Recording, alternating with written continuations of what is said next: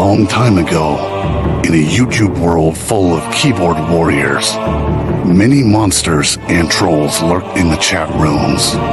They thrived on arguments amongst each other until one day, a heroine rose from the ashes. She was made from the tears of beta bitches and the sweat of alpha male gym guys. Throughout the centuries, this keyboard warrior princess showed up in many forms. She slayed many demons along the way. By the light of the moon, she led the simp army into battle. Wielding her sword, she fought through the dark forests. With each new era, the monsters evolved. The keyboard warrior princess grew stronger, with new skills to bring them down. The world around her advanced, but so did she. Her heroism became known to society as technology advanced, and with each new generation, she had to learn how to blend in to keep her identity hidden. Now known as the Raging Tomato, this keyboard warrior princess fights for justice in every debate. She fights for freedom, for moderator bias, and she fights for your ability to battle on an open panel for your beliefs.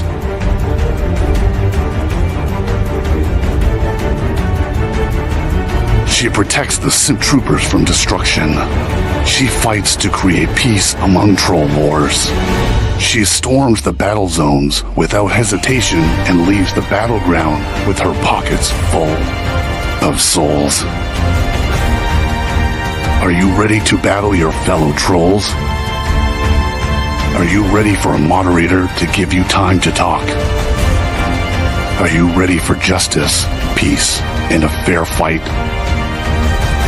Tune in every Monday night to watch your friends duke out their issues, or join the open panel so that you can fight the good fight and find resolution with your peers.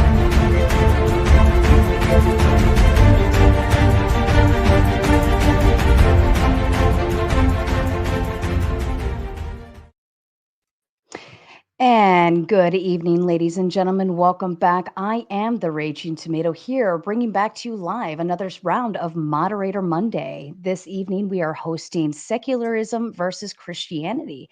And the question is, can we ground morality without God? From my left to my far right, I've got Flow State here, my brother from another mother and father. He is a regular panelist here on the show. We love him to pieces. Shout out to Flow State. Godless Engineer, a newbie to this panel. I'm glad to have you and bring in some more of the secular level of things so we can kind of balance this show out a little bit. Very glad to have you. Also, David Patrick Henry, shout out to you, another newbie to the panel. Maybe we can grab some more ortho bros and see how many more we can gather. And then, of course, last but certainly not least, we have Jim Bob, the great impersonator of many characters, and also not a new person to this screen. Glad to have all of you, and thank you, gentlemen, for joining. I do have one rule that we stay on topic. We not venture out into personal matters or anything of that sort. I don't think that's going to be an issue. Wrenches, please do keep the chat clean. This will be about a 2-hour debate. We'll go from now until 11:15. We will begin with our closing statements. After that, please stick around. We'll do questions from the super chats, anything that's $20 or more. I may consider other things less if we have time, but $20 or more for sure are guaranteed to get asked. We will not host a hot seat this evening. There are enough strong voices on this panel. There's no room for any more. However, I will go into open panel after we're all done with reading super chats and closing statements. The panelists are certainly welcome to stick around and hang out for open panel, but they are not obligated to. That is only up to them. There are multiple people dual streaming this evening, so please be sure to get out to each of the gentlemen's shows, like, subscribe, share, do your job as a viewer and chatter and loyal supporter of all of us. We're here for you. Again, the prompt is, can we ground morality without God? Gentlemen, are there any final questions before we get started? All right, let's start left to right. Taylor, if you want to kick off with your opening statement. Sure. Thanks for having me on again, and salute to the chat. I definitely believe that you can ground morality without religion, without God, and I think I can make this debate short by just pointing out that we have done it throughout all of human history. If you look back throughout time, you can see that every society has had a set of morals, regardless of their religion in that culture.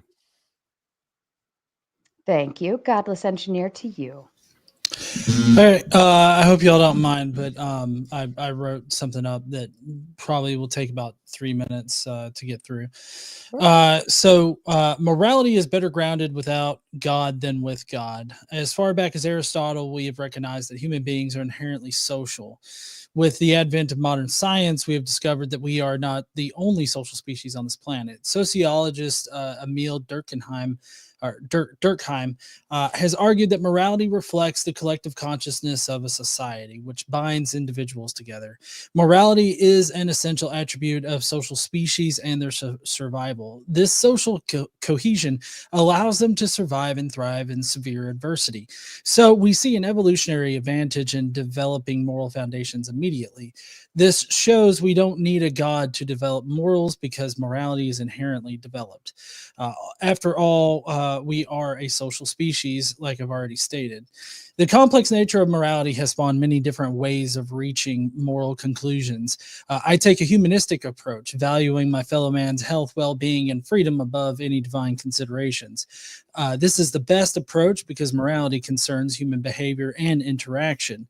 A humanistic and secular approach to morality has the advantage of being flexible enough to change as our societies progress and mature.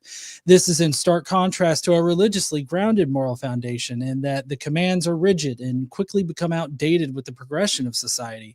Secular ethics also focuses on universal human rights regardless of religion, gender, or sexuality.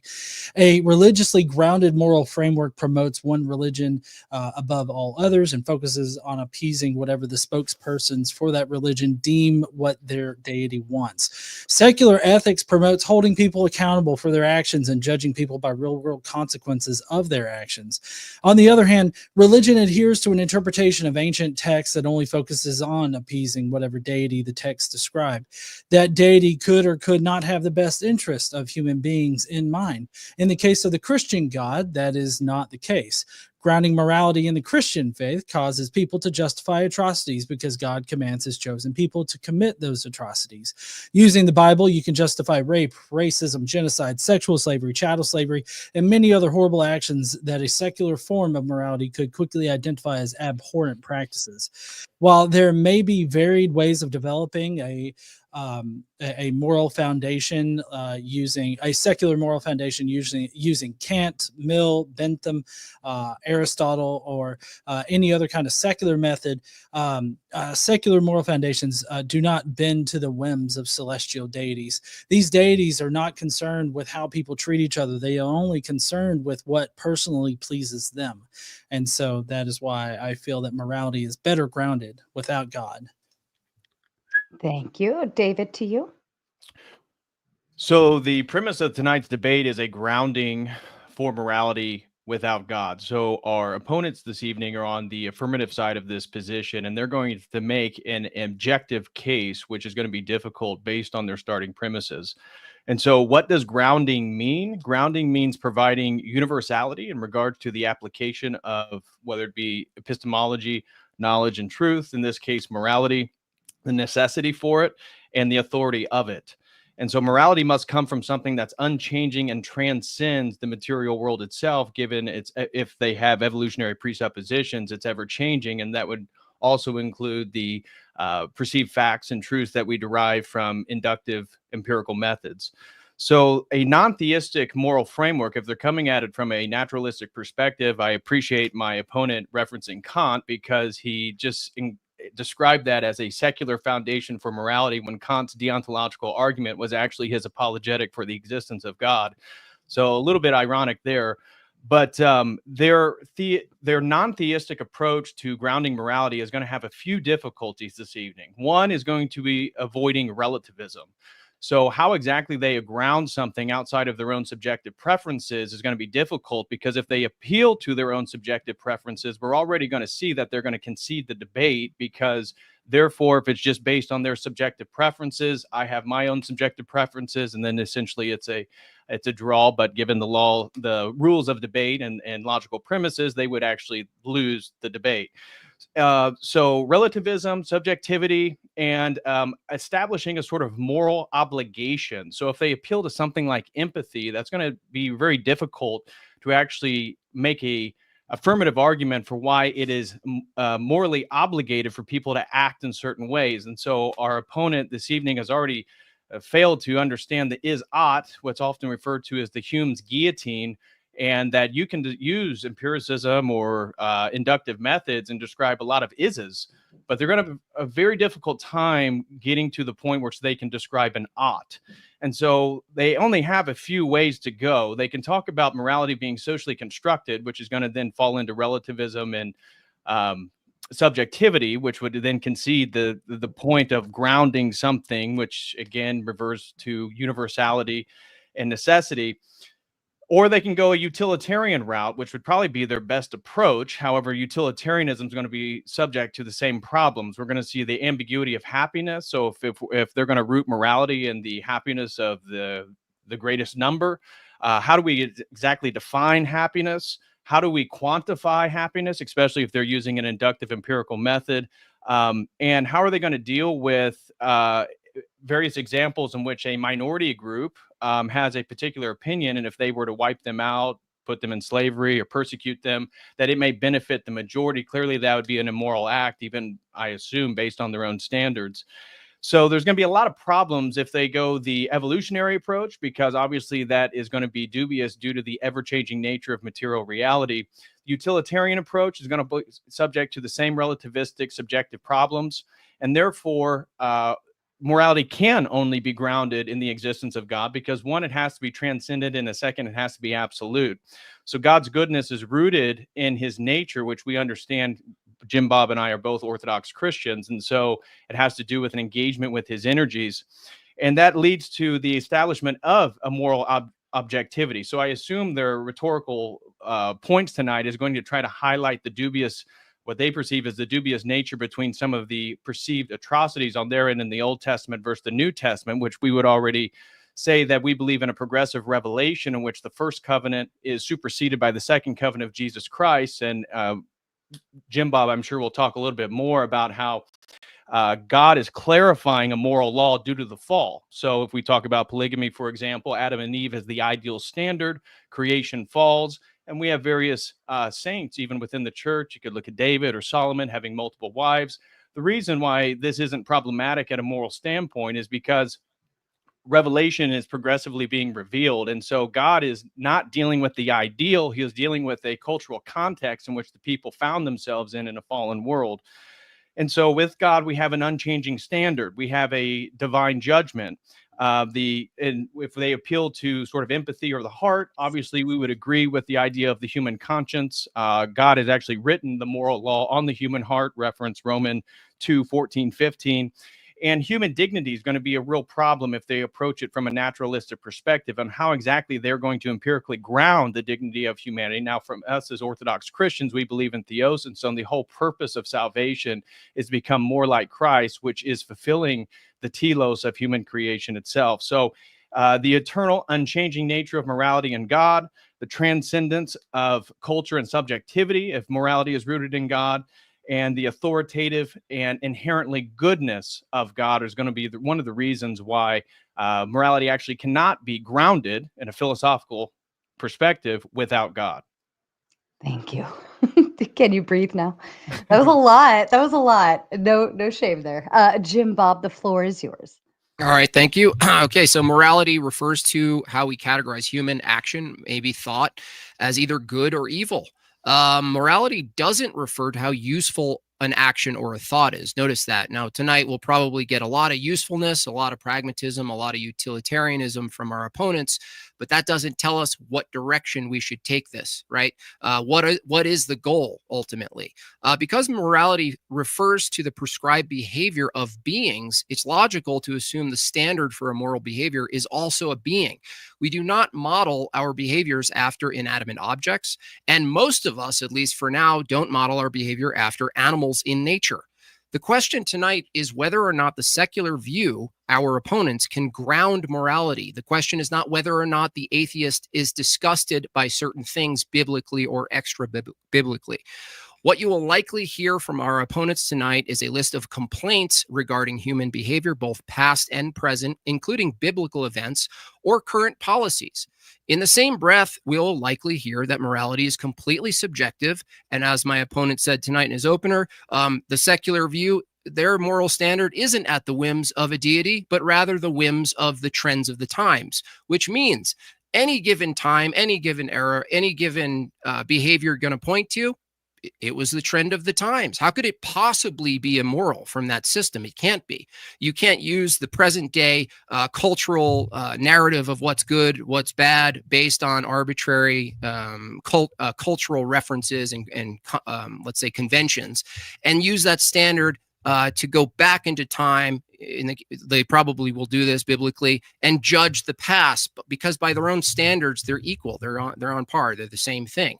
Now, the question is, why is X immoral? So notice tonight, whatever they say is immoral, no matter how aggressive, how emotional it is, how graphic it is. Notice that the question isn't whether or not they think it's gross or think it's bad. The question is, why ultimately is it wrong? Not, I don't like it, like I don't like black licorice.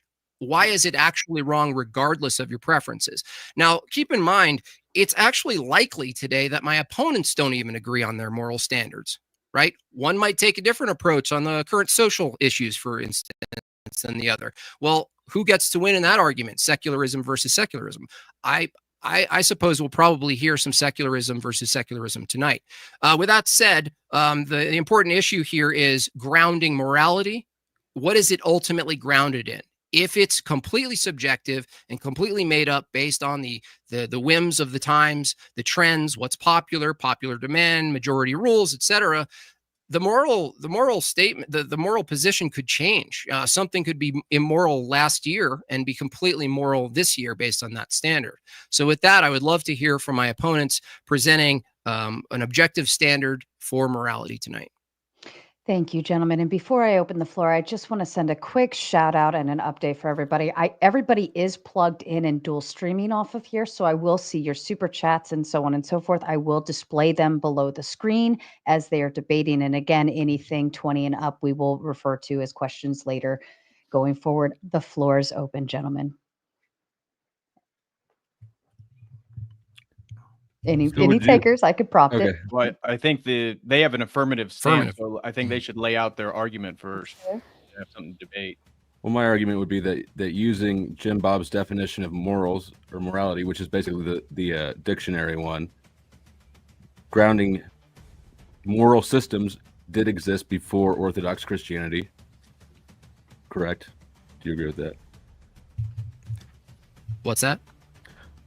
Did morals exist before Orthodox Christianity? Our paradigm doesn't have a before Orthodox Christianity, so I'm not sure. Your position right now is to lay out. Let's say Orthodox Christianity just never existed. It never came up in the human chronology. You have to present your argument for what is morality and how is it grounded. I'm using your definition of morality, which was, if I recall, relating to principles of right and wrong behavior. So I think that we can look at, say, ancient Japan, and they had a system of morality. We can look all over the world, and there were ancient systems of morality before and around any Judeo-Christian influence. Well, even if Japan had a moral system, how is that the objective standard? Because we can all agree that all the different cultural context of history had different moral standards, but the point is, can it ultimately be grounded, which is calling into universality? So what is the universal moral standard? No, I don't know about flow state, but I'm definitely not saying that we have to have an absolute objective like moral foundation in order to ground morality. Well, that's not grounding then, philosophically speaking. I don't Grounding, know what the I mean, actual it's measure still of grounding, about your even if personal you don't preference. want to admit that it's grounding. Yeah. It's still grounding it. So What is it No, it's ground? not. Wait, what, if What's it it's grounding grounded, in? but the ground can change, right? yeah. So what? I Oh, mean, so it's y'all's not ground grounded. changed. So that's relativism. Y'all Yeah, aren't that's grounding. I have my own Under personal that definition, preferences. you're not grounding your morality either.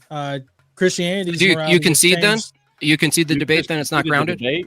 No. Either- I'm you saying either, that by means your also, right? definition. No, by your definition, you're not grounding it. I'm saying that I'm grounding it. I'm just saying that by the definition that you're laying out, you're not even grounding it either. So it kind of makes How? it pointless. Your How are entire we not grounding it by appealing to a well, transcendent okay. So authoritative you're power saying that's that outside cultural because context? right, you're saying that because my moral grounding changes with society and with our understanding of social situations, then that means that it's not grounded. Y'all's social situations have also changed, and Christian morals have changed over time. So it seems like So y'all are ours is just grounded as too? grounded as we are. Wait, so we're grounded and you're grounded? So we're equally grounded. I'm then saying based on I'm your saying own that y'all's argumentation. distinction between the grounding You just here is justified not- us as being on equal footing as you. We're both Yeah. ungrounded by your standard. That's what Absolutely. I'm saying. Yes. You both are But I don't. both But I don't agree with ungrounded your in standard. any I of don't We think all those do. you two is either. cultural. Great. You're the permanence part of it that you keep trying to put into grounding. That's what not it good. means. So wait a second. Let's apply this to truth for a second, okay? Is truth grounded in Why are we something applying it objective, to or is that truth? because the claim about morality is an epistemic claim as well? So it's relevant. So I would don't, that I don't apply? think that morality is an objective, absolute truth. Okay, but do you think that truth itself requires grounding or not? Do you take the same approach to truth as you do morality? I don't know that I understand the question. I think that truth is a feature of. Is truth Right. ultimately grounded in something, or is it just like morality is just grounded in the whims of time, cultural? I think these are category errors. Like, I think you're trying to compare two things that aren't compared. Okay, what's the category error? They're both The transcendental category error categories. being that there is an overarching truth about reality. Like there's a truth about what happens in reality and everything, but I don't think that morality follows along that paradigm, making it a category error between the two. How is that Okay, universal truth justified or grounded? What are you talking? Like what Universal truth. Like I'm just talking about the truth of reality. Like there's a Like what like is there, that? there's a Describe it to truth. me. There's a truth as to whether or not one asteroid strikes another and there's nobody around to observe it, kind of similar to the whole thing of like if there's a tree that falls in a forest, doesn't make a sound. I think that there's an overarching Based on your- truth. Are you a naturalist? Because based on your own methods, you wouldn't be able to make a truth or a fact claim based on something that can't be observed. Same with the asteroid. I'm a methodological naturalist, so I mean I think that I can definitely make those kinds of statements. How? So you have to make an argument for why you can do that.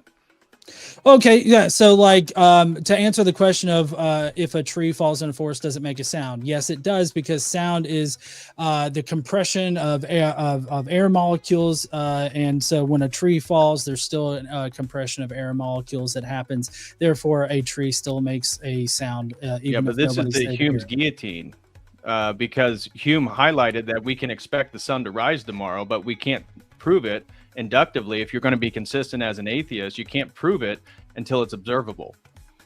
So I agree with you. The probability of the tree falling making noise, absolutely, I agree with you. But in regards to justifying that as a truth claim through inductive measures, you can only do it by actually witnessing it. No. I mean, we can use the basic principles of physics and like reality in order to know that it would still make a sound, as long as it's like a tree that falls on Earth and not somebody's. Sense based on your own epistemology. No, yes, I can. I can know. Like, and under what conditions would a tree not make a noise if it falls? We Well, know If your Hume's magical problem- wizard Hume deems is it to be literally one of so, the is greatest that atheist what it is? philosophers. the definition if- of what a Makes the sound point. We is. obviously expect the sun to rise tomorrow, but he's making the philosophical. I'll tell you. Is it possible for air not to be present in the natural world? On Earth, we are Yeah. filled with on Earth we are filled with a mixture that we call air, and so no, Is I it don't think that, possible? I didn't ask if air exists right now. I said, is it logically possible Only for air conceptually, but a to tree not probably wouldn't exist? fall either. Hold on, Flow State. I'm asking a question to your opponent.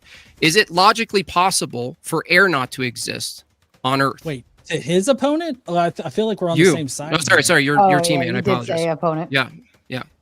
So is it possible, logically possible, for air not to exist, say on another planet? And technically, anything's possible. But Okay, so to make it probable, you would need to make. Okay, an so argument it's possible then, logically, for a tree to fall and not make any sound, given that sound requires air, right? Well, I mean, it requires a medium in order to. The answer is compress yes. and- Yeah, the answer is yes. No. I mean, so it's not just air. Like if a tree falls in a mixture that's not necessarily what we would consider to be air, it would still make a sound. Is it possible for a tree to fall in a vacuum and not make any sound, practically? I mean, if there's no medium to compress, then yes. So yes. Okay, so what David's pointing to is, well, something like that, being that it's logically and practically possible to produce a tree falling without sound in the current state of things, what he's pointing to is that you have to assume induction, the regularity of things, such that you could know a tree is falling in the past or the future and making a sound. I'm sorry, All the you're conditions. really pulling nut hairs off of a fly here, because I mean, we're seriously just What? talking about Yeah, a regular yeah. fucking forest on a regular It's not portion of practically Earth. possible either. We're just No. Well, we're- let we're Jim Bob just- finish, though. He was. No, that's not a counter to what I said. You're just kind of mad that you just got caught in a problem. No, here. I'm not mad about anything. I'm saying that you're making a mountain out of a molehill, or whatever in the fuck that saying. I is. like platitudes too. And- Do you and- sell those as bumper stickers? What? Do you sell your platitudes as bumper stickers, or do you debate? No, but you do, right? You do. You do. So it Wow, seems- great one. it seems- Oh, gentlemen, back Okay, to let's the get back. point. Let's get back I to just don't morality. see then. why you're shitting on selling bumper stickers when you do the Okay, exact let me ask same you a thing. question. Let me ask you a question. Gentlemen. If morality, from your view, can be grounded in some culture, right, that just declares its standards, right? If we currently live in a culture where you and Flow State don't even agree on your moral convictions, who has the properly grounded morality, Flow State or you? How do you know we don't agree? Because do women have penises? No. okay. Okay, so let me ask you this: Is No. child rape Answer our okay? question. Yeah. I'm go ahead. not going to play y'all's game. Is child rape okay or no? Oh, let's use You wise gotta words, use- please, kindly. use Okay, TOS sorry. stuff. Is child grape okay? Is From child your view, rape okay? yes. Yeah, from your view, yes.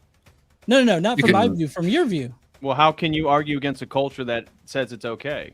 Yeah, it's totally No, relative to the culture. my, your my, view. my culture definitely doesn't say It it's doesn't okay, matter and I about your can culture. The justify point why is it's grounding wrong. morality. I'm looking for you to justify using the Bible that child grape is not okay. Well, we're waiting for Justify you to using tell us using the Bible, what's using your standard Yahweh's for saying morality. that child rape in a different culture is not okay. What's your Based on- standard? based No, on your no, I'm standard. asking- You're no, appealing to the I'm Christian asking the foundations of question. Western Hey, listen, civilization. I want to know the viability of your moral foundation. So using scripture, justify to me that child grape is not okay. What do you mean using scripture? You don't even appeal to scripture, so why Or would we genital use that to mutilation argue if with you like that one. Hold on, just so you know, if there's something in the past biblically that's described as occurring, and from your own view, at that time it was totally permissible, right?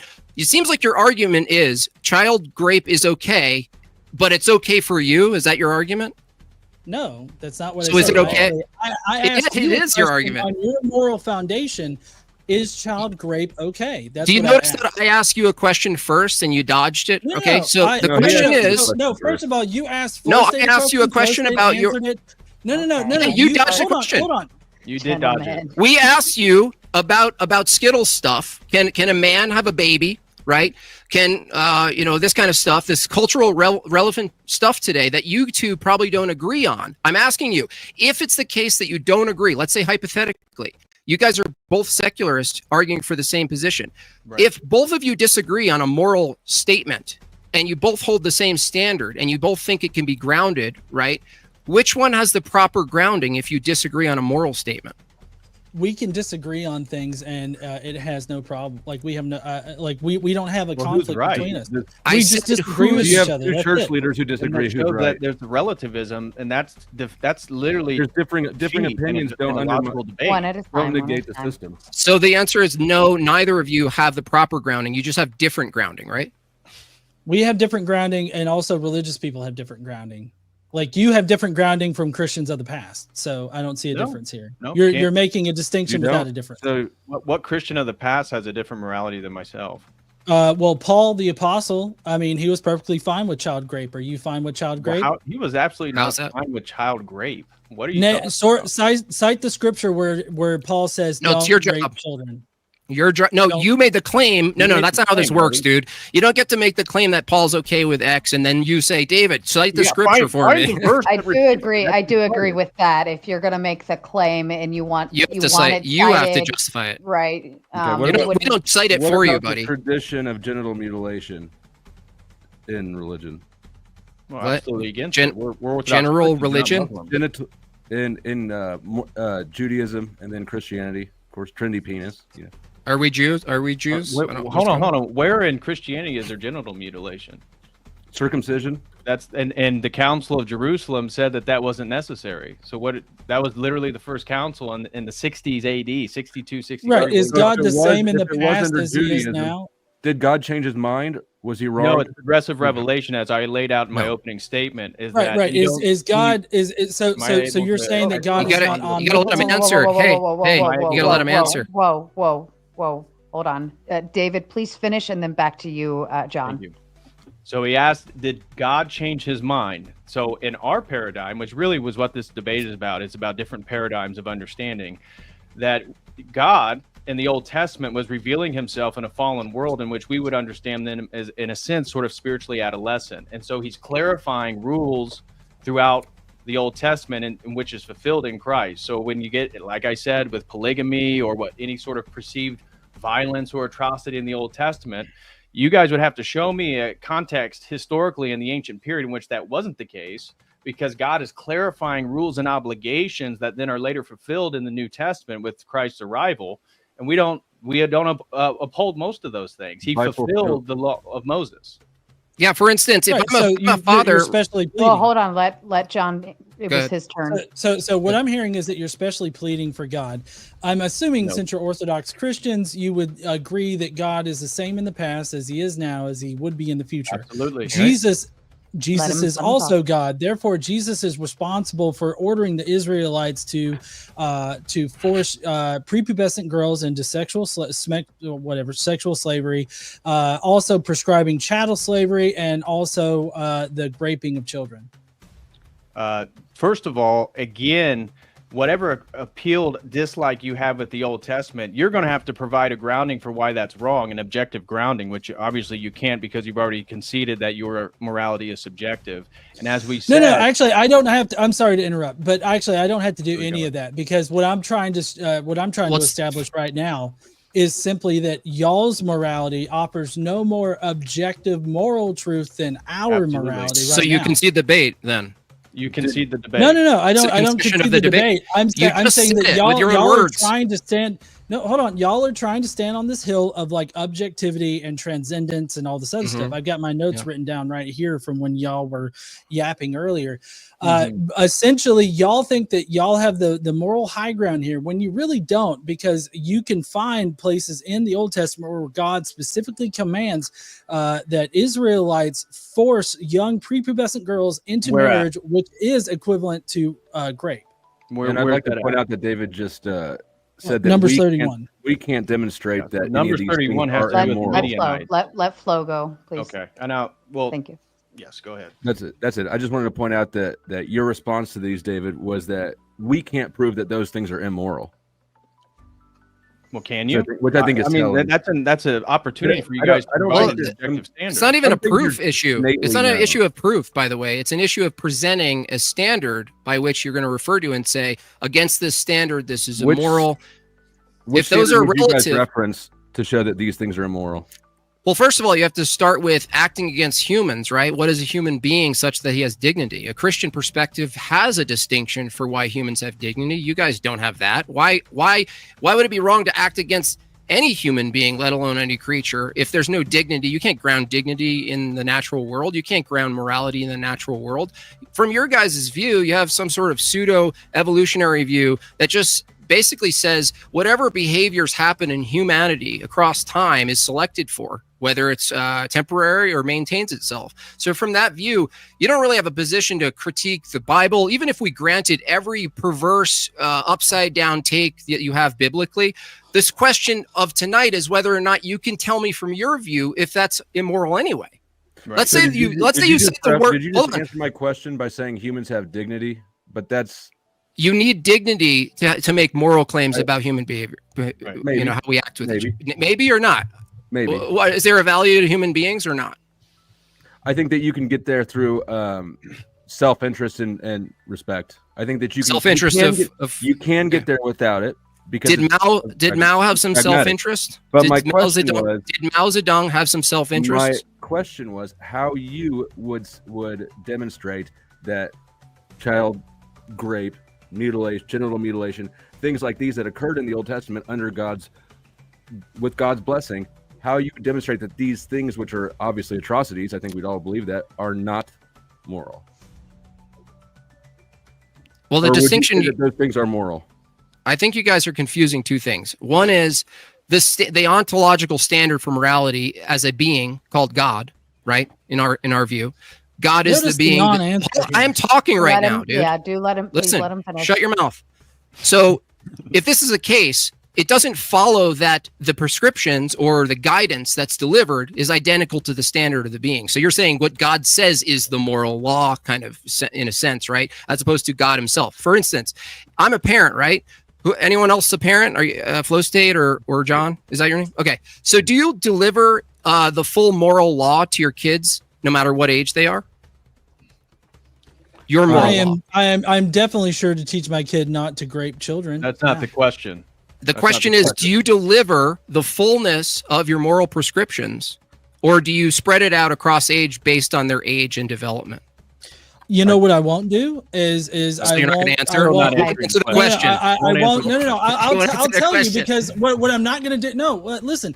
What I'm not going to do is I'm not going to tell my son to grape children and then not. I didn't ask what you're going to do. Not what we asked. That's totally a dodge, dude. I asked you a simple question. Can you even give me back my question? No, because it's a shitty malformed question. Obviously, I'm not going to go through the handbook of my morality to my son when he's 5 years old. But what I'm not going to do. So it's progressive. Are you going to allow me to fucking answer, Jim Bob? You won't answer, though. You're a dodger. But I am. I'm currently answering. I'm trying to answer. Are you going to let me fucking answer? Gentlemen, okay, what little I will dodger. say, there's almost 700 watching. Please be sure, whatever end you're watching on, give it a like, subscribe, share, do your job on that end. What I will say, John, is it would be, because it's a debate, it would be respectful to answer the question as it is in context of the argument. If it was outside of it, I would say it's a wash. But I do think for purposes of the debate, it would be respectable to answer it however you need to. I can frame it differently if you think it's informed. I'm trying to currently answer, but he's not allowing me to answer. You didn't even tell me you said the question. Allow me to fucking answer. Let him Tell him to repeat the question. I bet he can't even do it. No. I understand the question. You were asking a leading question to ask. You were asking me if I would reveal my entire moral handbook to my 5-year-old, 10-year-old, whatever year-old son. All right. Mm-hmm. It's a leading question. You're trying to paint me into a corner and you're trying to get me to answer in a very specific way. And it's a very disingenuous tactic that you're trying to do. What I'm trying to actually do is answer your question in that I would not reveal the entirety of my moral handbook to my son. But as a caveat, I would not on one hand tell my, hold on, I'm fucking talking, David. Let him finish. Am I talking? Sounds like you're crying. No, I'm not crying. I'm trying to state I'm fucking talking here. Allow me to actually finish answering the question. Is that allowed? If you ever How get many to times it. have you interrupted me? Come on. All right, man. gentlemen, please behave for just a moment. Let him finish. He's sensitive. Okay. You haven't earned that but what cutoff, I'm by the not way. what I'm not gonna do, Jim Bob, what I'm not gonna do is I'm not gonna in one breath tell him go and grape children, and then in another breath tell him, hey, it's not okay to grape children, which God doesn't actually say in the scriptures. So all I really need to get from you, I don't need your shitty interpretation of scripture. What I need from you is admitting that even in your own parenting, even as a secularist, you have progressive revelation in a sense, not in the scriptural sense, but you reveal to your children what's appropriate of the time, right? Wouldn't we have What higher they standards of need to God? know. But I don't change. Is that a I don't- yes? I would Hierarchy say, for God. here's what I'm going to say. Jim Bob, I would land the plane quickly before it flames out Gotcha. into hell. Yeah. Okay. I see where you're going with it, but I would land it quickly. Well, that's what I just needed him to get to understand the concept first, right? His view of how or what's being prescribed is not what's in question right now. What's in question is whether or not progressive revelation in regards to morality is logical, and under your own view, it actually is under your own system, correct? Right. No, it's not, the because timescale. It's not. It's not. my No. particular Okay. no. So my particular moral foundation would not contradict itself. See, that's the thing. I'm not the one claiming transcendent and absolute moral foundations here. Y'all are, but yet your God has two different proclamations as far as child grape goes. And What that's I right. do know is that as far as what I would tell my son is that it's not okay to grape children. But what we find in the Bible is God explicitly commanding the Israelites to grape children. And if So it you're kind of seems like you need to justify not on even your accurate. end why That's God would great. prescribe that. However, we would say if we lived in a culture that permitted it, it would be okay, right? You would teach your son that. Exactly. There's no reason to think that we proposing would. what if Hold on. situations All is right. not Listen, conducive to this, discussion. boys. If you ask a question, allow the answer. I know that you're all worked up. I love it. I love the tension, but it is getting like loud up in here, and that means it's loud for the viewers too. So if you're going to ask the question, take a breath, let them answer. Then you can make fun of them after they give their answer, and so on and so forth. But at least allow the answer. Okay, back to you. There is no reason to think that we would allow that, while we can look at history and know that you do allow that. What do you mean? That we have every reason to believe from your system that you would participate in the times, because that's you're your model. Speculating, and we're not.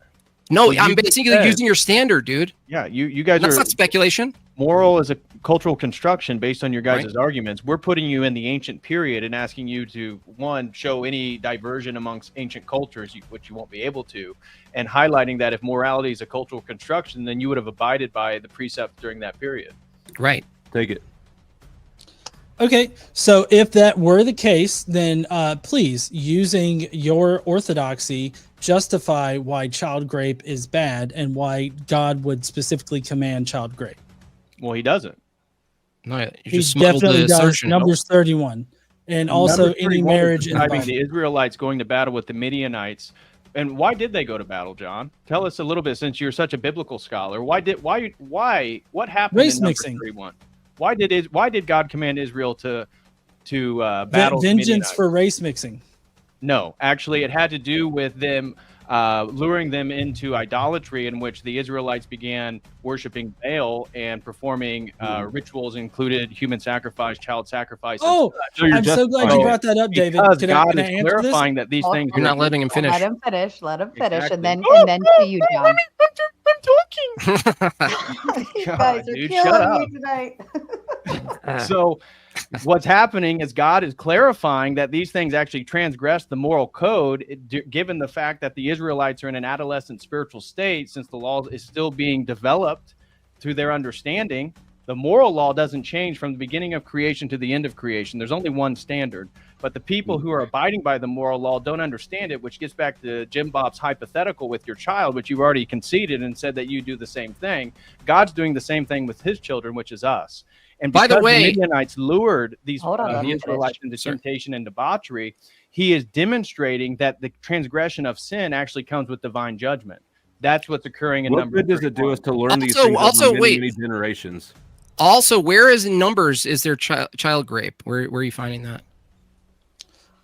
Okay, I'll first answer DPH before I get to Jim Bob over there. Thank you. So you're trying to tell me, DPH, David, that in order to stop child sacrifice, God directly commands child sacrifice in order to stop child sacrifice? So I guess under God's eye, it's not okay to sacrifice children unless you're sacrificing children for God, for Yahweh. Is that right? When are children sacrificed for the purpose of devotional worship? Do you know what sacrifice means? Do you even know what human No, sacrifice? You don't know- yeah. You're Okay. talking about, So dude. if y'all have a problem with sacrifice, then just unalive or murder. So you're saying that it's okay to murder the children before their sacrifices for Baal. The reason that had to do was God revealing the transgression of his moral commandments, in which the Midianites were Right. debaucherous, performed sexual immorality was rampant, all these different things leading into Baal worship, child sacrifice, and God is demonstrating that this is transgressing the sinful law. Is part of child sacrifice murdering the child? No, it's not the same thing. No, sacrifice is a Okay, specific ritual. killing the child. Is it killing the child? That's still not sacrifice. Murder is not the same thing as sacrifice. Oh, what? And Okay, so killing- what is killing is not the same as sacrifice to murder. y'all? killing's If not the same thing as sacrifice murder. isn't killing the child, what is sacrifice to you?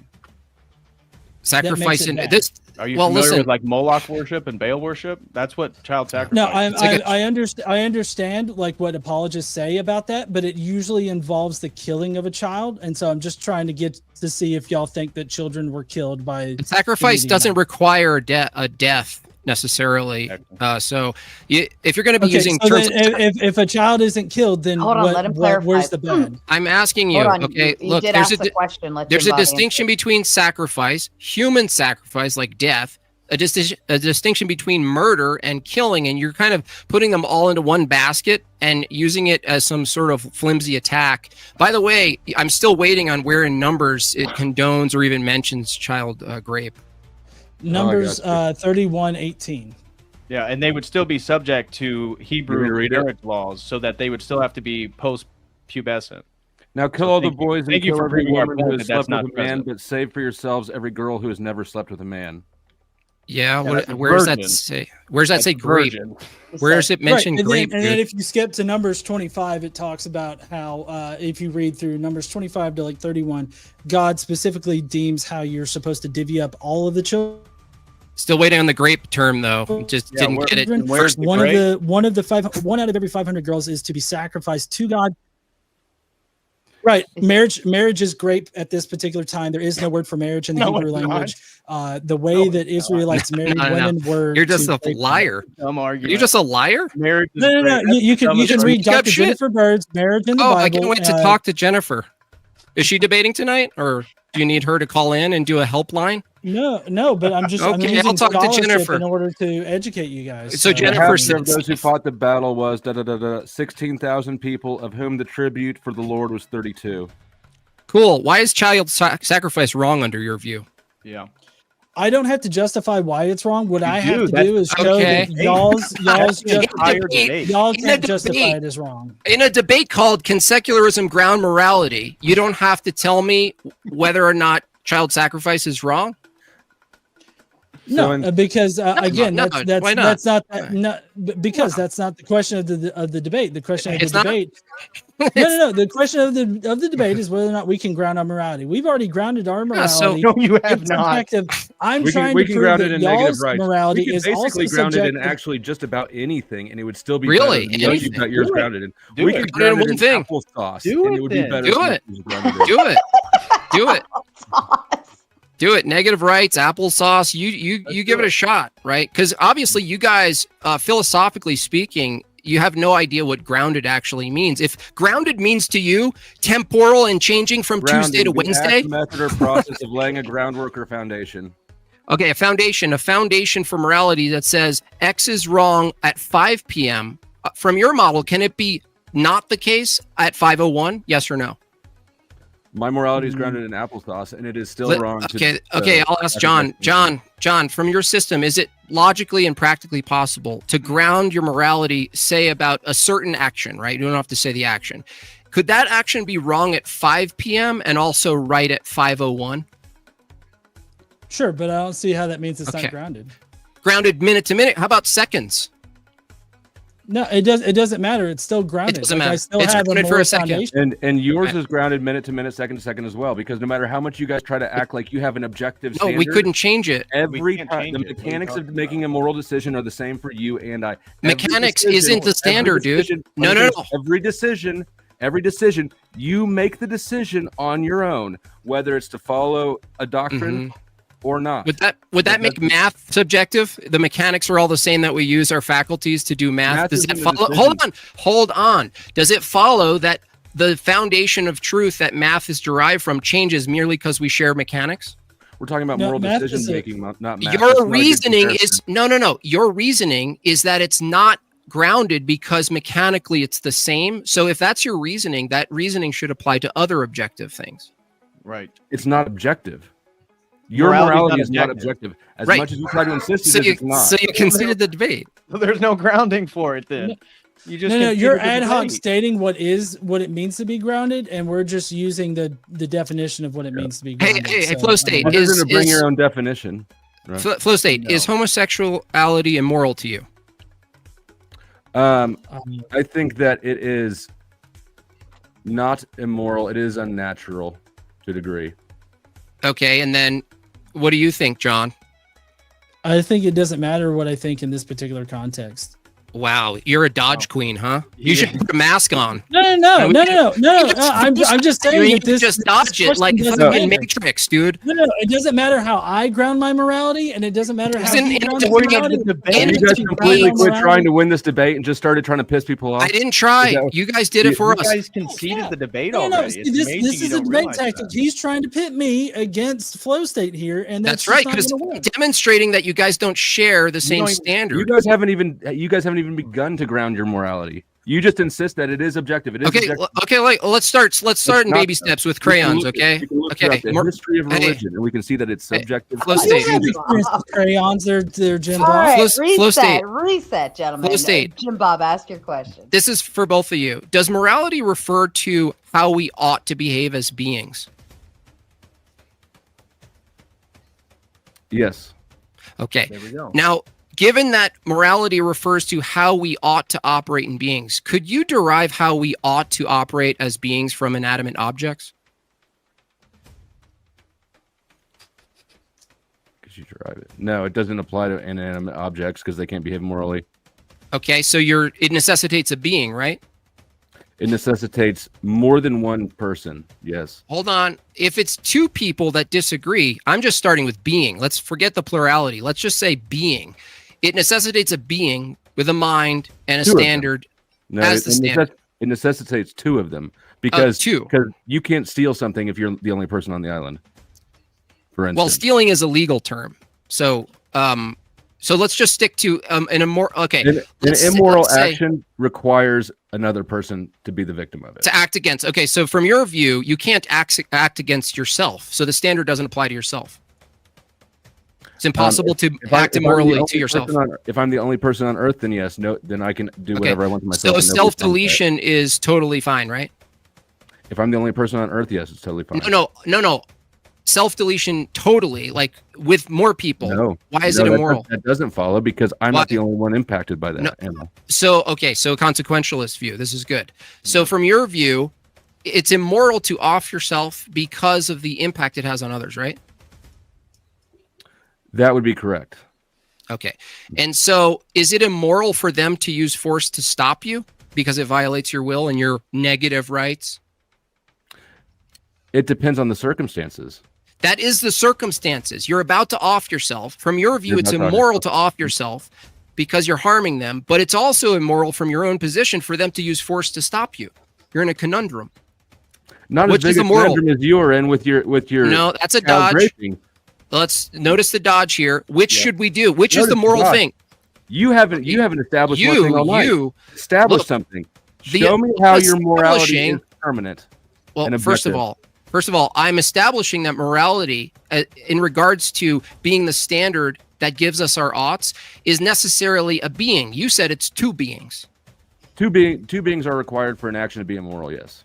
Okay, and which of the two beings are the absolute? Like, if they disagree, It doesn't matter. This is Okay, irrelevant. okay. This is minutia. Oh, it's irrelevant. It's irrelevant. I'm asking for the grounding standard, and you admit that it's it necessitates a being. Standard? Hold on, Jim If Bob. you Give two him an disagree- opportunity. If you two disagree, how are you guys gonna resolve this issue?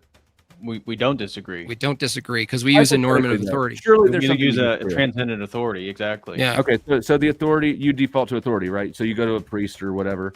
Yeah. Well, No, it not has just to do the with God's priests. authority. Yeah, They're the priest they're subject to represents. the same moral Yeah. law. But I mean, how does Yeah. the information get to you? It would get to you through a priest.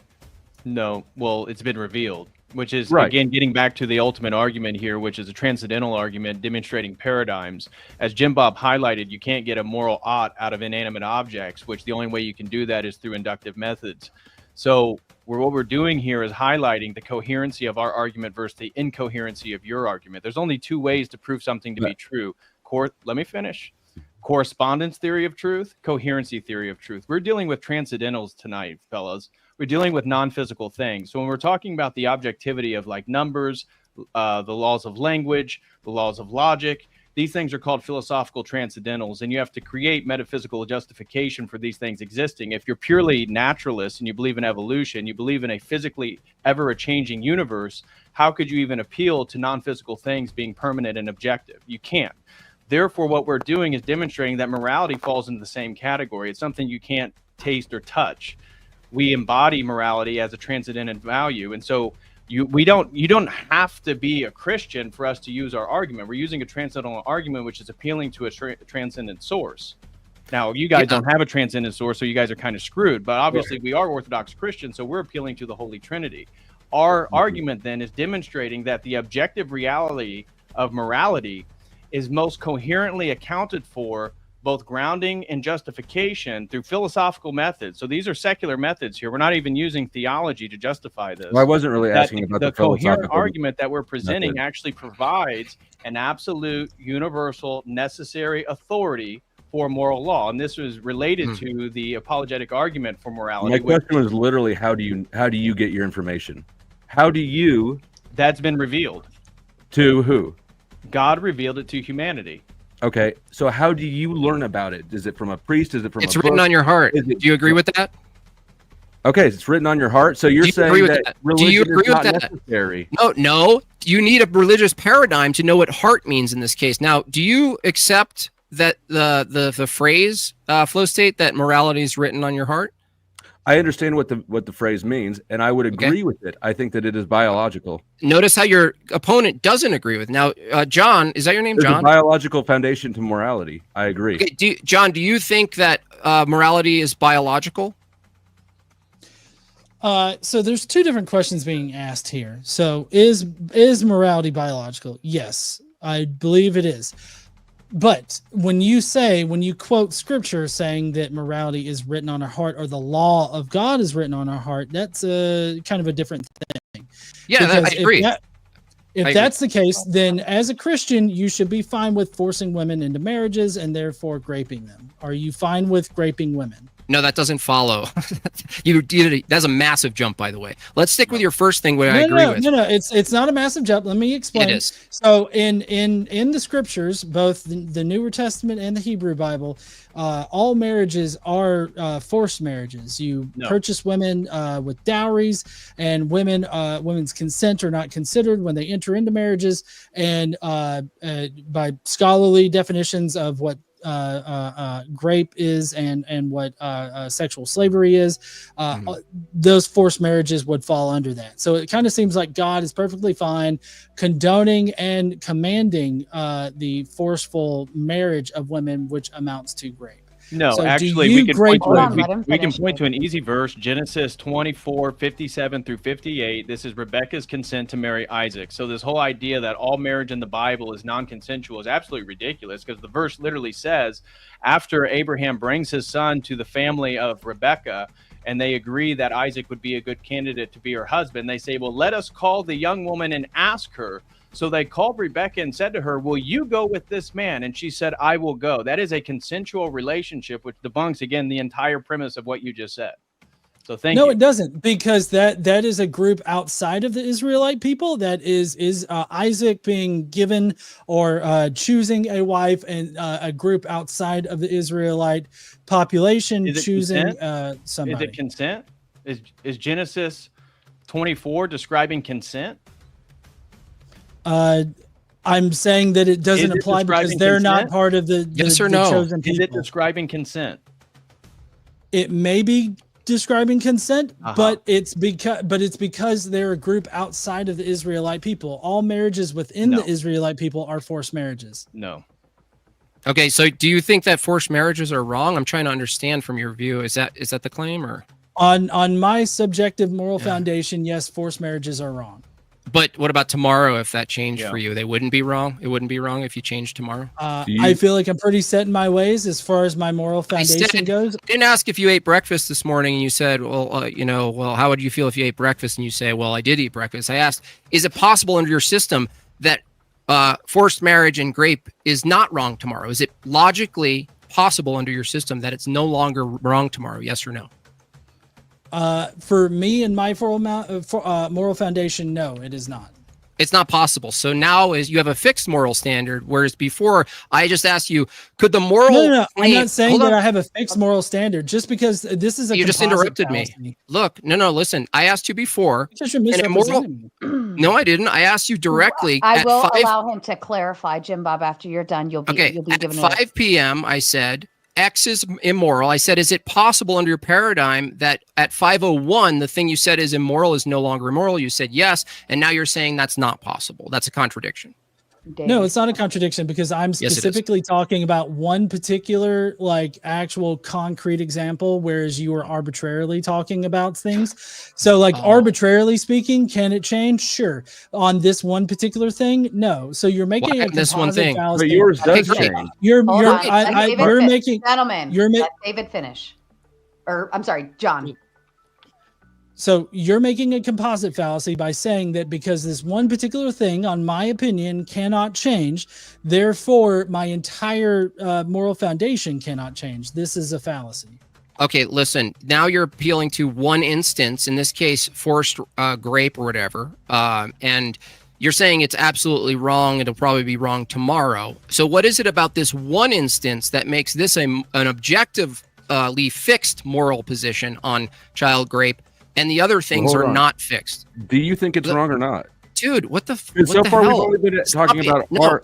he just No, no, mentioned I it, know you dude. don't want to answer Stop. questions. but Stop. No, we have it's still opposite. not heard Oh, you guys' it- position on any of these moral things. We just spent a bunch of time refuting his poor scriptural analysis. By the way, Rebecca was in the tribe. Okay, What so you're wrong on do that. you believe about these things is what I think. Their we need to acts know now. against their acts against fellow man, right? And man is made in God's image, and we have, from our paradigm, an actual metaphysical status that is coherent. You don't have to accept it, but we do provide an account for what it is a human being is, such that we have value.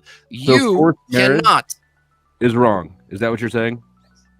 You're assuming we appeal to forced marriage. Okay, Well, I'm not trying. I'm trying. That's not to already assume wrong. anything. I'm trying to ask you the question. Is forced Is marriage wrong? for- immoral. Yeah, Okay. What's your scriptural basis for that? I'm not going into my hermeneutics because I don't. Tonight isn't the defense of feel you. like Hold that. on. Let So, me hold on, answer. wait a second. Your me entire moral question. foundation is derived No. off of your hermeneutics of your scripture, No. but you're not going to Actually, address it's not, because we're Orthodox No. Christians. So you must have only debated Protestants. We're not sola Yeah, scriptura we don't do Christians, sola and we believe scriptura. in an oral tradition as well. And so the tradition of Christians passed down through Christ Church, the Orthodox Church, does not prescribe forced marriage or Well, that child sounds pretty rape. subjective to me. How do you know that If the oral tradition hasn't changed over time? How The do we oral know tradition, the moral the practices. tradition hasn't changed over time. Didn't you say an oral tradition passed down through by Christians? How do you know that that has been unchanging over 2,000 years? Apostolic succession, the practices, the actual practices we participate in are long standing and they're passed down, right? The same way a lot of other traditions, even non-Christian traditions, are passed down. You would ask grandma, how do you know this hasn't changed? She would say some sort of succession. But in this Because case, it would be everything like has changed over time. culinary succession, right? If I ask grandma about her recipe, about even my grandma remembers hearing the Bohemian prayers at family dinners, right? Like, so things do change over time. Orally and written. Both. Just to clarify, David is having some connectivity issues on his end. He will be back shortly, but you guys can press on. I'm sure Jim Bob's okay. Okay, so I wanted to get to the topic of the debate is whether we can ground morality without God. Now you're saying yes. So even if God didn't exist, even if all of orthodoxy was false, right? If it was a total fiction, right? You still have the burden of saying, yes, we can ground morality without God, and we still haven't heard how it is the case that you can. Right. Because grounding doesn't have to be permanent.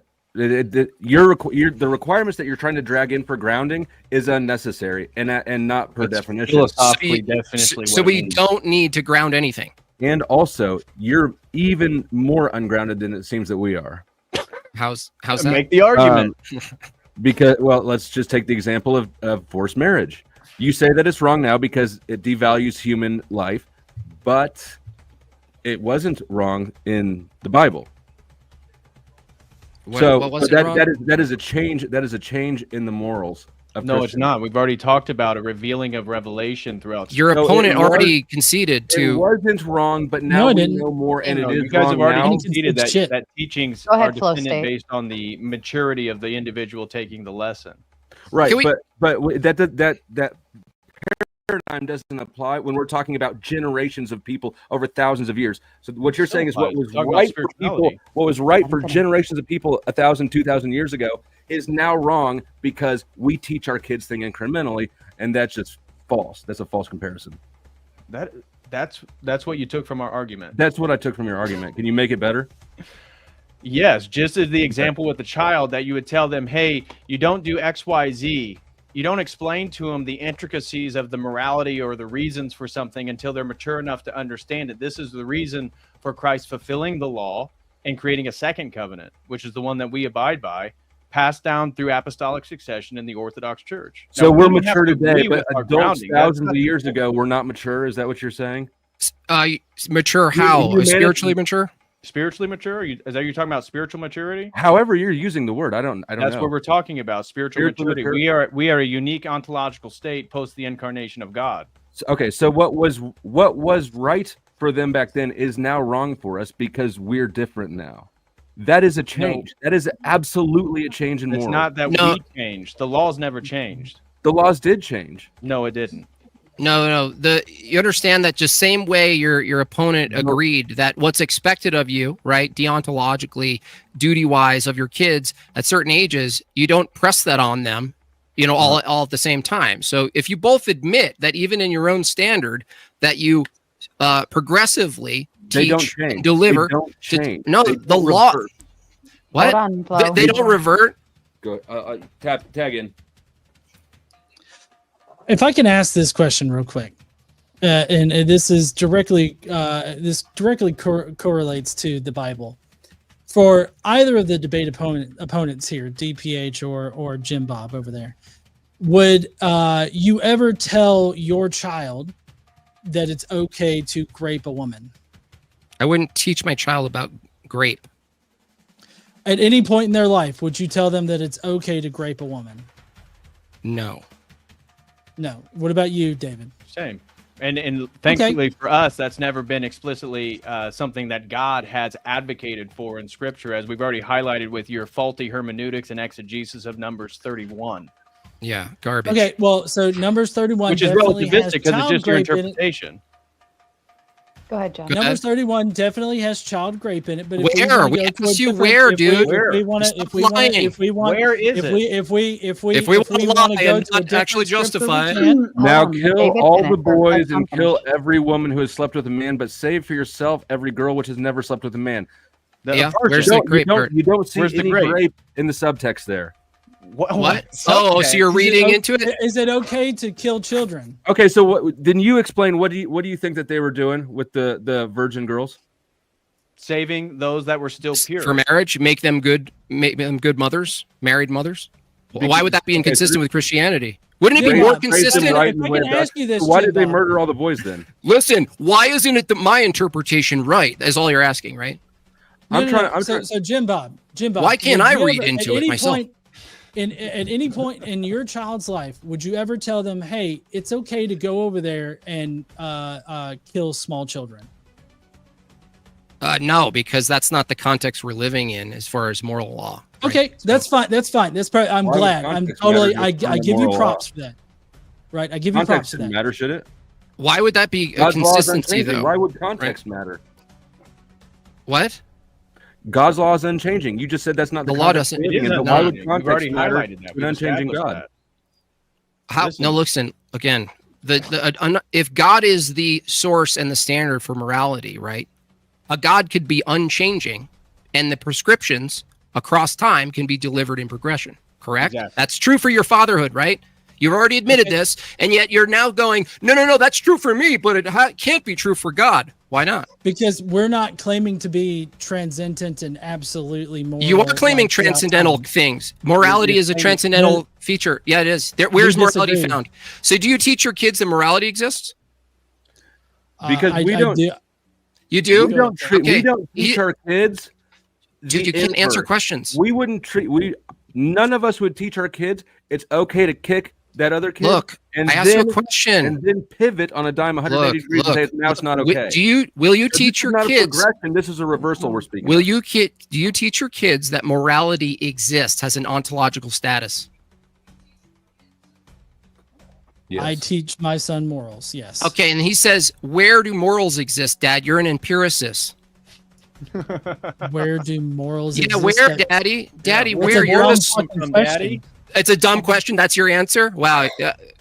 If a kid asks, where do morals exist, Daddy, you're an empiricist. What are you talking about? A kid's not going to ask that question. If you say morals exist. A kid would ask, where do morals come from? Or why is this wrong? And I can explain why something is wrong to that child. Or I can explain how we develop morality, over time. Like I can explain those things to them, but they're not going to ask the things that you're trying to make a child ask. I didn't ask whether you think a kid would ask it. You know what a hypothetical is? It tests your consistency. No, I know what a hypothetical is. Okay, great. So engage with the hypothetical. If a kid asks you, do morals exist, right? If you said you teach your kids morals, right? If they ask you, where do they exist? What are you going to say to them? I'm going to say that moral foundations are an emergent property of social species. Well, now you're screwed. Yeah, it's done. Because if it's an emergent property through evolution, it's only pragmatic. And so behaviors that shaped evolution are contingent on survival, are they not? So therefore, that's not an objective moral truth, as certain people could do immoral things for the person, for the survivability of themselves, or their group of people. So an emergent property based on evolution, if you don't understand what evolution is, it's a pragmatic definition of morality, which by the way, that means it's relativistic and subjectivistic. Yeah, and y'all are operating off the same kind of relativistic and subjective. When did it emerge? When did it emerge? It emerged when Homo sapiens emerged out of proto-ape ancestry. And okay, so how did you know the emergent property called morality emerged from Homo sapiens? Did you empirically test that? Yeah. It's an inherent property of social species. Did you empirically test God? No, God's not an empirical claim, but you guys are fucked because you're empiricists. So look, if you say morality is an emergent property, not only are you counter to emergentism as a philosophy, did you know that? Emergentism debunks that morality. Okay, well, it's referring to. You don't even need to know any of it. This is not that deep a conversation. Morality is simple, and grounding is simple, and we can establish that it's been done. That it's easy to do. Okay, do you think it's an emergent property, flow state? That what is morality? Morality emergence I would say biologically, John, is what you're referring to. The evolutionary process is underway. Homo sapiens stood up. And then emergent property morality came up from what, their brain? Is that brain activity? Homo sapiens were already walking, so I don't know what the fuck you're talking about. It just seems like you don't understand what evolution is. The basis of moral behavior. Relevant to the point we made, Johnny. So what's what's the indicator that morality emerged as an emergent property? What would the indicator be empirically? The fact that we are social species and that the Homo genus is a social species by nature. Wait, social species? So as soon as social behaviors emerged, morality emerged as an emergent property? Moral behaviors would be a beneficial factor of a social species. It's a requirement. Are bees a social species? Yeah, and bees do have rudimentary forms of morality. Like Oh, moral really? Do foundation. they? And so then How did how do you- you make an argument against, for example, Aztec human sacrifice? We see the continuity of social groups, a unity amongst people that have a shared identity, a sacrificing of humans. Well, I how don't do know if you you find make this it? wrong. Hold on. How do you argue against cannibalism? How would and you make an Papua New argument Guinea? against How human do you sacrifice? argue against diddling a corpse? It's all emergent Oh. property. Human sacrifice would be an emergent property. So would All child those things rape. can be found today. It's also something that's been commanded by God, right? You keep reasserting this again, and you don't justify the assertion. Abraham and Isaac. Saying two names is your justification. Wow, You don't know the story? You're Timmy and confused. You don't know Carla. what I'm Timmy and referencing. Carla. Isaac Let him, sacrifice? let Or did Pope the angel finish. of the Lord stop it? At the It very didn't last even moment, prove it your did, but point. that It's a tells dumb us something about the nature of God, doesn't it? It tells us that God would and has commanded sacrifices, isn't that? No, what it has to do is commanding that God's actually ending human sacrifice and testing the heart of Abraham, which is again fully revealed in Christ, the morality being revealed in the law of the heart. So they have societal laws moving you this think that progressive us revelation interpreting- to ultimately You Christ. think that us interpreting child grape out of the numbers verse is too much? It's too big a stretch. But what you just said is not too big a stretch. No. How is it? Tell us. What do you mean? You have to tell us how it's a stretch. Make We the know how it's a argument. stretch for you to interpret numbers and Make make the a stretch. Okay, But so how did you come to the conclusion that God is revealing all those things through this story? Does it say that in there? That is the historical teaching. So no, it doesn't say that in the Christ book. is telling. How is that the historical teaching? Mm-hmm. So Christ didn't come to fulfill the law, to perfect the law. We're not Christians. Oh, he We're asking did- you. are you guys Well, doing John, an well, internal? God knows what I'm external? talking about. So he Are you knows guys- that Christ literally says this in Matthew, Luke, and John. Yeah, And but I what? also know that Jesus said that not one jot or tittle will be erased from the law until the new heaven and earth come. So let me ask you this: Has the Exactly. new heaven and earth come? It was supposed to be within one generation, wasn't it? Yeah, actually. It's already been perfected. It's revealing the perfection of Christ. It is not about. So the new earth and the new heaven So have you come. have you have a Hebrew roots hermeneutic. So you're with the heretical group that believes that we still uphold the Mosaic law. So is that what you're saying, John? Is your argument I'm that you saying take a Hebrew roots hermeneutic? Go ahead, John. Hebrew roots of the Newer hermeneutic. Testament and the Hebrew of the older of the Hebrew Testament. Yeah, the Hebrew and Bible. tell me the Christian traditions that we still uphold the Mosaic law. As I said, the Council of Jerusalem, the first council, Christ annihilated the distinction between Jew and Gentile. We don't uphold the Mosaic law, but the law in its essence is fulfilled through the revelation. It's never changed. Right. The moral That law's sounds never like changed. later church fathers that dictated that, and not anything that Jesus directly said. It's in Scripture. It's in the epistles. What are you talking about? So It's in the where? New Testament, and we're not even sola scriptura Protestant, so it doesn't Where? matter. Yeah, I'm not sure what you're critiquing. I don't know. No, I no, can't I tell get if it it's that you're external or based internal. on You haven't hermeneutics. Hold on. given us Go any ahead, kind John. of like, Obfuscation of the Go ahead. fact that they can't actually or- perform the function of the debate. I'm still waiting on one named immoral B behavior. Nope. One immoral one behavior? act B does that's immoral, please.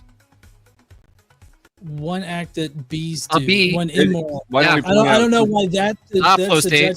So like bees have been known to attack intruders as a social unit, and so like they recognize immoral actions that are committed against the hive. Just because they have a high social cohesion doesn't detract from the fact that they still Okay, have how did you morality. determine that a bee isn't merely reacting to stimuli, but they're evaluating moral transgressions, sir? I'm not saying that they perceive it as Not- moral transgressions. Moral I'm saying behavior that you doesn't are- always require. Okay, so cognitive are you conditions. transposing a human construct of morality onto bees and saying bees have moral behavior? Why do you assume it's a No, human I'm saying- construct? From your view, it's a human construct. That's your presupposition, duh. Duh head. No, we're actually Yeah. we're saying that, How dare you. morality or moral actions, moral foundations are like foundations of social species, which are not just human So they're things. socially constructive, therefore Right. relativistic. Therefore, you actually can't say. So, if you want to focus on the grape, if there's a civilization that says that's actually part of their cultural practices, you have no foundation or the point of this debate, grounding, to actually say that that's wrong. That's the whole. Oh, you mean point like of the this debate. Israelites? They definitely were fine with grape. All of your criticisms are things that your Joe, system you doesn't can do better. say- It actually has a history of doing worse. Okay, well, It can't why be would worse you or say- better. It can't be worse or better under your view. Do you understand that? They don't. They It clearly can be don't. worse or better. No. There's You no understand standard that. for best, Definitely, better, or so worse, right? We're decoupled from this idea of pleasing a deistic God, like Jay. not Let deistic him God, finish. but Let him finish. a God. We're decoupled from this idea of God and pleasing this God, and so we don't have to be dogmatically held to any one singular like moral foundation. But I would contend that Christians are also not held to that same that standard. Okay, but Can the I point of ask the you debate guys- is the grounding yours. There's They are, it just changes relativistic over and time. subjective Can I- foundations in Christianity. Can I ask you just a more fundamental question, which I thought was covered in the opening for David Patrick Harry did a great job there, is what do you guys think grounding means?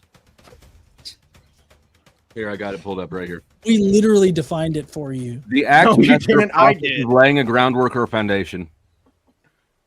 Okay, and what does that mean philosophically? For example, in a formal debate, what does that mean? Grounding or justifying a claim? We Yeah, can. I mean, you can ground it in anything. No, you For can't. the John, definition. you go Hold on. ahead. I've already said you could ground it in culture. I ground mine in negative rights. You could ground it in religion. It could be grounded in lots of In different things. epistemology, grounding, it doesn't mean the same as laying a foundation, right? The first thing you highlighted and read. Okay, John, why don't you give it a shot? What do you think philosophically is meant when we say, can you ground morality? What do you think is meant? Philosophically, I feel like what you mean is, can we ground our morality? Can we establish our morality in some kind of foundation that would be used to dictate or come to moral conclusions? That's pretty close. Okay, that's I mean, better. how does You've how got does the that- how does that- universality aspect of that, because the whole point of this No, debate, because and I if don't you think guys- that hold on, morality is let me universal. finish. Let me finish. Um, The whole point of a formal debate is objective truth claims that can be defended through the laws of logic. And so if you are saying that morality is a social construction, you are saying that it's relativistic. So as Flow State has highlighted that he can ground it in anything, John has said that it's his own subjective preferences. This is actually a conceding of grounding, because if that's only your preferences, then our Christian preferences are just as equal to yours. No, because the because- point is, you guys cannot critique Here- another moral system as less than yours. Here, we the can shift- point The of the objective debate. truth. The objective Okay. truth here is the definition of the word grounding. You're trying to Okay. change that into something that it's not. Okay, forget if you don't want to get the understanding of grounding, give an account for morality, how you bind it to a being. That's absolute.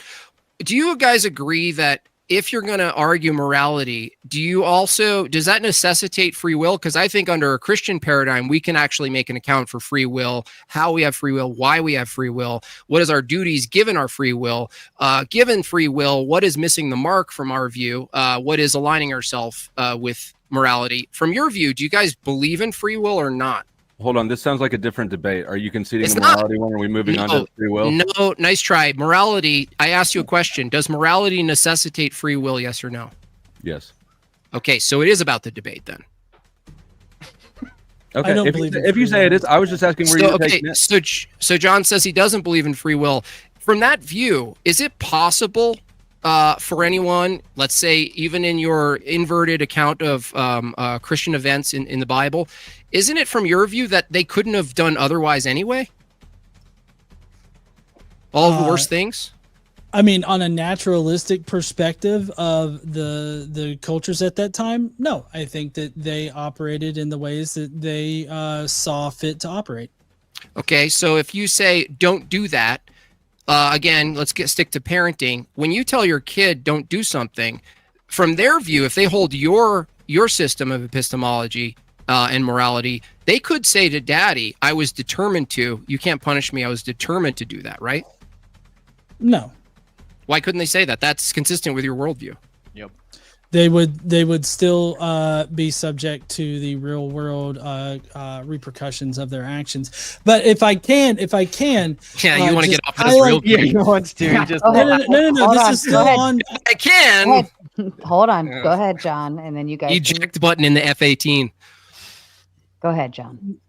Okay. So basically, as far as like this whole topic of like, proposing this whole idea to like a child or whatnot, I kind of feel like under y'all's paradigm, you're saying that God is not omnipotent, like he's not all powerful, but yet at the same time, he can prescribe very minute things and expect the Israelites to adhere to them and even punish them when they don't adhere to those things. Like, for instance, the commands about their dietary laws, or commands about, what clothes to wear, or other commands that are very minute and very specific to like what God wants. So if God wanted them not to grape women, grape children, take chattel slaves, or implement sexual slavery, if he did not want those things to happen, all he had to do was prescribe those things and then punish the Israelites when they did not follow his prescriptions. Do you know that that's an argument from personal incredulity fallacy? No, that's not. How is that personal incredulity? Because all you're saying is, if God was all powerful, how he not do stuff I think he do? No, it's not at all. It's saying, It why is. It's would literally we have to take the long way there? That's literally the argument. No, it's not at all. If God all powerful, why not he do things that I would do if I were powerful? Yeah, literally. Is God's law fixed? What do you mean fixed? You mean fixed in place? Is it unchanging? God's law is unchanging. Yes. So I assume that means that God's law has always been don't grape, right?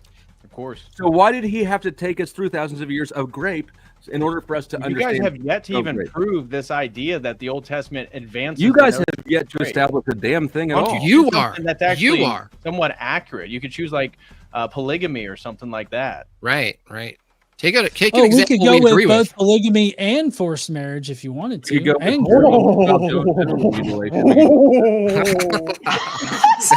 What the hell? So look, again, we've already established the law being fixed and being delivered are two different things, correct? Even from our parental experience. Yes? You're trying to establish that. no. I disagree with it. I've already established it. Your opponent, you're sorry. You're making. I keep calling you your opponent because you guys contradict each other. If God is all powerful, why can't he explain don't grape? He can. That's not an argument. Why can't he? Isn't an argument, bro. If God was all powerful, Flow State, why can't he make it so we don't need to? Hold on, dude.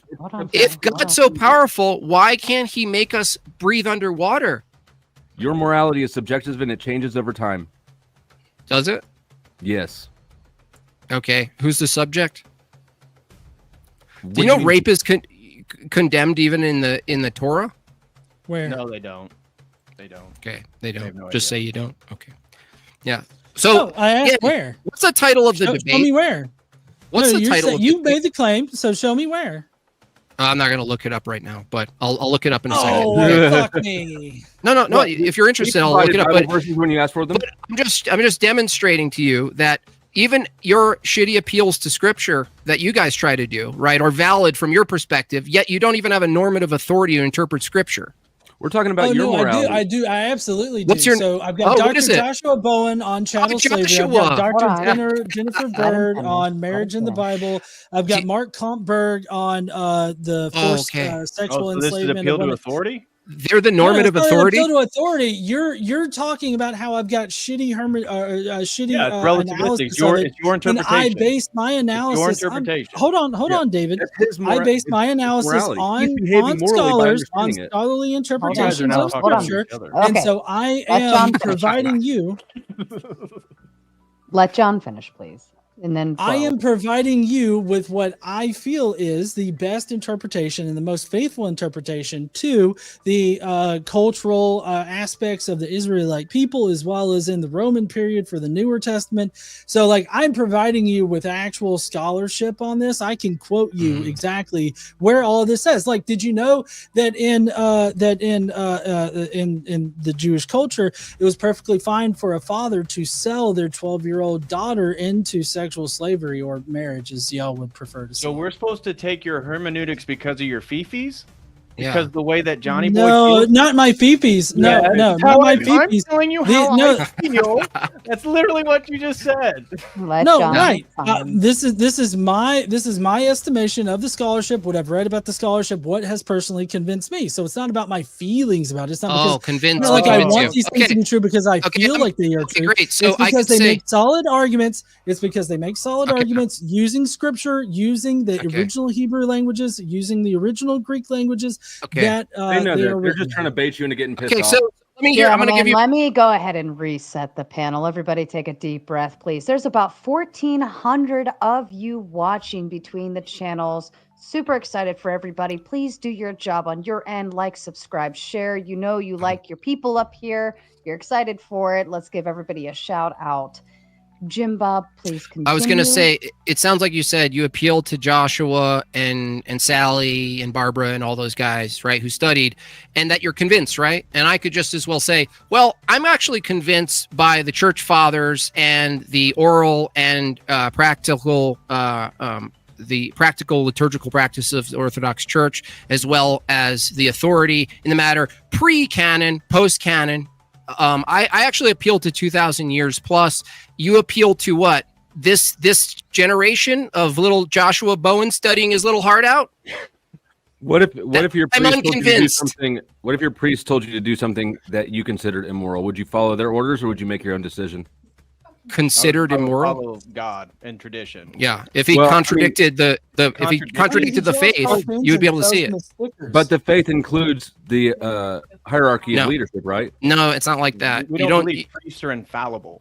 No, you don't say just do whatever the priest says, right? And that's what's What do you good. reference it against? What do you check the priest against? The tradition The itself. tradition itself. It's older than the priest. Yeah. The priest. By the Very way, do you know obvious. that a So it's priest? your own personal interpretation of what they say. No, it's actually You have based on the multiple passing options down to of choose from. knowledge. It's to like, church do I like fathers mom? and Do I like tradition. dad? Who will give me what I want?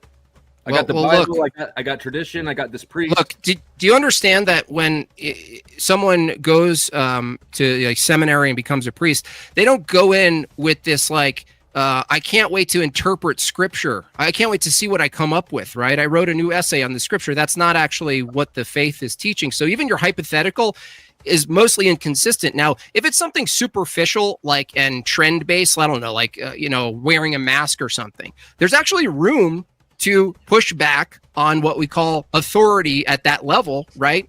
But as far as doctrine, dogma, sacrament, the practice itself that supersedes and goes beyond and transcends all temporal activities, that is unchanging. So even your hypothetical assumes that like we're a part of some authority where we just look up to the guy in the hat and he goes, "You do this now." That's not actually the practice. I know in your head it is because you're so anti-authoritative.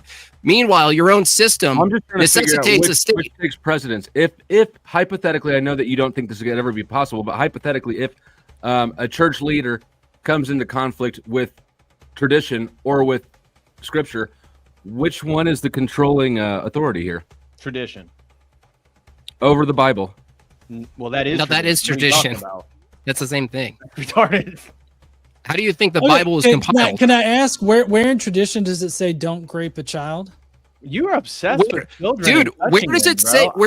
Dude, do you I understand feel this is a bit of problem? projection. Do you know that? I'm just going to show you the error in your reasoning. If something's not said, don't do this in the Bible, it doesn't follow that it condones it. Do you understand that basic There's a lot level of distinction?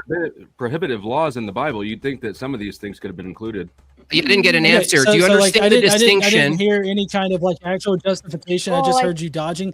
Can you please state to me in the tradition where it says don't grape a child? And this is from Mark. Or Genesis 32, the rape of Dinah. There you go.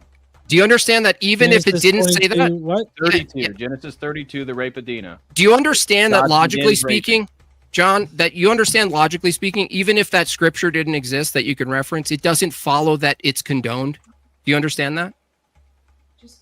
That's like saying, that's like saying, does your scripture doesn't say specifically to murder an 18-year-old bald albino with a chainsaw? Gotcha, Christians. You know how stupid that reasoning is? I mean, it says You should all be sorts of ashamed of minors. yourself. No, actually, but it does have God ordering the deaths of 42 children because they made fun of somebody with bald hair.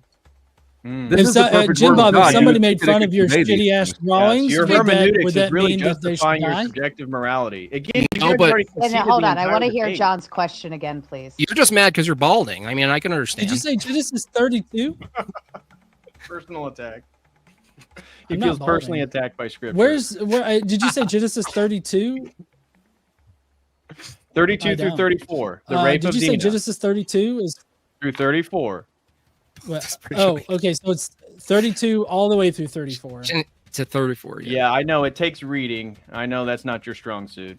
But citing scripture that are pre-compiled, right, and misquoting them. Yeah, I have And to I say- have. I think I've you're named better than off not citing several scripture. Don't different you agree, scholars Jim that Bob? I've extensively read tonight. So it's You're not a that I'm afraid TikToker, of right? reading. You got I'm TikTok just trying all to over find you. where it says "Don't rape a child." I'm just finding where it says don't do a number of things that are possible and how that follows that we condone it if it doesn't say it. Can This I is ask the perfect work of question? God. You think that you Actually, can get out of it.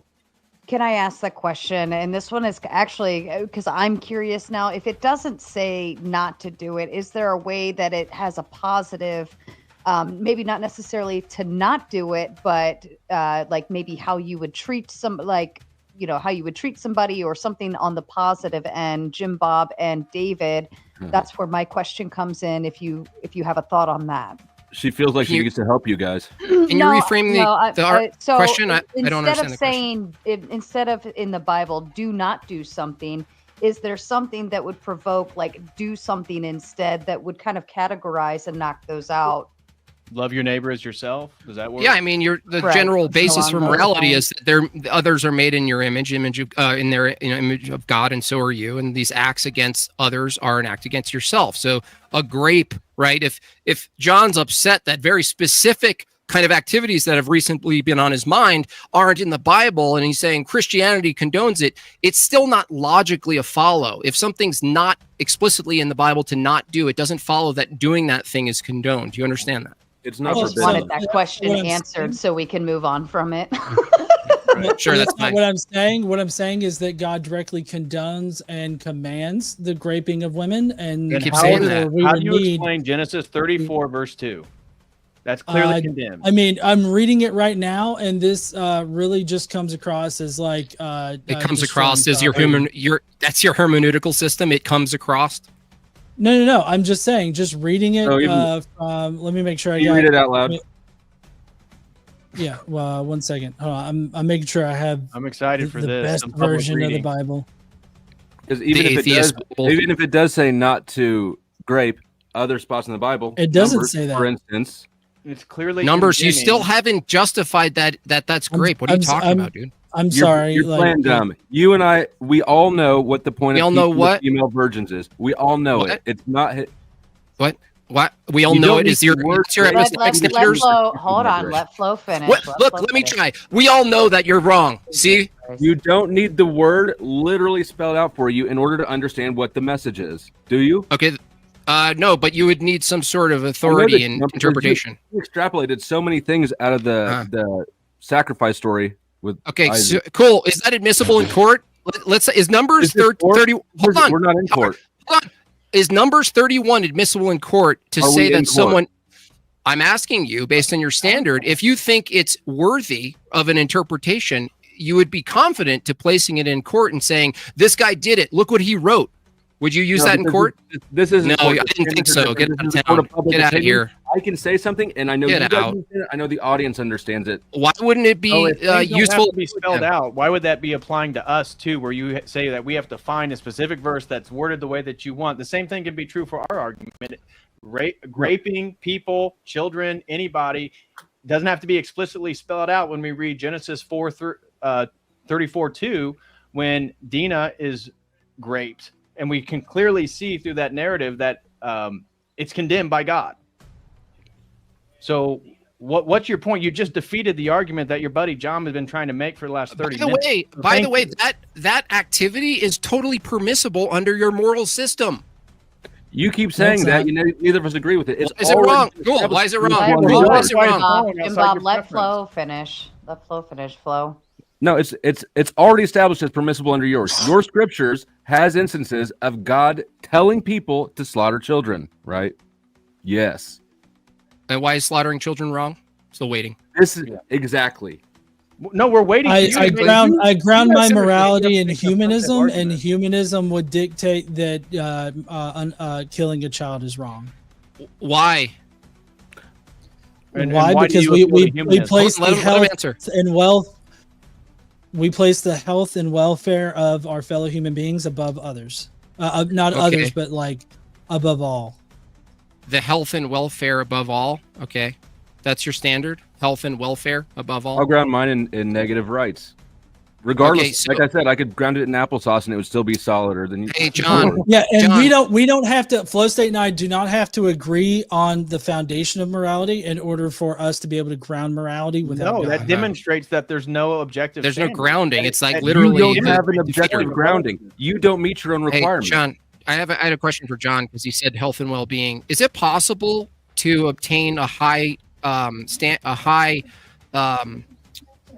let's say a optimized well-being by way of doing horrific things to certain people? Is it possible? Under to obtain- humanism, no.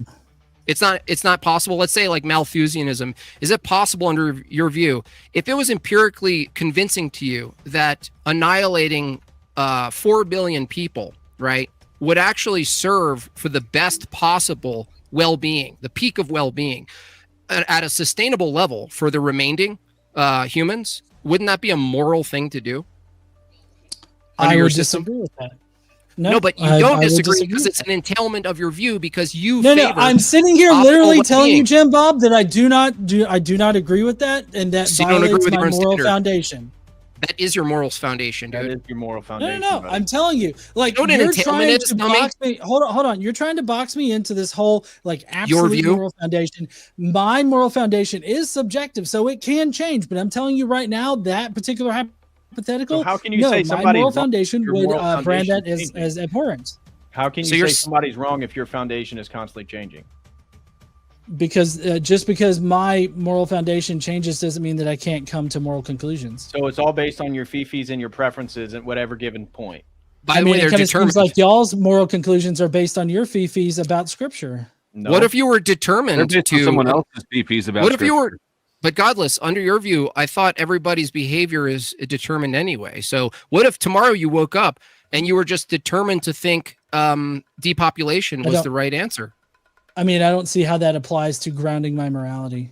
That They seems really to rather be- catch us in a The in a point is, gotcha than the than point grounding is, on morality. if determinism is true, and you take a physicalist approach that everything's a natural mechanism unfolding, anybody's account for morality, including their actions, would just be determined by biologically and chemically, right? They would just be unfolding. From that view, you couldn't say an event that unfolded that was completely caused by the laws of physics and nature could be immoral. It's just an event in the world, no different than a waterfall. How would you distinguish Natural- an you event? have the Na- same issue if God created everything and knew everything before it happened.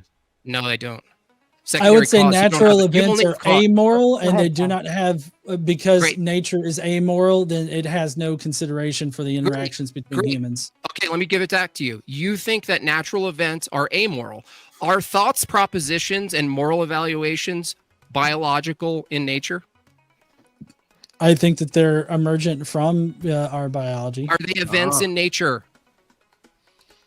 Are they events in nature? Not in the same way that we're talking about natural events. Special pleading. Cool. So what is it No, about? I'm not specially Secondary pleading causes because is special pleading as well. Oh, hold on. Look, I'll ask you a question, Godless. If natural, you just said premise one, natural events, right, are amoral. Evaluations and moral judgments are biologically natural events, but they're not the same kind. Now, what under your view, you're gonna have to- right. hold Can on. I can I Let me clarify ask you a- something here? No, let me ask you a question. You can clarify And after. Bob finish and then clarify. How do you make a meaningful distinction categorically between natural events in the world that all operate according to the same laws of physics and chemistry and et cetera, and your moral evaluations, which are under the same law? What's distinct about a moral evaluation that makes it not in the same exact arena as every other effective physics in the world? Well, they're different because we have a consciousness that's an emergent property of a complex central nervous system. So you have another natural event that I'm going to ask the same question, right? So saying what it is again doesn't make a meaningful distinction. Now I ask you, a natural occurring event called emergent property, called consciousness, which is some sort of vapor on top of the brain. What is it about that event in nature that makes it morally apt and truth apt, and the other events in nature are not? Please. Well, so it's not a vapor. For one, that's what you believe as far as the soul goes. Number two, I would say that there's no mind controlling the natural events that occur like in reality. I would say that a consciousness is a product of a complex central nervous system, and therefore we are in control of our experiences and everything like that. Our consciousness is how we perceive and interact with reality. I can't make a natural disaster occur, and I don't think that there's any kind of consciousness behind it. Sounds like your own thinking is a natural disaster, and I agree. The point is, you haven't answered the question. What is it categorically different? You said, well, these things are different because I have a mind. A mind, under your view, is caused by physics and chemistry, the same way other things like natural disasters are caused by similar laws. Now, the question, categorically speaking, is you grant yourself that the only effective physics and event in natural reality that is moral or immoral, is true or not true, is a proposition. It's literally the only thing in nature that you appeal to that doesn't follow the same exact rules and fall in the same categories of the rest of the natural world. You grant yourself supernaturalism. It's called the mind and evaluation. Under your own view, John, evaluations are determined effects of physics caused by a machine you call the brain. And from that view, there's no right answer or wrong answer. It's literally the effect of an event happening. Right. The knowability access of the to evaluation is lost to you, buddy. Yeah, it's gone. Have a beer. Get a beer. I didn't follow that at all. You're saying that since we have a mind, right? You're granting that mind. Hold on. Let Flo finish, please. Let Flo finish. What about that question so far is wrong? Well, I'm just clarifying terms, but do you believe it's an emergent property as your partner? That's all I want to know is what you consider a mind. Well, I'm asking you the question now, so you can wait on that one. Okay. So are you saying that because we have a mind and that's intangible, that it therefore necessitates God or the Bible somehow, or religion? What? No, it removes the possibility of materialism, which is why, Taylor, I know that you don't really hold to a strict materialist, physicalist view, but that's why you guys are incompatible as debate partners. Because we're absolutely compatible. No, I'm going to tell you why. Because morality requires, and you admitted this, free will. But under your partner's view, there is no free will. There's just the unfolding of a mechanism. Under your view, there should not be free will either, except that you have special pleadings. You try to make secondary causes or whatever. As if God's not in charge of everything, as if there's some subset of behavior that God isn't in charge of. He just knows what will happen before it does. What's the argument? Please tell me the argument with premises that states that an all-knowing God removes the possibility of free will, please. 2 premises and a conclusion, please. If he knows what's going to happen before it happens, that means it's predetermined. What? If he knows what's going to happen before it happens, it's determined? It's predetermined, yes. He has foreknowledge of it. How does that remove our ability to choose what's going to happen? If something is predetermined, you don't have any choice in the matter. So, okay, so you're saying God can't removes our ability to choose in the temporal. If he knows everything before it happens, then yes, he has removed your ability to make it something other than what he knows will happen. And so you're making an argument against the entirety of Christian theology of being made in the image of God and having free will. God has. Well, I don't know if you want to interpret it that way. I guess that you can, but that's not what I was doing. Let me ask you guys having free will. Right. Let me ask this: if God knows the future, right? Like God is omniscient; He knows everything. Correct? Of course, by definition. Okay. Does God know what choice you're going to make? In some sense. In some sense, we still have. Confused. We still have free will, in which that's why we're judged by sin. It gets back to the whole point of morality. And if you disagree with free will, so God doesn't know what you're going to choose. Big guy, let me finish. So the whole point. Sorry, of there's a lag on my end. There he goes again. Man, your mouth just keeps moving. The whole point of morality is something can only be moral or immoral if we have free will to choose. So you've already conceded that there isn't free will in a deterministic, materialistic world.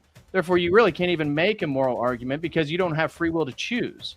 Flow state trying to argue that God's omniscience is somehow limiting our free will is totally ridiculous and violates the entire history of Christian theology. And also, to claim that you are responsible for your sins, even though you are as God created you to be, is damn near blasphemous. If I were religious. That's a straw man. Hold on, my question hasn't been answered yet at all. So I was just trying to lay the groundwork here. Like, you think that God is omniscient, but at the same time, God doesn't know what you will choose because you have free will?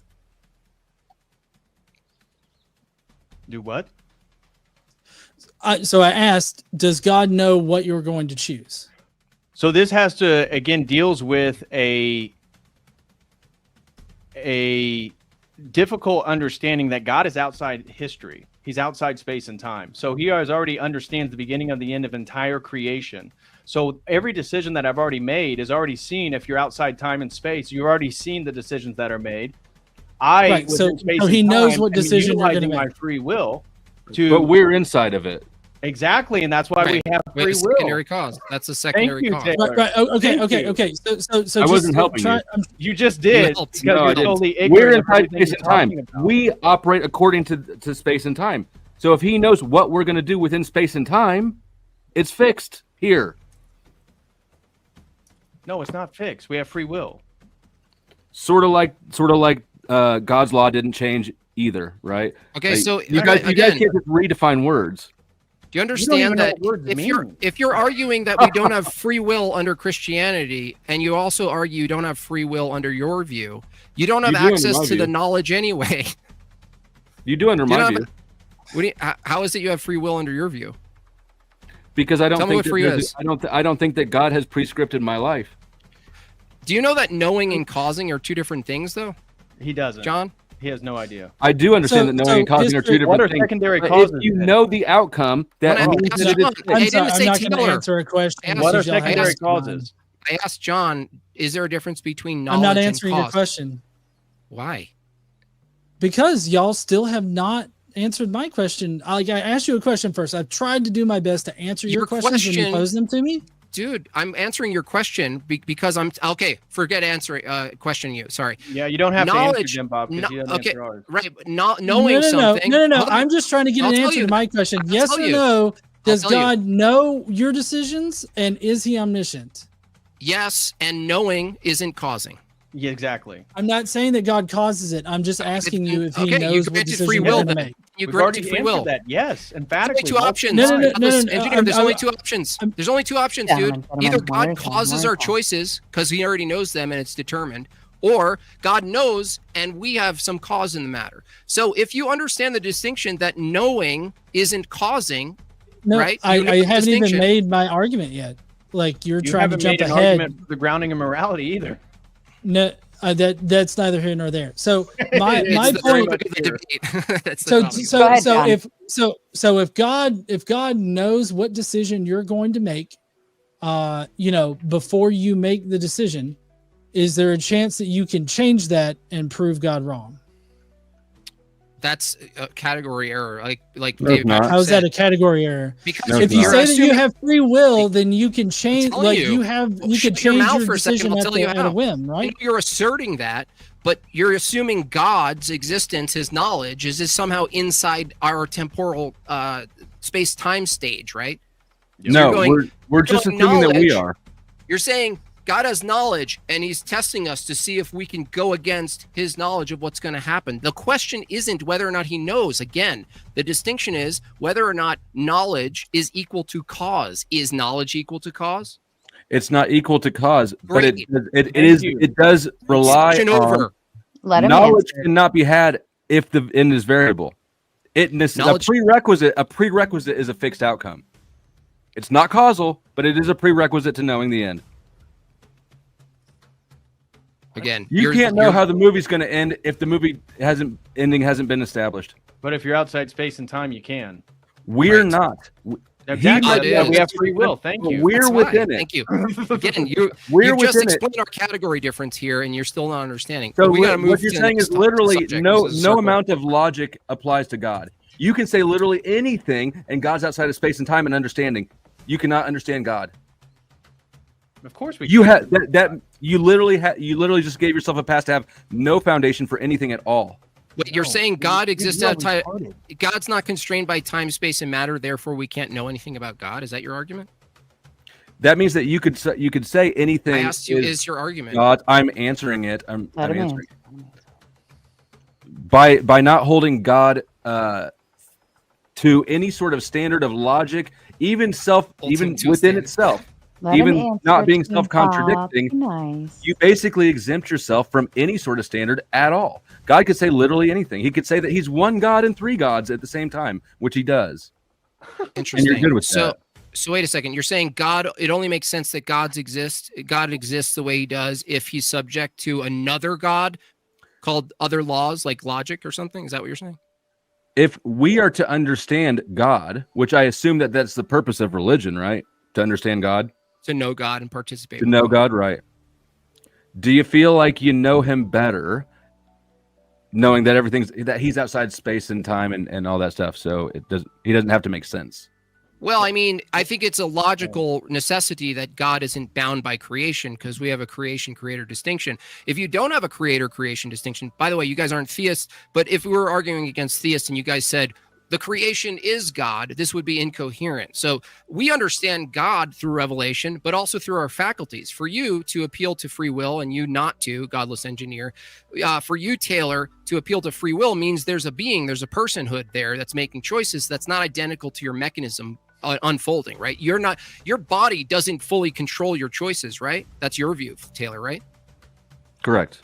Okay, so that means there's a being that's not identical to the mechanism. Now you've necessitated something supernatural in your view, or metaphysical, immaterial, let's say, so we don't trigger, right, people who don't like the word supernatural. Now, just like morality, by the way, morality doesn't fit either of your paradigms. There's, like I said, I asked John, if his kid asked where is morality, from his empirical dogmatic perspective, he can't tell you. He can't tell his son where. That's a straw man right there. What are you talking about? It's consistent with his paradigm. What are you talking about? It's a straw man. What, that logic is tangible, or that morality is tangible?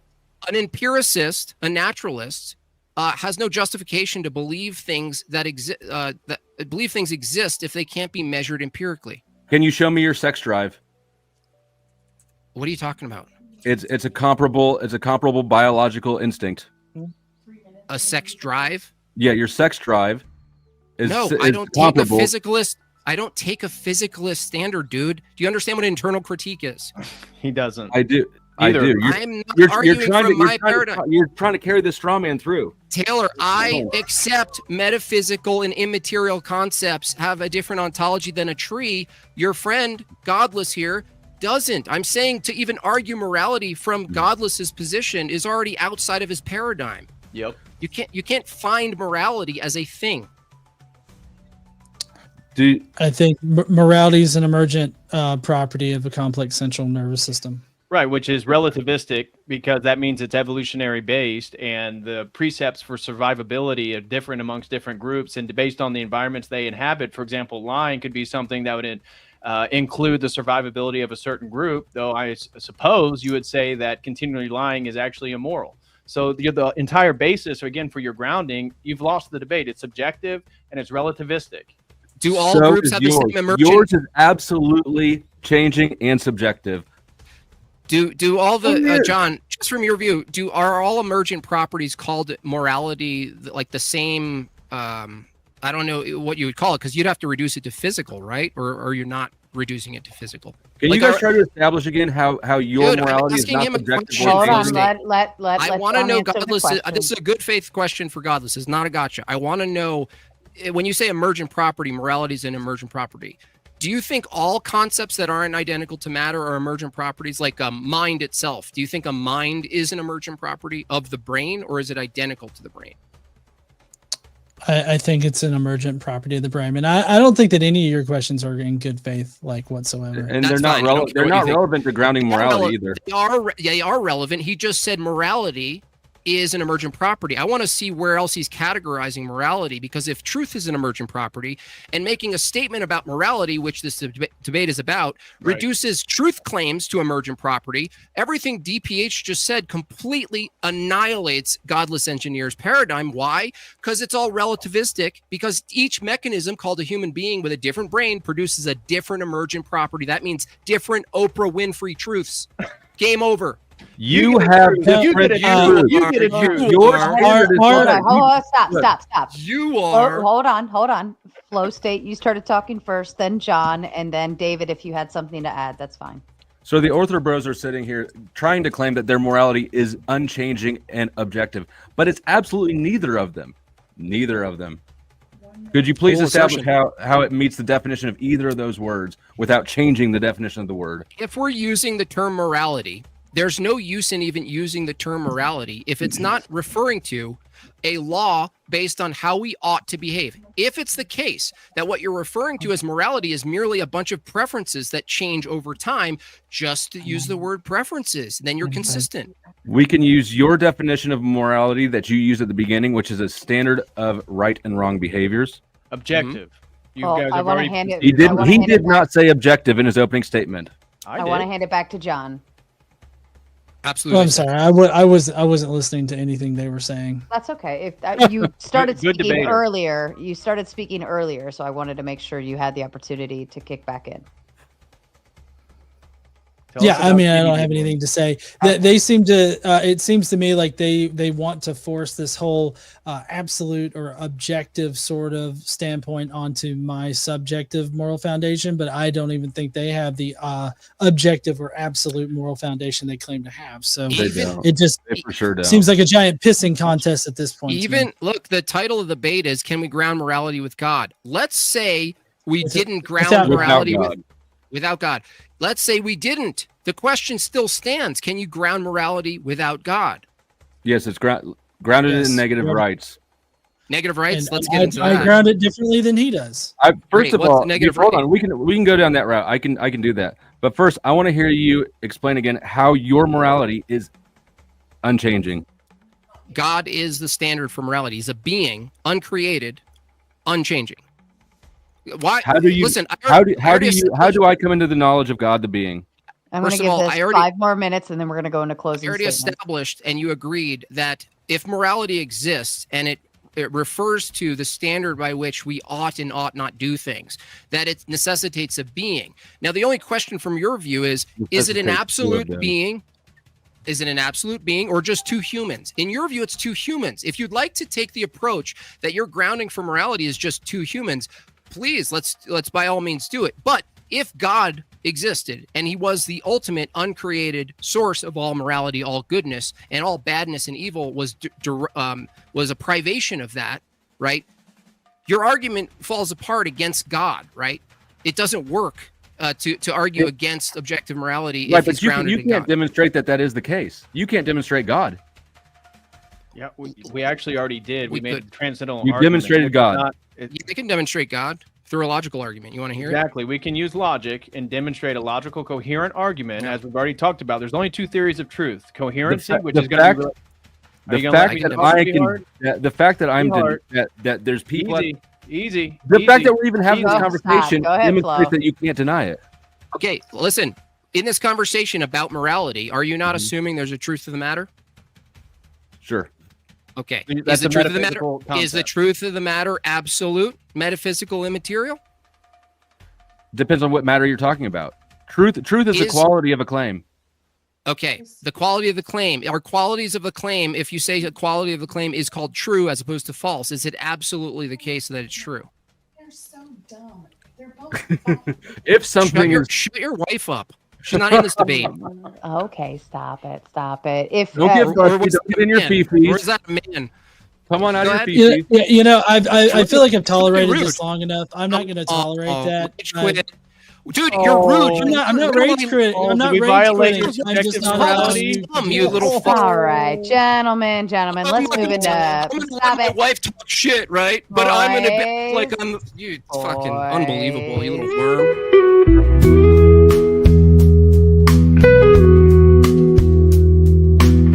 This message is sponsored in part by... All right. Shout out to everybody. We lost one. That was definitely a rage quit. Definitely. All Victory. right. We were so close to the end. So close to the end. Talk about rude. Talk about rude. Let your wife insult the guest on the panel that agreed to do a debate with this guy. I don't give a shit. He was talking to his wife multiple times throughout the debate. Okay. Of course, it's intentional. All right, gentlemen. Flow State, since you're uneven now, if you want to go ahead and start with your closing statements. Sure. For my closing statements, I think it's obvious here that I throttled the Ortho Bros. That they couldn't prove any of their claims that their morality is objective, that it's unchanging. In fact, despite insisting it was, the opposite is obvious. And as per the definition of morality and grounding, there's nothing necessitates religion nor God. We can see that through history, as we can see that logically. I yield. Great, I'll go.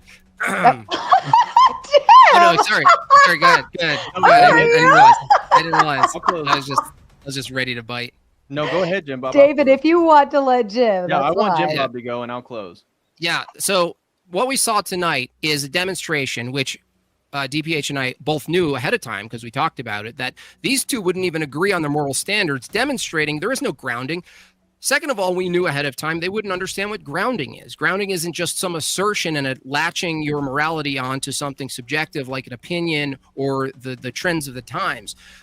Further, he just said morality, is not something that be grounded in God. There's nothing that necessitates God. To say such a claim is to assume absolute truth exists, which necessitates God, by the way. If this argument actually was allowed to spill over into truth, which I believe truth and morality are related, you can't argue morality without arguing truth. Both Slow State and his partner. And his partner's partner, they couldn't tell me what the absolute standard for truth is, let alone morality. Now, if their system, this is my closing statement. Is there any duct tape you have in your room? So if they held their standard against morality, against truth, it would fall apart, and that's the whole point of the debate. Objectively grounding something means you're attaching to something, or you're given an account for the existence of in something that's unchanging. That's always the case, right? That's always true. That's always fixed in that way. Flow State admitted that morality refers to ought claims about us. He admitted you can't get an ought claim from a rock or a tree. He said, well, it does necessitate beings, just two. So that's a majority, right? So any two people who decide something's moral, it's moral. Now, notice how if you use that system and you go back in time in the Bible, anything you think is abhorrent, shut up, dude. It's my closing statement. Flow State, you know better. Come on now. If that's true, there's nothing they can point to in the Bible, even if we granted their grotesque interpretation of things happening in the Bible. There's nothing they could say. Why? All you need is two or more people agreeing that grape is right, and it has to be right. Notice how I asked John, can something be immoral at 5 p.m. and immoral at 5:01? He said yes. That's the end of the debate. That means it's not grounded in anything but your thoughts that can change moment to moment to moment. Now notice when I pushed the time limit further down and said, can it be 5 o'clock p.m. and X is immoral, but at 5 and 5 seconds it's changing? He has to say yes, right, from that standard.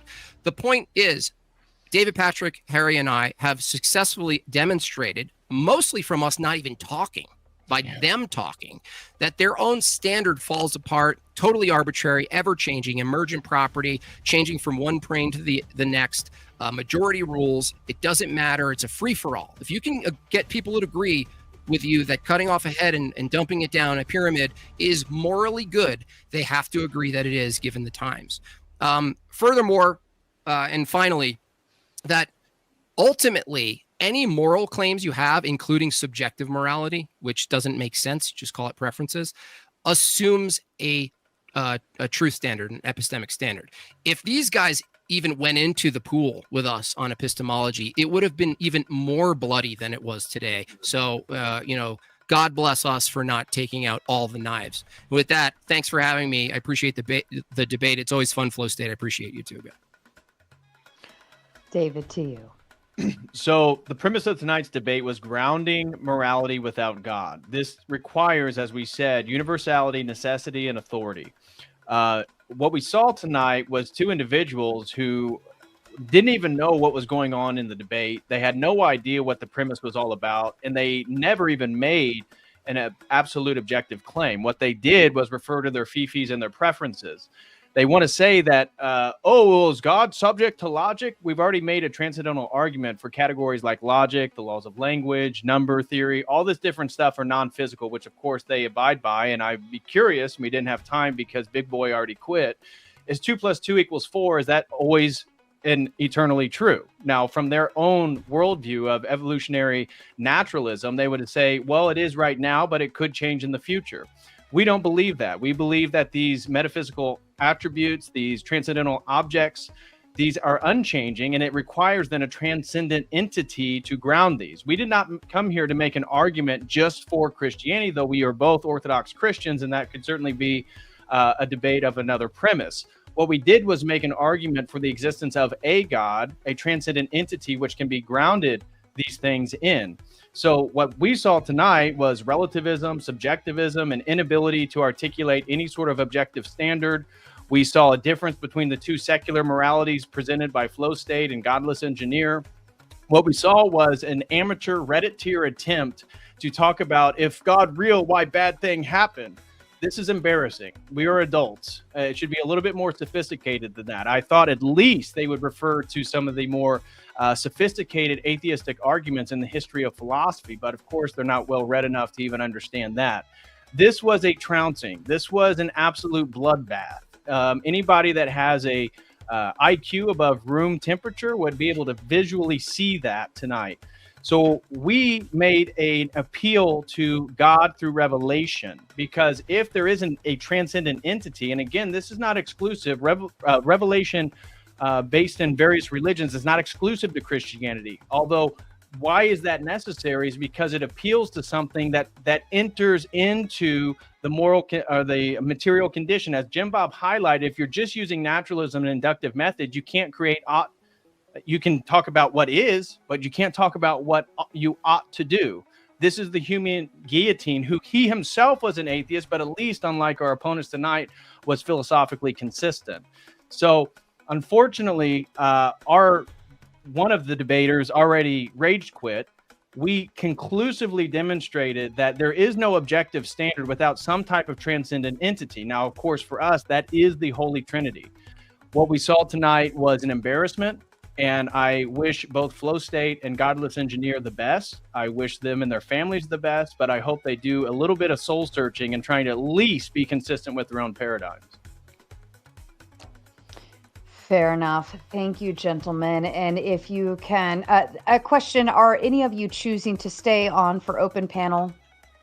I'll stay on. Also, do you have all the super chats? You can read those. I'm going to read them. Okay, Yep, we're going to go great. through. Yeah, but I'll I just stay on. wanted to do a check-in. David, are you hanging around for a little bit as well? Yeah, I can for a little bit. Flow State? Mm-hmm.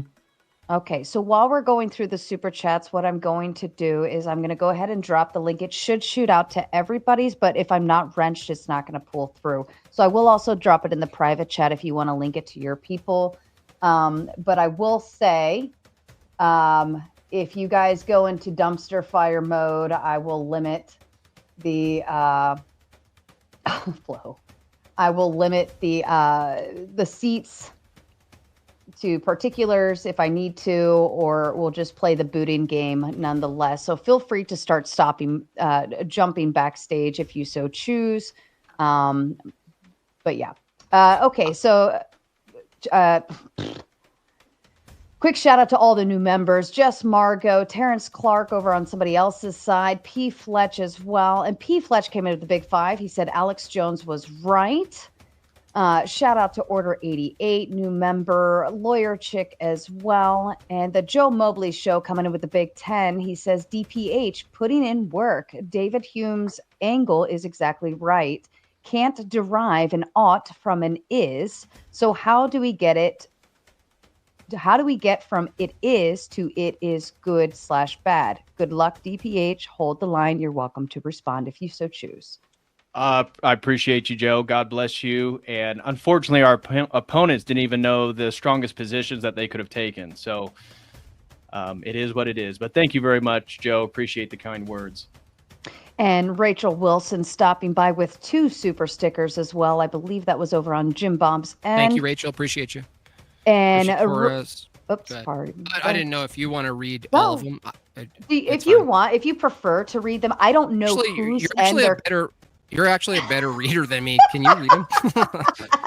I can. I don't know whose ends they're coming in on. Yeah, I know kind of generally. Yeah. Yeah. So Richie Torres, MMA, coming in with the Big 10. He says, given their atheistic presuppositions, why is debate even viable? How does it help us gather food or look for a mate?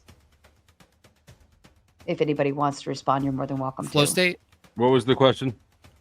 Given their atheistic presuppositions, why is debate even viable? How does it help us gather food or look for a mate? Well, because obviously being familiar with what is and isn't truth is external of the individual, right? That's how we know it's true. It's independently verifiable by people. And I feel like the answer to this is obvious. We have to understand the world that we live in order to operate in it. Fair enough. Limited Light coming in with the Big 5. No, Jimmy Rob, tell us how your morality hasn't changed without the tired old. If commanded, commanded it must be good. Try something new. Oh yeah, we don't take the Euthyphro dilemma because that's a false dilemma. So I would just reject the Euthyphro dilemma because it doesn't look at morality as united with God as a being. It looks at morality as a separate thing, like a set of propositions that are external to God. So I just reject the premise. I also don't know if that's facetious or not, honestly. Yeah, I feel like it might have been. It's hard to tell. Jason Scholl coming with the Big 5. He says JB and DPH, high-powered duo. These seculars have no clue. Sounds like a cope. And John Smith coming in with the Big 10. I'm just happy Trump won and there's only 2 genders again. And we all know what a woman is again. That nonsense was confusing for the last 4 years. Trump 2028, y'all. Jonathan Dinan coming with the Big 5. LOL, time to watch Jim Bob. Right. Yeah, okay. I thought it was just me. Something to mindless engineer. Thank you, Jonathan. P. Fletch coming with the Big 5. Jim Bob needs to argue doing his Jordan Peterson voice. I would do that. It would get old quick, but I would do it under the right circumstances. Justin Henley coming with the Big 10. GE, I'm not playing your game. Even if I believe in morality you don't like, that's still grounded morality. Bad morals are still morals. Tubby. Flo, if you want to respond to that. I feel like Justin just argued his point, but at him. I don't know what to do with this. Yeah, maybe. I'm not sure. AC coming up with the Big 20. The bride's taken would still be subject to Hebrew marriage age. You force child grape with deconstructionist sophism. Yes. That isn't consensus. Full of it. Yeah, I would actually agree that the child grape position wasn't a good one. We could have had much stronger footing on killing the boys. There. Blue Skittle comes in with the Big 20. DPH cooking. Thank you, Blue Skittle. God bless you, brother. And Justin Henley coming in with the Big 10. Left side, guys. If you don't believe God exists, any morals a culture comes up with is subjective, just like yours. They just have different source. All subjective, not grounded. All are grounded in the same subjective, changing opinions of the people that exercise them. You can deny it all you want, Justin, but it is the way it is. Can I just ask a follow-up question? I just want to see how truth itself isn't in the same predicament as morality. Like, if you said all morals are subjective and based on the person, what is your what grounds truth itself? Because truth isn't found as matter in reality either. It's another immaterial thing. So from your view, you reject truth as a construct, right? We reject all the blue-haired and all that nonsense, right? So that's why I wanted to get into that a little bit with you, and maybe it's another night if you want to save it, but maybe you can give a short answer. The question is, what's distinct about truth that your own assessment of morality doesn't apply to truth as something changing?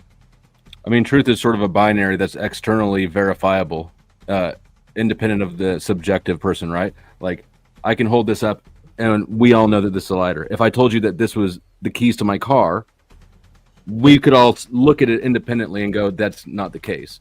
Morality is much more nuanced and subjective than that. It's how you ought to behave in a situation. And we know that life is complicated. There's a lot of grays in life. Yeah, but before you said basically, or do you hold a position, just to clarify, that we ought to pursue truth as a moral claim? I think that we ought to, it depends on what you mean by moral claims. I think that it is a moral thing, but my definition of what constitutes something being moral is going to be different than yours. Okay. Do you want to hold the rest of that follow-up Sure. and Sorry, we can yeah, go into ahead. open? Resto Reister Gaming, I like that name, comes with a big 5. Right. Get Jay Dyer on as the final boss of the Ortho Bros. I believe he was over in your chat too, Jim Bob. Yeah. Pretty sure I saw him on somewhere in there. Santi's Bear Balls. What the fuck? Comes in with the big His 5. name's evolving. Oh my God. In Christianity, which is greater, morals, also known as feelings, or commandments, also known as laws? And in a godless society, how do you determine how these two are established? I think you incorrectly framed morals with parentheses feelings. Well, a Christian view doesn't hold morals are feelings, so the question doesn't really make. You can pay again to Sarah here another super chat and phrase the question properly, unless David Patrick Harry, you want to try to take a charitable approach at what you think he means, because I just reject the way he I phrased assume what he's trying to say is somehow morals are feelings, that they're subjective, and commandments as laws are objective. But again, the moral law is written on the heart, and it's not a subjective relationship. And the progressive revelation of the law itself is the point of the Old and New Testament. So we would say the moral law of God is unchanging from its original foundation before the fall, and that is the standard.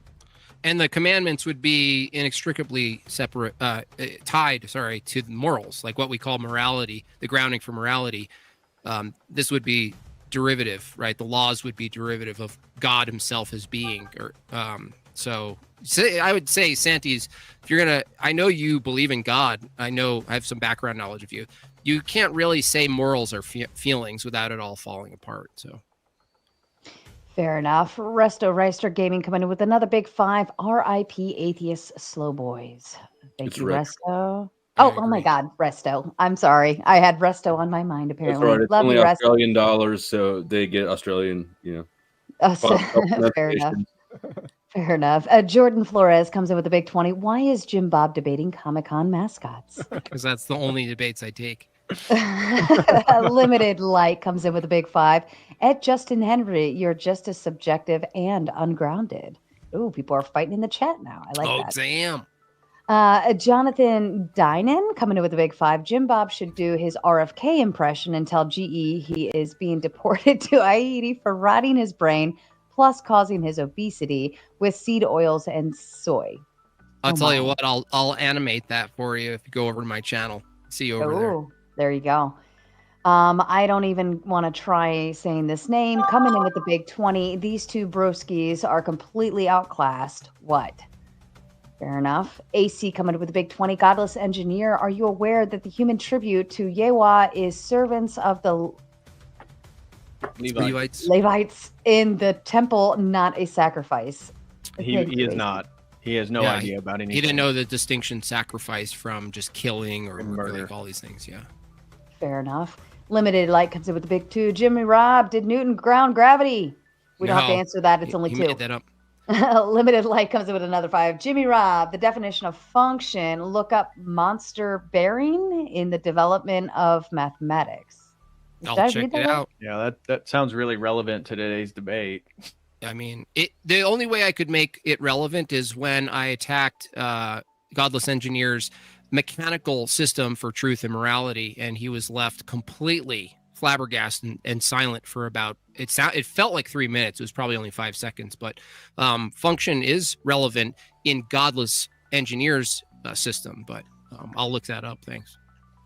Thank you. Oops, I lost my place. Sorry. Excuse me for just a moment. Oh, and then Juniper coming up with the big two. Mr. E sent me, where am I? And I believe Crucible Crew dropped in over on your end, Jim Bob. You had a raid.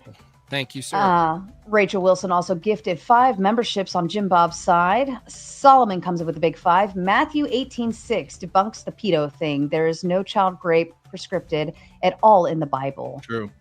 Thank you, Solomon. Enslaved by Truth comes in the big 2. Turn off the music. No, I'm going to make it louder.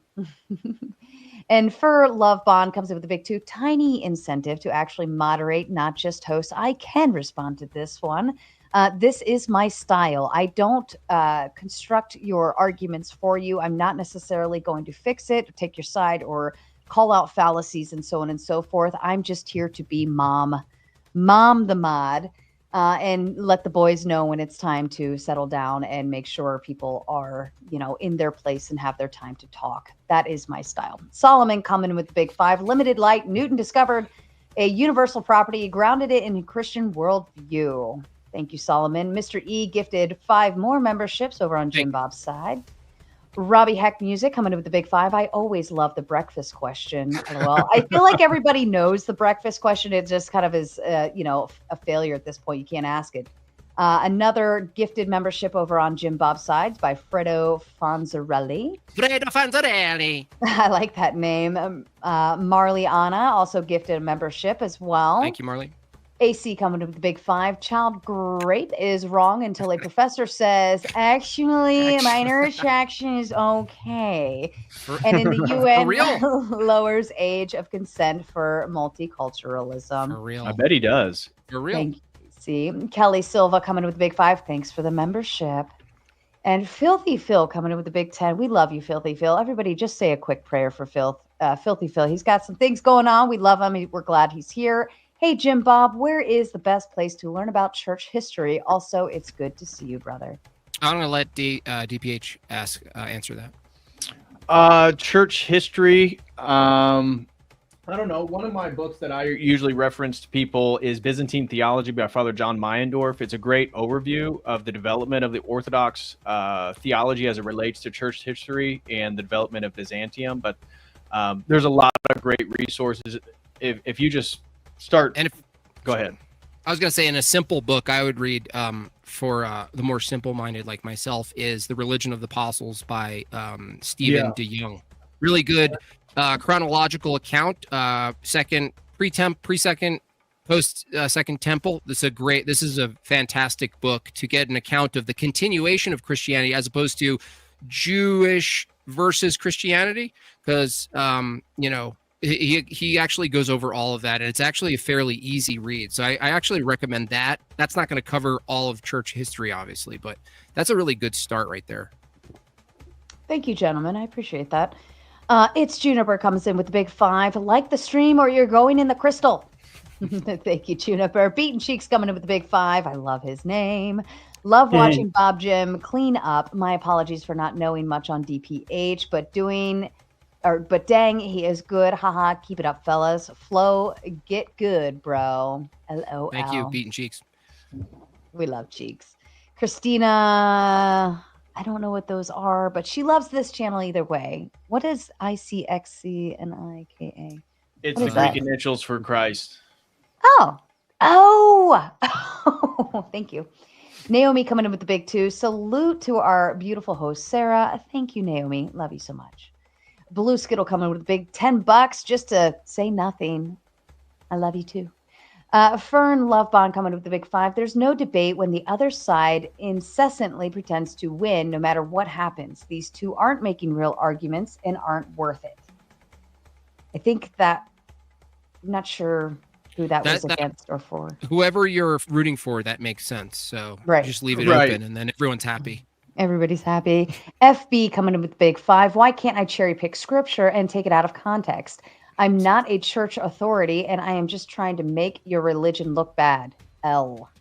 Well, Josh and Sally said so. You saw. And this person, who I still can't read all of that, comes in again. Shout out with the big 20, or I guess 2 in our world. Mango coming with the big 5. Are these guys participating in some kind of self-humiliation ritual or something? This beating you're giving them is brutal. We Thanks, used our Mango. dull knives too. Fern Love Bond comes in with a big 2. If only this debate, haha, good one, had a mod. Yeah, Fern, I already said it. I already answered. Snap. I know. They don't like my style when people are losing. Ticky Tack coming in with the big 10. If bees have morality, aren't wasps immoral? I wanted an answer. Give me one action a bee does that's immoral. And I was like dying for it because the memes would never end with that. Fair enough. Justin Henley coming in with the big 10. Abraham said, the Lord will provide the lamb. He did literally, and it points to the prophecy of Jesus' sacrifice. St. John calls Jesus the Lamb of God when he sees him. Abe plus, what is that, LS? What is that? Abe plus LSS is a bad argument. Abe and Isaiah. ISIS. Isaiah. Yeah, I guess, yeah. Richie Torres MMA coming to big 2. B morality. Yeah. Be jail. Be That's jail. actually funny. Daniel Zen coming in with the big 5. DPH be destroying these degens. Thank you, Daniel. Degen for life. Degen for life. David No, Gravy. you're converting, dude. We'll get you. You're gonna be hanging. You're gonna be hanging around my channel for. You'll never take my years. degeneracy from me. Well, that's true. We're But gonna I will set you on a path. I will set you on a path. And David Gravy, left field Liberty, coming in with the big 20. Belated wedding gift, many years, fam. David, I'm guessing that's to you? That is to me. Thank you very much, David. God bless you, brother. Really appreciate it. And congratulations. I don't know Thank how you. far back that was, but congrats. AC coming in with the big 5. Deconstruction. Deconstructionatards. You have to accept our selective use of rabbinic. Is that Yeah, rabbis, Rabbinic? Jewish rabbis. Oh, okay. Rabbinic interpretations of sola scriptura. Thank you, AC. The Spartan up north coming with the big 5. There's going to be a global shortage of straw. All the straw men, these numbskulls, have been using their personal interpretation of scripture. That's actually really funny. That's pretty funny. Thank you, Spartan. Mark coming in with the big 20. Flow stay. More like, I'm not going to say the rest, but I'll just You let can say it. That's funny. Look That's at good for a supposed $20 rage cope. to- Increase the rage cope. More Fair rage enough. cope, Mark. More rage cope. Yeah. Dean Lem, too, coming with the big 5. Put them in bee gel immediately. Thuggish, Bee gel. ruggish bees. Mhm. And Filthy Phil. I got Sarah to admit cats are better than dogs. No, fail. Dogs rule. Cats rule. Thank you. Blue Skittle coming with the big 5. If grounding real, why no copper wire? These are pretty funny. Smoking Auditor Great gifting electrical another bill. tomato membership. Thank you, Auditor. I see you backstage too. And he comes in also with a super sticker. Shout out to you. Justin Henley coming with the big 2. Is there call-ins later? We've already answered that. Panel link is pinned. Smoking Auditor gifted another tomato membership. Thank you, Auditor. Tenublet coming with the big 2. Matthew 18:6, condemnation of grape can fit here. Fair enough. If anybody wants to look that up for later. Smoking Auditor, shout out again with another gifted tomato membership. T. Nublet with the big 2. Good modding tonight, Madam Tomato. Thank you to you, Nublet. Nublet.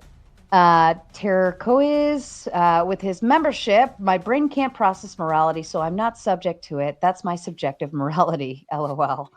Fair enough. Beyond Seraphim gifted a 5 Church of Eternal Logos membership. Shout out to you. Pope Biscuit coming in with the big 10. You and DPH annihilating them. Keep up the great work, guys. Exactly. Mark coming in with the big 10. These guys are shadowboxing with their minds version of Protestants. Literally a broken conversation. These atheists can't even engage with what's in front of them. Well, they didn't really answer a lot of questions. Well, actually, just to say, it's actually a really good advice for people arguing against, quote, Christianity. If you come in with the debate like on TikTok level stuff, you're going to be mostly arguing against like Protestantism and sola scriptura and all that. But to argue against orthodoxy, you're going to have to come a little more prepared. The same tricks don't work. I'm just, that's actually really good advice you guys should listen to out there who are atheists. So why wouldn't, and I'm not debating you, I'm just asking, why would the same flaws not hold throughout denominations? Like, what is it significant about orthodoxy that demands a different approach? Well, if there's different methodologies for scripture, for hermeneutics, like if they hold to the solas, 5 solas, they're going to be in trouble in defending the faith, right? As they call it, the faith. And so if they have a different, Christology, eschatology, soteriology, you have to have that all sort of bundled in to the argument and the defense or the affirmative. And if that's not the same, you're going to fall into trouble. For instance, the guy who jumped on yesterday, I peeked in for a second there, Flow State. The guy who said he's a Christian, Joel, he was the worst possible help that could have possibly called in for you. Like that was the worst. He was a nightmare through and through. That was the worst. Him debating, let's say DPH here, that you would actually see in real time the distinction between the two worldviews, orthodoxy and what he holds. You would actually see it in real time. Absolutely agree. Were you still there when he claimed that he worked for Elon Musk at SpaceX? No. I felt like I shouldn't be in too long because you were prepping. I didn't feel right there. Well, I privated the video after it was done, but I'll unprivate it if anybody wants to watch that. It was great shit. He totally did not work for SpaceX. Yeah. And shout out to Christina becoming a new member over here on I believe it's on my side. I love you, Christina. I love having you aboard. Jordan coming up with the big 5. Fidget spinner boy and period flow state have the combined philosophy and debate knowledge of a 5th grade girl.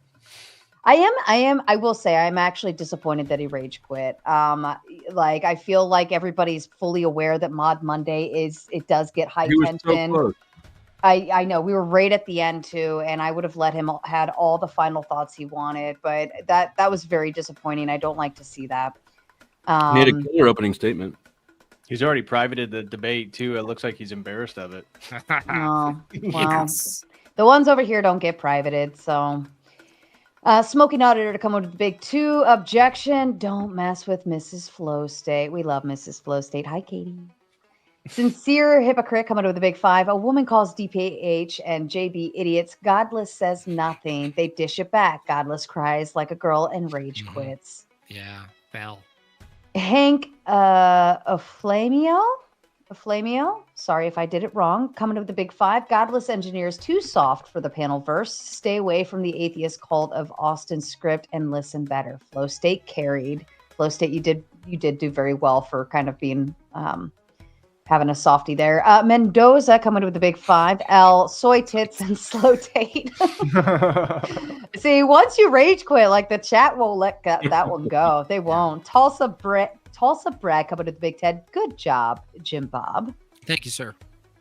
Black Flame Nova coming with the big 50. I don't know which side this is coming in. It's over on one of yours. Great debate aside from the emergent Dillahunty look-alike. A BT Wix coming with the big 2. Your mom. Joe Cool coming with the big 5. They don't know they lost. John Kell coming with the big 5. Good job, DPH. Thank you very much. Nathan KB coming with the big 2. Honey, get my sleeveless tuxedo. John Kell gifted 5 made by Jim Bob membership. Shout out to you, John. Thank you, Kell. John. Joe Mobley Show coming with the big 2. You absolutely crushed tonight. Well done. BT Wicks coming with the big 2. Yo mama. Joe Mobley, you absolutely crushed tonight. Well, John. Oh, that was again. Oh, okay, you did it twice. The Trib 1 coming with the big 2. What came first, the chicken or the egg? Rebecca coming with the big 5. Completely wrecked them. Well done and entertaining.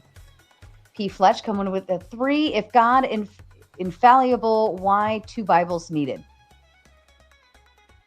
If God's infallible, why are 2 Bibles needed? Do we have 2 Bibles? Even if that were true, it wouldn't follow either. It's not an argument, but fair appreciate enough. the donation. Oh, Blip 21 coming with the big 5. DPH, I love to listen to your content. Turning this into a debate was fantastic. God bless you and your family. Alexander Medeiros coming with the big 5. Ground your morality, but don't use eternal grounding. It's too old. Trib1 coming with the big 5. If we thought God was real, if he wasn't, and through that grew into having cohesive morality across societies, would y'all attribute that to secularism? I wish we got into that because of the whole evolutionary purpose for beliefs. If it were the case that, from their view, religion itself, belief in God, was also an emergent property and was useful in the function that matched, let's say, flow state's standard of outcomes.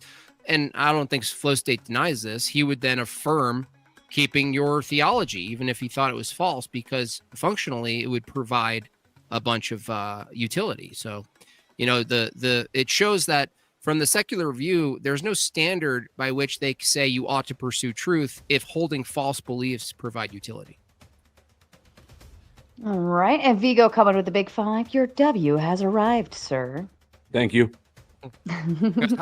Shane Nair coming with the big 10. Just briefly, what would you say would be the biggest argument against something like Hinduism? Does the transcendental argument also apply here as well? Thank you and bless.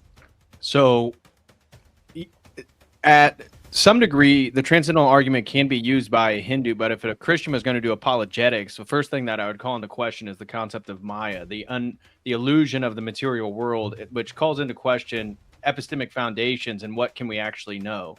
So for Hinduism, they, like Buddhism, they believe that the exterior world is an illusion, which again causes epistemic problems. And I think you could make that a pretty strong case if you were going to do an apologetic argument against Hinduism.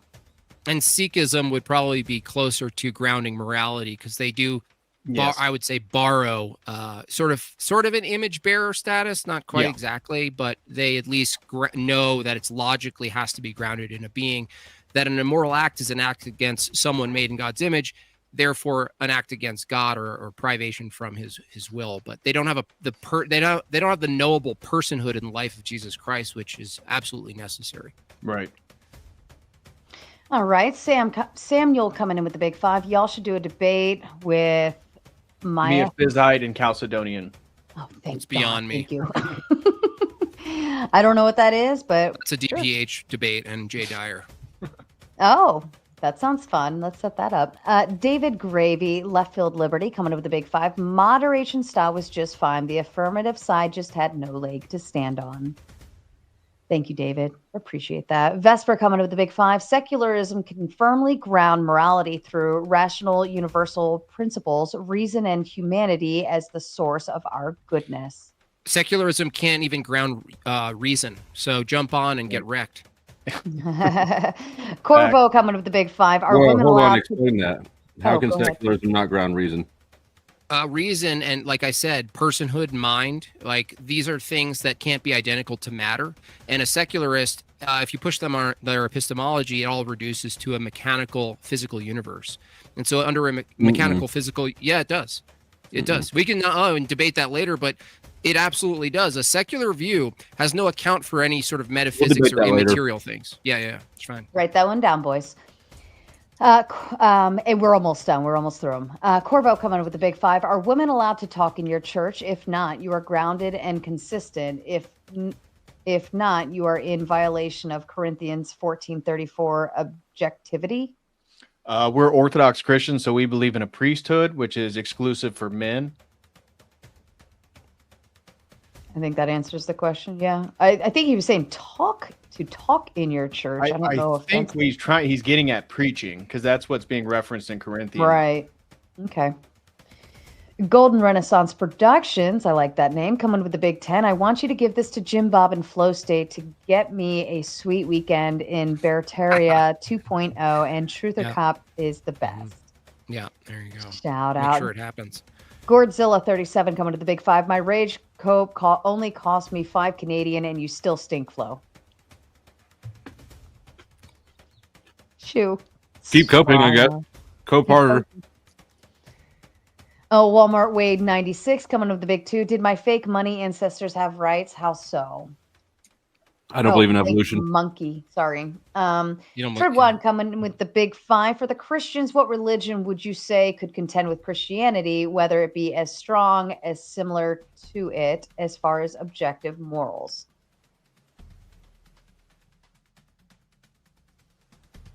I don't think it can, because it's a holistic thing. As far, like I mentioned before, if you're just taking one claim, like I mentioned, Sikhism, if it's just the claim that's similar, like that would be something I reference. But I think maybe DVH, you can take this. But it seems like we're talking about comparative full paradigms. So it's not like one aspect versus another. It has to be the whole thing. And there is nothing that can contend with Christianity in that regard. That would get into interreligious apologetics. And so the transcendental argument in its sort of rudimentary state is just arguing that a transcendent entity is the grounding for the transcendental objects. So another theistic religion, monotheistic religion or whatnot, could do that. However, once you start getting in, as Jim Bob's highlighting, the coherency of a paradigm, which obviously once we're dealing with religion, we're dealing with things that are beyond empirical investigation. Now we can use the coherency of the traditions and systems of thought and theology itself to demonstrate which one's more coherent. And so in that type of context, we as Christian apologists would pinpoint points, whether it be Islam or Judaism, where there seems to be internal contradictions that can't be resolved in their own paradigm. Thank you, gentlemen. Oh, did you have something to add? I was just hoping that Vesper comes on, because he's saying a lot of funny things that I love crushing. I don't see him in the backstage. You better jump on, Vesper, and not be all loud. I'll ban you if you don't jump on. Do you need a timer? There's a timer right there, 59 seconds. You don't call in to Raging Tomato, you get banned. He might have to wait.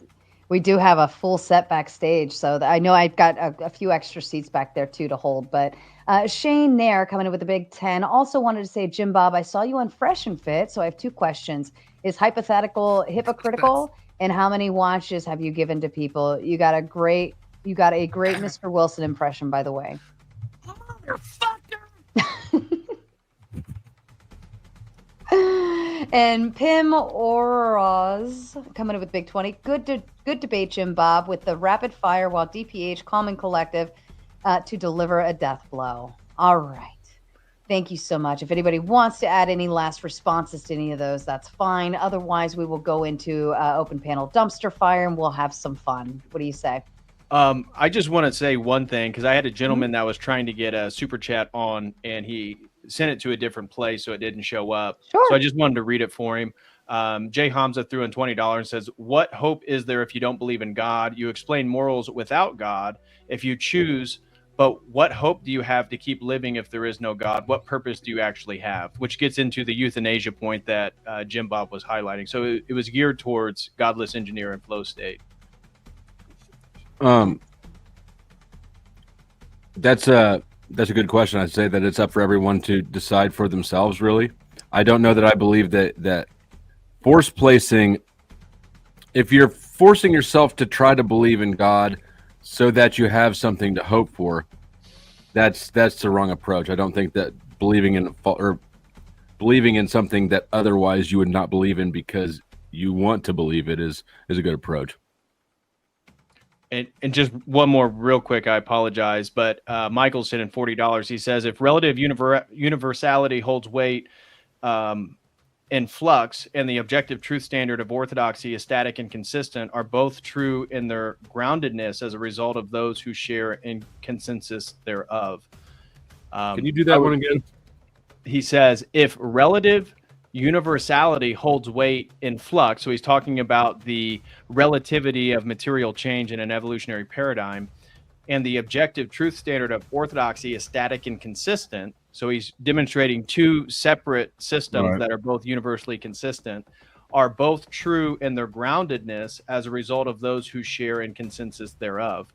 And I would argue no, because the point of a debate is making positive affirmative claims based on logic. So the whole point of a debate is highlighting logical fallacies And when somebody appeals to relativism, they've lost a debate because their point is just as equal as the other person's point, whether it be on truth or morality or anything like that. Because how can you win a debate if your opinion is just your opinion, and therefore my opinion is my opinion? They're of equal worth. So That's I would why say that the universality of Orthodox consistency is absolutely stronger than a universality of relativity. That's why I pointed out that if it's the case that our opponents say, yes, you can ground morality in ever-changing preference-based thoughts and opinions, if you could do that with morality, you should be able to do that with truth. Like, there's no reason why you wouldn't be able to do that with truth. But as Flow State said, well, you can't do that with truth. Truth is absolute and unchanging, but morality can be changing. Well, if it's grounding, you should be able to, by principle, ground truth in something that's just completely on the whim, the way they do morality. Just that's why truth and morality they're not interchangeable, but they're inseparable. You can't separate the two. And I would say that a grounding, the claim that orthodoxy is unchanging is a falsehood. So trying to ground your views on morality in a falsehood is going to always be the weaker grounding than even an arbitrary one that's grounded in reality. That's weaker than ever changing. That can change from 5 p.m. to 5:01. Really? You think orthodoxy is more changing than the view that you could change morality from 5 p.m. to 5:01? I think it is more unstable, given that it obviously has changed over time, but you deny that it has changed. Even if you granted it, which I don't, but I'll grant it for the sake of argument, 2,000 years, the same liturgy. If you go into any Orthodox parish on Sunday, you'll experience the same liturgy, same sacraments, same processes, same doctrine. By the way, listen, hold on. Same Christology, same eschatology, same Trinity doctrine. All of that's the same. And you're saying your view, which changes from 5 p.m. to 5:01 p.m., is more grounded than 2,000 years of constant practice. My view, personally, is fixed in negative rights. Your view, I don't know enough about orthodoxy to know whether or not what you say is true about how it's been unchanging for 2,000 years. However, given what I've seen about your claim as to God's law being fixed and unchanging, I'm skeptical. Let's put a pin in that one. Yep. Hold that thought. Yeah. What I'm going to do is we're going to go into open panel dumpster fire. Now, listen, I do have some people who are not cammed up backstage. That's okay, but I'm going to do an overlay. And once I get everybody on screen, if everybody could just be quiet for a moment so I can voice confirm with those who I feel like they're okay. Yeah, I see you, auditor. And to those who are backstage, it is full. So I think there might be the last two that joined who might still be hanging in the background until somebody drops. All right, let's get going. Yes, and I do want to extend my appreciation. I do think that Sarah has been an adequate moderator. I think that there's times where she needs to mind her own fucking business in this space, but she's been an adequate moderator, and I do appreciate her having me on her channel. Listen, I love you, the Raging Tomato, but I would kill myself doing more red pill debates, okay? The Raging Tomato, at least she is attempting, like, she's trying to be a comedian. You know, she's trying to be funny.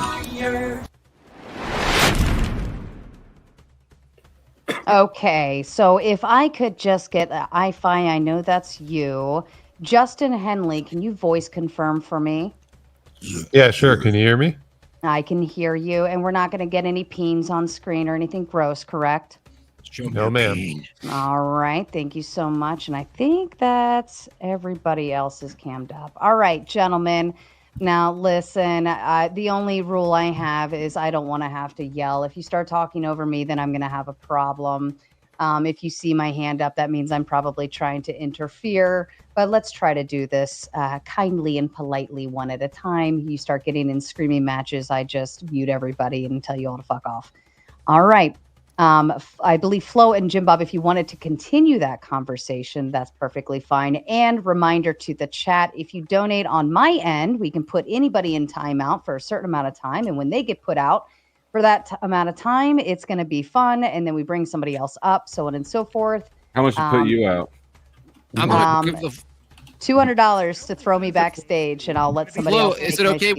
rules. Flo, is it okay we give the mics to the callers? We don't need to like. I'm good with that. Yeah. Are they just asking questions, kind of like the Crucible does, or is this like we an could, open? we could go that way. It's called open panel dumpster fire for a reason. Usually it starts off pretty cordial, and Here, I can help you with that. Jim Bob, the last you, time Joe Jim Cool, Bob- you're my little spoon. Flow State, you're a scum. Emperor Dave, you're cool, man. Screw the other guy over here, and I don't even know Justin, so I'm not going to judge him. Let's the callers tell who they think I'm Dave. debate. Let the callers say All who they right. think want to debate. All right, let's everybody shut up. I'm Oh, just gonna Blip say coming in it's with the big midnight. I know other 21. people are East Coast time, so I may peace out here after a little bit. That's just 'cause it's getting perfectly late here. fine. Okay. Oh, Blip 21 coming with the big 5 just to say nothing. I love you too. Jay Hamza coming with the big 5. You worship something. It's just your own God. Therefore, you actually hold a I'm guessing If you agnostic say view. so, I guess. Fair enough. All right, let's start with Joe Cool. Did you have any particular questions you wanted to ask or particular thoughts so far? I guess I could do either. I prefer to give my thoughts. I thought it was clear on the debate. I thought Flo carried it alone. The other guy was a deficit. It was clear they knew Flo carried it because they kept giving all the attention to the guy with the deficit. And also, I'm a fan of the argument. These guys were a fan of tactics. And like, for instance, if they'd avoid Flo's argument and Jim Bob in particular asks an endless line of questioning, drawing you away from the argument, that may please the crowd and what I perceived as a got you moment that may please the crowd, but I consider things like those a deficit, and we could start whenever we get a chance. I like to argue that the one that you guys was just talking about, that you change, that your stuff never changes, is grounded, it never changes. Flo said it great. You do a 180 and you rationalize it. There is some room there for that argument, but everything can't be, we were evolving over time. We were divulging stuff over time if we see a bunch of complete 180s occurring, which it seems like we'd have to discuss. Do you think you came from a monkey? Jim Bob, stop being so racist, dude. Jesus. So It was a pork This monkey. is an example of the endless line of questionings that you go into No, when you're listen, Joe Cool. secure or Listen, stop the something. But go poetry for a ahead. second. I get it. You should put saxophone music behind your little diatribes. But That the nonsense thing is, too. You Hold told on, a lot of Joe, that hold on, nonsense. Joe. It's a weakness. Joe, All Joe, right, you all asked right. a lot of It's stuff. rhetoric. Let him Sorry. respond. Sorry. rhetoric, tactics, debate, arguments, DPH and I did all of that today, right? So it wasn't just rhetoric. It wasn't just tactics. There's nothing wrong with tactics in a debate. Agreed. You attack the weakness. By the way, you pointing out correctly the weak link, I agree. And the tactic, from your own view, if you found out there was a weak link, I'd have why probably the hell, jumped. Joe Cool, would you not attack it? I'd have probably jumped him, man. Okay, good. High five. Now, High do you believe five. do you I'd believe you still came from a fought monkey, my though? argument, man. I wouldn't have ran from Flo, bro. I'd have fought them arguments, bro. Yeah, but the thing is, when someone says something changed, they have to figure out, first of all, in their view, they think in denominations. So I've obviously, David Patrick, Harry, and I did deny denominations, the validity of such a category. But if their approach is to say you're ever changing, you're changing, they're going to have to point to throughout church history inside the orthodoxy where this change occurs and to what magnitude we're talking about, right? So if you can't do that, and that's another debate. By the way, Joe, the debate isn't whether or not orthodoxy in your view of it and your limited conception changes. The question is whether or not we toss out God. Can secularism without God ground morality? Read it. I wish the argument would have stayed there too. I don't want to monopolize since you just opened up, but I love everything you just said. Yeah. All right. High five. High five. Yes, You with us? ma'am. I know you have thoughts. Present. Where do I begin? I was going to let everyone else go first, and then I'll jump in. I don't want Jim Bob to rage quit. I'll give him some time. There's a God. That just proves God exists. Dave T. Hey, that just converted me. I'm with it too. Well, actually, I do have a quick request before we get into it. Would DPH be able to get Jay Dyer for me and do an Ortho Bro special? Is that something you'd be interested in? Who's an Ortho Bro special? hi-fi. He's a, what are you, a solo script? I was on your panel before, DPH. Oh, You remember me. yeah. You know me. So, well, I couldn't see who was. Look at speaking him on to the panel. pretend to remember your It's ass. the seashell talk. Seashell. You're asking if I can get Dyer on with a panel with you and myself? Yeah, to do like an ortho bro special. I kind of feel like that would be a productive conversation. God, stop being such a pick me. Ask, but he's pretty busy, so you may want to reach out to him. Would you be interested in that, or I'd be open to it? Yeah. All right, we'll do it. We Please may love do it me. here on Tomato if you're interested in that. Would that sound like fun? What Man, what will is you the- send a fucking email? What's the prompt of the Seriously, Ortho this Bro could have been special, an though? It's mostly politics, but we can get into religion too if you guys. You want. will get I'm into game religion. for either. You will. All right, Dave, to you. Yeah. Okay. So first, I feel like DPH and Jim Bob had a huge advantage in this, as they're both coming from like a similar line of logic. Like theirs are gonna align, but Flow State and the other guy, they needed to get together before this and kind of come up with a cohesive plan, because I feel like you were both going for something different, and his attacks, his attempt to try to attack Christianity is really just what caused the downfall of your team. Yeah. Because like that wasn't even like what his challenge was. He didn't need to disprove Christianity's Very good. Correct. consistency or moral grounding. That was just He a also waste needed of to time and effort. Keep his composure together, and these two asshats. I was gonna say, Taylor, you're really good at not being provoked, right? You're so dead inside that it just doesn't affect you. Nothing here. This is the benefit of being an agnostic and having no God. But okay, my question though is to Jim Bob and DPH. Because I don't believe it was ever stated, what is your definition that you're going with for grounding? Like, what did they need to prove for grounding? Did they need it to be grounded to a physical object? Good question. I hear what you're Could it have saying. been a conceptual? Were you here for the opening, Dave, or no? Yeah, I missed the very, very opening, so maybe it was, but I feel like it got lost somewhere in the middle then. Okay. Because I didn't feel like they were going off of a ground. There was a grounding that was. I understand. I agree with Dave. So, if I was in their position, and that's what me and Jim Bob do, we kind of focus on internal critiques. Yeah. And if you're a naturalist or a materialist, there's only a few methods in which you can try to ground a universal morality. And utilitarian would actually been one of their better moves, because that's what utilitarianism is. It's trying to argue for universal standards based on only the use of reason.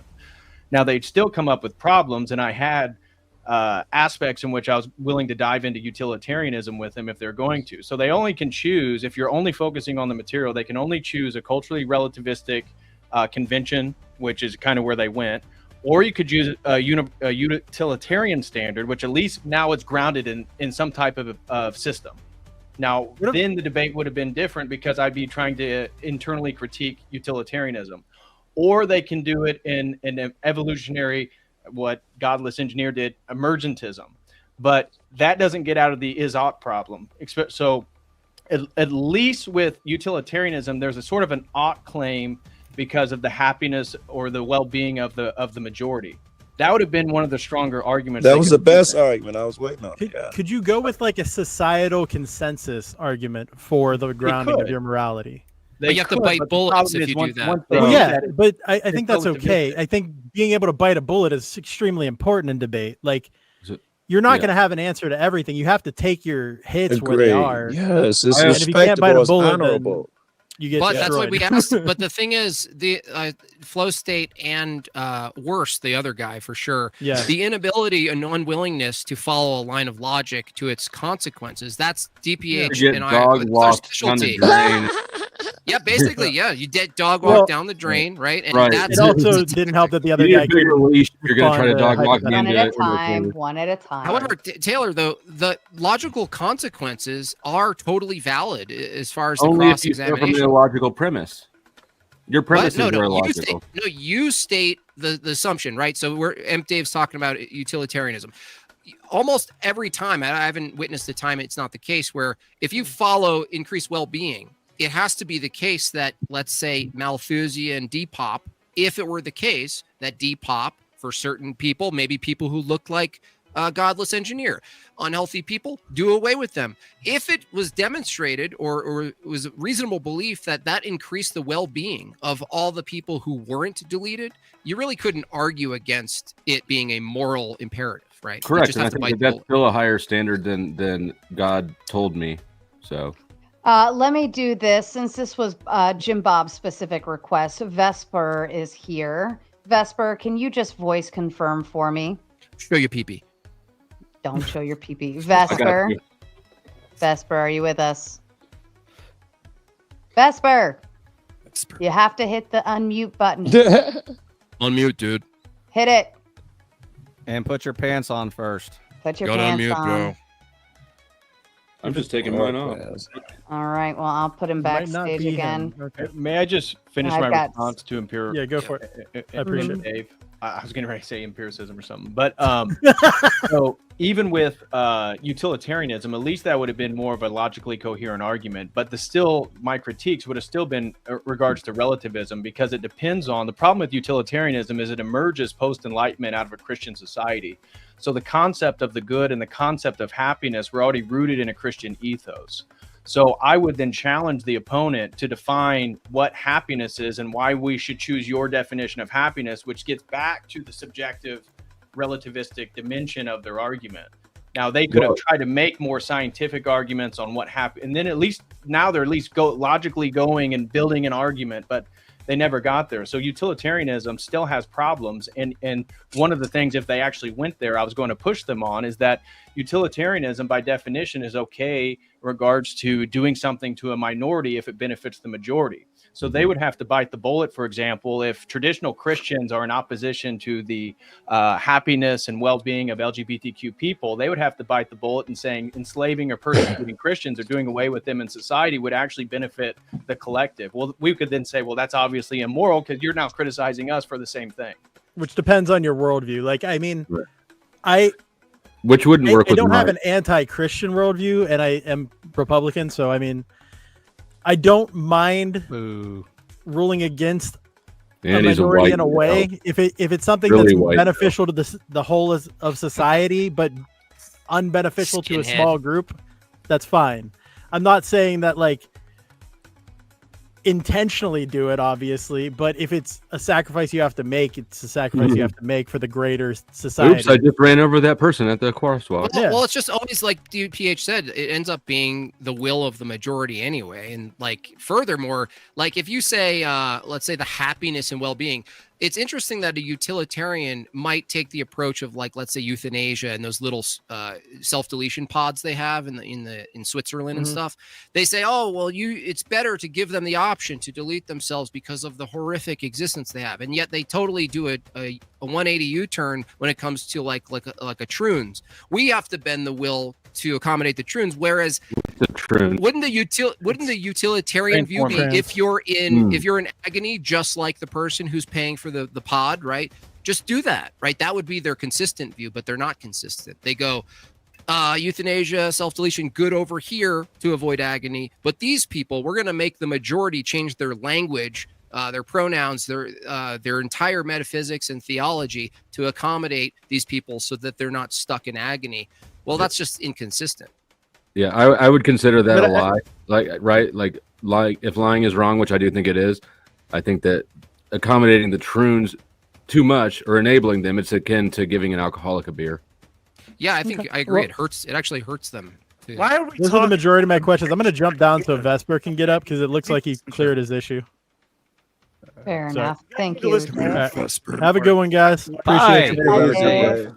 Good to see him. All right, let me try this one more. Oh wait, you got to stay on for this one. I don't think it would be right to prevent a troon who's an adult from trooning.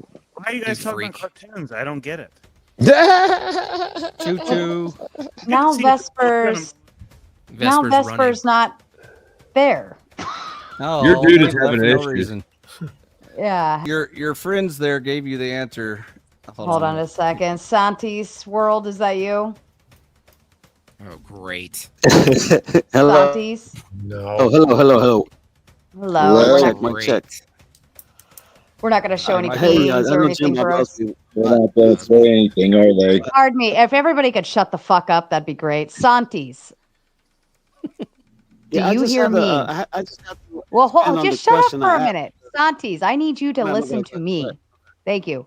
I just want to make sure you're confirming you're not going to show a penis or anything gross on the screen. I'm not. Okay. I see you. What about I his see you. face? What if we think his face is gross? It's subjective. Subjective. Bob's and vagine are okay, just no penis. Active. What if that was the Well, case? Jim Bob is in love with my face. That's fine. Okay, That's hold all I on, need to because know. we're going to Truth or Cop. It's now his turn. Thank you. Finally, I cannot believe you had these two fucking clowns up here, Jim Bob and Flow State, arguing and debating and some sort of fucking officials on some shit. These guys are fucking YouTube clowns. Okay, they're no different than me. Whatever you think that I am, the worst you can do to me right True. now. Are you saying clowns can't argue? It's even worse. Go. Are you saying clowns can't debate? Why is your Are you mic saying popping Are you in saying and out? clowns don't give a service to the world? Do they taste funny? Do you What's the matter with being a clown? It's weird. I'm still trying to fucking figure it out with you, Jim Bob. You look like a hacky sack that you look like a person that reincarnated as a hacky sack. Truther, it's trolls trolling trolls. Get it straight, dude. Look, we're superior trolls than you. Next. Is he a ginger too? He's ginger. He cannot even So talk. Flow State, they gave you the answer. Utilitarian's a good start. I would even go egalitarian. Also, I don't understand why you don't start Hold with up. something concrete. Truth or Cop, are you spazzing out like a tard? Man, you need to watch that shit. What is wrong with you? Okay, that was a total tartar moment. Please don't do that. Woman, here I am. Your microphone keeps cutting it out, and it really is starting to bother me. I might boot you if it keeps going. All right, go ahead, iFi. So Flow State, in the future, if you want to be serious about these things, I would start with like a Confucius type argument where clearly there's grounded morality without religion and or God, and then build your case Nature. from there. Yeah. But you didn't even try, which was kind of disappointing. I appreciate the advice and the intention, but I've stomped you at every debate we've ever had.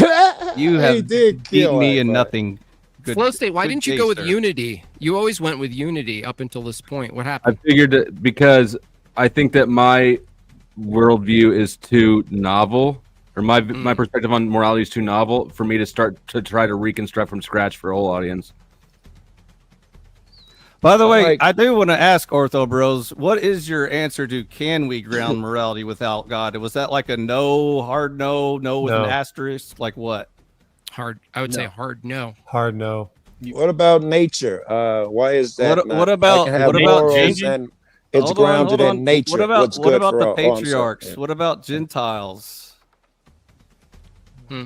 What about? That's not a full question. You got to ask a full question. with Okay, a big since boy. I gave Flo the answer, I'll go ahead and hit it with you. What did Confucius teach morality to his people?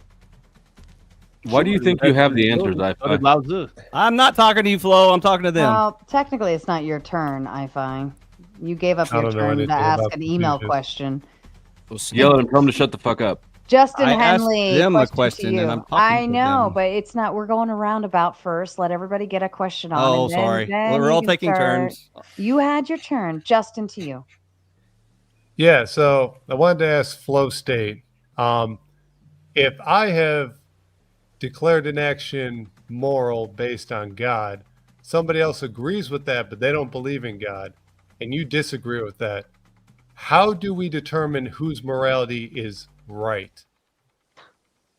So you declare something moral because of God, somebody who doesn't believe in God agrees with you, and then the third person doesn't agree and doesn't believe in God, who's right? Yeah. Yeah. Well, there isn't a way of sussing that out because it's a disagreement, right? Like there's not anything intrinsic in the paradigm that gives it an out. So your morality is no better than anybody else's because we have no way of measuring the value of the morality. you understand that your morality didn't win in that scenario either. I'm doing an internal critique of you right You're now. trying to, but it didn't work because in the paradigm you set up, It doesn't work because your religious reason also doesn't win the disagreement. So, morality is subjective, and we can just all make it up, and it doesn't matter. I mean, in your ending statement, you said you totally flubbed the history, example, but you're going to push forward with your conclusion anyways. You said in your conclusion, all of history shows us that you don't need God for morality. Does that include the people who acted immoral in history? Yes, there's immoral people in every society. No moral code has stopped. Cool. So history doesn't even show your conclusion, is what you're saying. Say again. So history doesn't even show your own conclusion. Are you suggesting that there was no immorality among the Israelites or among the early Christians? From your view, there point to the Bible and show you that they were immoral.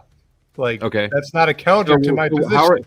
Again, the paradigms you're setting up to try to prove a point have fallen flat again. They would have had morality as well, right? They would have had morality as well, right? So, since he's such a Bible scholar, I heard him sniping during the debate. Did God ever punish the Israelites for breaking his commandments? He did. Oh, okay. So your conclusion falls flat again. What does that demonstrate? You notice how they're nodding? Do you ask me if God punished any other society that acted immorally? He totally did. The Midianites, Numbers 31, who your partner wanted to talk about. Yeah, which was a specific. I don't know enough about the Midianites. But I would say that every society, you can call it karma, you can call it God's punishment, you can call it whatever the fuck you want. Bad behavior begets bad outcomes, and I think that we can see that universally throughout humanity. Yeah, that's great politicking there. But let me just end with this. It's not politicking. The point of the debate was to ground morality. Just saying everybody has morality and has an opinion on it means absolutely nothing. You ground your morality. Go ahead. Okay, God's declarations there. God's declaration. Well, you know what? I read on the back of this Girl Scout cookies box, my morality. How is your book better than mine? So can you erase it and just change it based on your own whims? Oh my gosh. You can erase. You guys want to keep going? Notice how they're laughing because they get it. They're laughing because you're struggling. Do you know how many different versions of the Bible there are? How many? One. Thousands. There's thousands. Yeah, now you're just being ignorant on purpose. Are you appealing to Protestantism now? Yeah, I'm explaining that there are many, many versions of the Bible. If you deny that, I don't know what to do with you. Guys, do you want to save your boy? He's doing Anyone fine. Who attacks you equating Girl Scout cookie box. There's only one version of the Bible. It's fallacious to say. Let's say it's fallacious to say there's so many. Hold on. How many versions of the Bible are there? I'm telling you, it's fallacious to say there's so many versions of something. Like, we don't even grant that, but even if we did, it doesn't follow that there's so many versions, therefore none are true. That's not a logical. That wasn't the point I was making, but hold on. So you don't believe that there are multiple versions of the Bible? There's heterodox. There's thousands of them. Yeah. But I wouldn't agree that all of them are true. That's what I'm trying to explain to you. I didn't make that claim that they were all you don't true. care about truth or objectivity or anything. I do care about truth. I do care about truth. Thank you. You finally gave me a proper critique of my own position. Okay. You do this badly on Glenn Lawrence's show too. You're not. Somebody else want to help him? Truth, Flow State. What is your basis? Did anyone help me? Flow, just because there's revisions and translations doesn't mean there isn't an original source and message. We all agree. I never made that claim. Flow State, let me just shift gears for a second. Flow State, I heard you say something. Bad moral actions create bad moral outcomes. Would you do the moral thing if you knew it would probably create a bad outcome for you? Would you still do the moral thing out of principle, or would you only do what produces the outcome you prefer? Ask that question again. Would I do the moral? I say you said before in this little exchange that bad moral actions produce moral bad outcomes. I asked you, would you hold to a moral decision you found moral to do, even if you knew it produced a bad outcome? Would you still do the moral thing? I would think. I mean, the question suggests a misunderstanding of morality. No, listen, look, if someone held a gun to your head and there was a bunch of quote bad guys, right, and they said do X, right, something horrific, if you thought your outcome was favorable if you just listened to them, as some abhorrent thing you did to your dog or something, I don't have to get graphic, would you do the thing based on the outcome and call that a moral action because of the outcome, or would you not do the thing even though you would suffer for not complying with the outcome? I can't answer that without having more specifics. Do you mean like stealing is wrong, but if your family is hungry, would you steal? I think that, yeah, I think that you have to weigh the harm done under each scenario, because I consider inaction to be action. So if I don't do a thing, I still consider that doing the thing, if that makes sense. Could be. Truth or cop, I'm going to boot you, not because I don't like you, but your mic is absolutely not coming through. I saw you talking and I could very faintly hear Yeah, I it, didn't but know you were talking. Yeah, it's not going to work on a large panel right now. But fix your stuff and come back later or something. We'll see you Thanks around. for coming on. He can hear you. And then Vesper, if you can unmute yourself, you got this. It'd be funnier, Vesper, if you don't say anything. I know It'd you be can funnier. Everybody shut up, Vesper. Check, Talk check, to 1, me. 2. Oh All my right. God, it's him. And Vesper, we're not going to show anything we shouldn't be showing, correct? Oh my gosh, put that away. Vesper. There's no rules against showing your Shut taint. up, Vesper. What are we showing? No, you're not showing anything, correct? No. Doesn't hurt anyone. Doesn't hurt Okay. anyone. Just making sure. Thank you. All right, here's what we've been waiting for. So, you said atheists can't ground reason. Do you really talk like that? Yeah, I do. Oh boy. Well, while he's ahead. talking all wispy and whimsical, Blip 21 comes in. He says, "Oh wait, sorry, I missed one here. Nope, I didn't. Blip 21 coming with the 5. Tiring stream, but worth it. Everyone have a good night." I'm just getting And then warmed up. David Gravy coming with a big 5 goal. And Turquoise gifted 10 Church of Eternal Logos memberships. Congratulations to the lucky winners. And Justin Henley coming with the big 5. He sucks. I got to go to bed. Have a great night, night, champs. Listen, before David Patrick Harry, he's getting tired. He's got to go. Vesper, go ahead and produce your statement you did in the chat there about grounding morality in nature. Is that what you said? Universal or rational universal principles, reason, and humanity as the source of our goodness. What? So reasoning itself is good. Your own source of, That's how goodness is that's your how you own reasoning. ground morality from a secular. Wait. Okay. So can you tell me something that's wrong, that's objectively grounded in just your own reasoning? So rational, universal moral principles, right? They're established through reason, logic. I understand your assertion. I'm asking for an example. Name something that's So immoral. like harm principle, for example. Things that are harmful are generally bad, right? Yeah. Are they always bad or just generally bad? Generally. Are you whispering or talking? He's I'm talking. Goodness gracious. Look. Don't answer the question, bro. Don't answer. Name one Vesper. Name one I think thing. he's correct so far. Vesper, name one thing is objectively immoral and how you grounded that claim. X is immoral from reasoning, rationality, whatever else you're going to add in there, please. Unjust things are immoral due to the universal principle of justice. Name one instance or example that's immoral. Saying immoral things are immoral doesn't answer the question. I'm asking for a specific thing that you find immoral, that we all know what it means, the thing you're referencing. X You don't know what happening, injustice means? No, you're question begging. You're just assuming Give him an justice instance, is injustice. bro. Give him an example. Give me an example, dude. You don't act like you don't know what an example is. X is So like an immoral innocent because person going to prison. is The unjust. innocent right? person going in prison is unjust and is immoral because of what? Due to the principle of justice, moral principle. That doesn't ground the That's concept. a universal moral principle. Yeah, great. So it's unjust because it's unjust, but you can't tell me why, but Right. it is. Right. Okay. Good job. The only immoral You don't know person about why a person going to jail is the one who innocent took person him going to there. jail is unjust. What's that? What's that, Wispy? What do you got there? You don't understand why an innocent person going to prison is unjust. Why does your voice sound like a butterfly escaping? I think he's laying in bed talking like this. Look, Because he's too look, lazy to fucking sit up and have a conversation. Are we debating morality or how people sound? Well, it's rhetoric, okay? Ooh, said Like, that? totally, dude. Yeah. So look, I'm asking an action, right, that occurs, right? Tell me why it's immoral from just pure reasoning, other than just saying it's unjust because it's unjust. That doesn't tell us. That's just a tautology. It's wrong maybe- because it's wrong. Because it hurts someone, I think, is the answer. Better Is that answer. it? I would love it.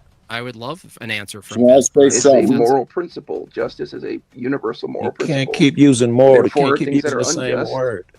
are immoral. You're sorry. not saying anything. You Circular deserve reasoning, that man. voice. You I deserve am that I want to know voice. what the definition of a moral is. That's what I want to know. Yeah, right? That's what we want to know. Does anybody have any questions Things for me? I'm people gonna hop ought in. to do is DPH, morality. I actually saved this guy for you, DPH. I'm sorry Quite about simple. the I don't letdown. understand why you don't get it. It's simple that A equals A because it does, and you just don't have to say anything else. So, like, you don't understand what morality is to begin with. Oh, wow. That's another great Nobody argument. does. So I'm, Morality is based upon principles. DPH, whenever we get a chance, I got a question for you. Are there such Alright, a thing as Principles moral make the facts, distinction between Vesper? good and bad or right and wrong behavior. Justice being a principle, unjust things are immoral. who determines what's just and unjust, please, sir? Logic, reason. No, who? Judges. Logic is a tool. No, tool. Logic is a tool. Okay, which judges decide what's just and unjust? Like, why are you shifting the goalpost? What do you mean? You just said unjust, right, is unfair and immoral. I just ask you, how do you determine what's unjust? You said logic and judges. Wouldn't it be everybody's moral responsibility to figure that out for themselves? Right. It's an individual thing. All judges, or just two judges, or one judge? I will point out that if you have to use logic and reason, this would be the individual who's up to using that as a tool, right? I will point out that I'm the judge, and there's almost 900 of you watching. And if you haven't hit the like, subscribe, and share button, you are wrong. What was DPH? You want to ask him one more question before you go to bed? This guy, just to really. What was our peak number? Set in his 1,500. His Well, somebody already highlighted him. Keep saying morality and justice without defining and grounding it in something universal is just circular reasoning. Saying the same word over and over doesn't justify it. Saying universal over and over again doesn't make it true. DPH, I want you to break down an argument for me. You named some things that you had ready-made counter arguments to, which I thought was great. And I'm assuming that the one I'm going to talk about, which is nature, falls in your list somewhere.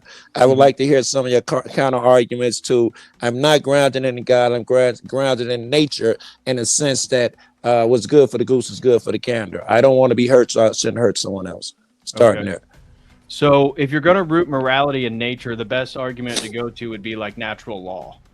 Yeah. And okay. so like flow states appeal to transformers as violating sort of a natural law that would abide. The problem with the debate, where we would go if they went that way, is if they're just appealing to nature, and if they are materialists, well, then they're screwed, because in their own worldview, materiality is constantly changing in an evolutionary process.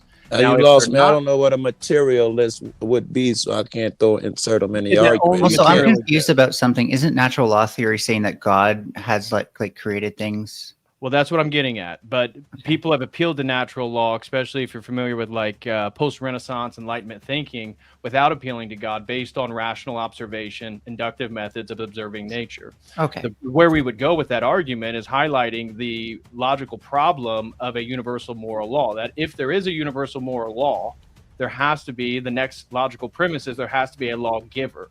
which then brings in the question of a transcendental. Really? Why they can't do goose for the gander? I don't want to hurt anyone else because I don't want to hurt me. Why does But God some have people want to hurt play? people in nature, though. Like if you can get what you want by cause and effect in nature, you can't really say it's wrong because the goose wants what it wants, right? So nature unfolding, as DPH is saying, like there's nothing in nature, in materiality, that tells you you're ought. So you're left saying it is what it is. By Whatever nature, unfolds is right.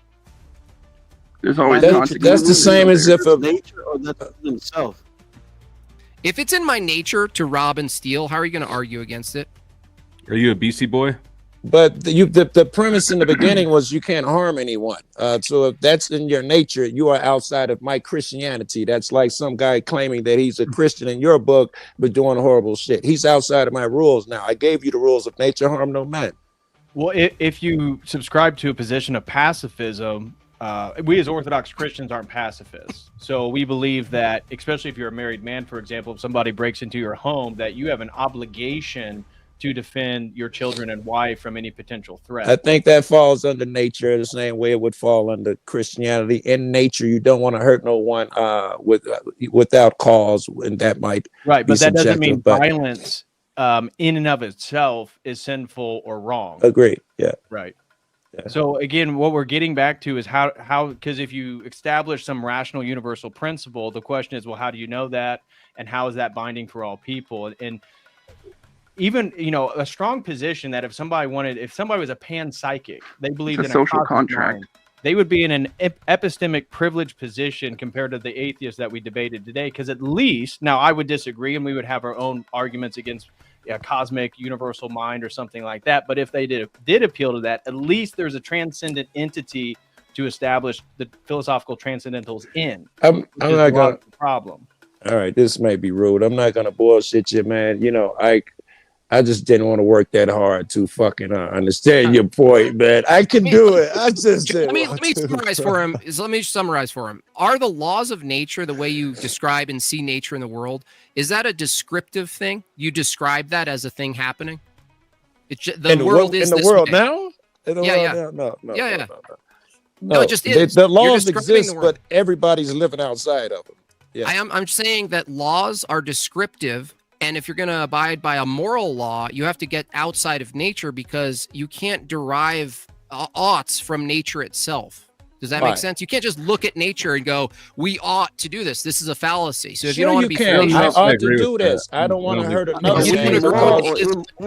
You don't agree with the is ought problem? Okay, I don't great. agree that it needs to be transcendental. I think that it needs to be. It's not tangible. But that doesn't necessitate it be the term moral itself is. Let me just respond real quick, and I'll wrap up here. But if you believe in something that's transcendental, you have a problem if you believe in Big Bang cosmology and macroevolutionary theory, because everything is changing. So how can there be non-physical things that are not changing in a meaningless universe that is physically changing? I would agree with that paradigm, and I wouldn't even argue with it because those don't represent my view. Well, I'm not saying it does, but I'm saying if it branches off with other things that you said, and I'm not saying this is your full opinion, but if you were to make that position, you see how the transcendental objects of philosophy have to be rooted in something. They have to have some type of. They're not found in nature, right? Exists creation itself. Well, they are found in nature. They're an expression of our understanding, right? Like logic is the easiest example. Logic is sort of self-defined, right? No self-contradictions, for instance. It's almost mathematical logical reasoning. If this and not that. I would say that there's like also ethical theories that, you know, are grounded because what they do is they look at various moral things and then they say, well, when does this become applicable? And that's the most important thing, is that I personally don't believe like any singular moral philosophy is right or wrong. Wait, I don't understand. What do you mean there are moral things? That's super ambiguous. I guess I'm trying to say different moral codes that people can live by. And you're saying the universality, near universality of how humans code behavior is similar across time? Are you saying something like that? I thought he was saying it's subjective. I heard something different. Yeah, so ethics would be like, okay, so we have this moral toolbox, all these different tools we can do. How would we apply them in different scenarios? Because I think that various moral positions can be true around any given subject, depending on what that subject is. But that sounds like Subjective. relativism. Yeah, it sounds like there's nothing. Calling it moral is kind of useless. You should just, if you're going to argue that, there's no use in saying the word moral. Like you can separate ethics and say ethics is merely what a certain context group of people determine through whatever arbitrary goals is appropriate behavior or not, and you can punish can't the just inappropriate. co-opt words, tyrant Bob. What do you? No. There is Like a a distinction social between contract. ethics and morality for sure. What is like the morality. distinction? Well, The distinction, if there was only ethics, then you could just change all of it. Now, if you're saying there's morality being the purpose of this debate, if morality exists, it would exist. It would be invariant. It wouldn't be based on ethics. Ethics could be informed by morality, but you could have ethics that you just kind of at a whim just determine. So ethics are variable, and you're still claiming morality is not. But that's the distinction between ethics and morality. I think they're synonymous. Morality would have to be. Morality would be. So this comes into the idea of metacognition. Are you trying to exit, David? Yeah. Okay, I let's was just allow gonna say, David thanks for to hosting exit. me in the debate. God bless Jim Bob and the family, and God God bless bless you. everybody that has joined and participated in the debate. Appreciate Thanks, you all. DPH. Nice All job. Do you want me to- Hey, do you want me How to- come Jim Bob gets a special for a band second. name? If God you're bless. seriously interested, tell Sarah where and when. I'll be happy to meet up with you. All right. Listen, We know you want me- I-Fi. Could you shut up? David, would you like me to disconnect your channel on my end? I yeah. can leave it up. Are It's you up to concerned No, about go ahead I-Fi and disconnect following you it. home? All right. Thank you, guys. God bless. Thank you. Oh, before he left, I wanted to tell him one more thing. Jim, No, next you time be you any more creepy? can I talk for 2 seconds? Yes. Jim, next time you talk to DPH, remind him that y'all need to properly define nature when you're having these discussions. Because Nature, like physical nature, or exactly. You see, you human didn't even nature. clarify it, and y'all were just using that word back and forth for like the past 10 minutes, and you didn't Oh, Like it clarify made you angry because- too. context. well, Cool Joe brought up nature, right? So I mean, Yeah, I brought it up.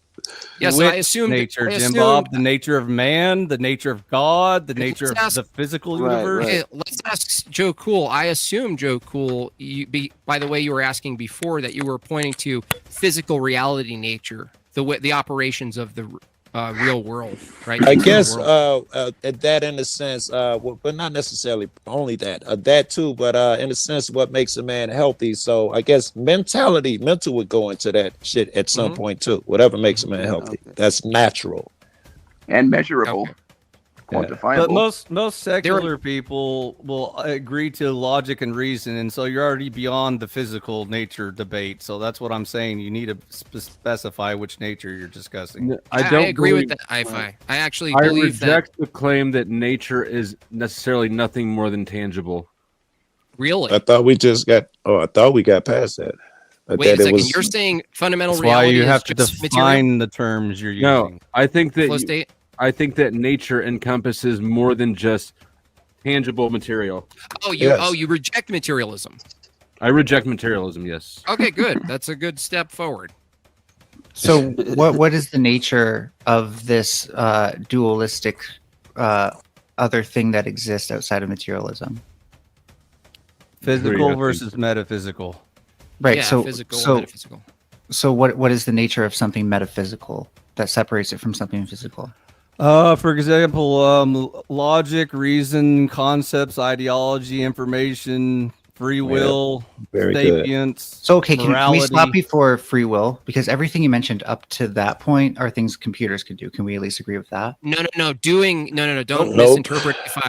Laws of Computers can't thought. do any of Yeah, those. Hold on, he's one at a not. By the time. way, the laws of thought can be used. The laws of logic can be used in computers, but IFI is pointing to the ontology of the law of identity is not found in the computer as a material object. He's pointing to the distinction that even the external world, before minds can evaluate, the laws of thought, the three classical laws, law of identity, non-contradiction, excluded middle, are in effect, and yet they're not identical to objects. So what Ifi is saying, I think it was Ifi who was talking, he's actually making a necessary thing you can't actually disagree with, is that the laws of logic, which are conceptual, are somehow in effect have an ontology that's not identical to nature, that precedes our minds.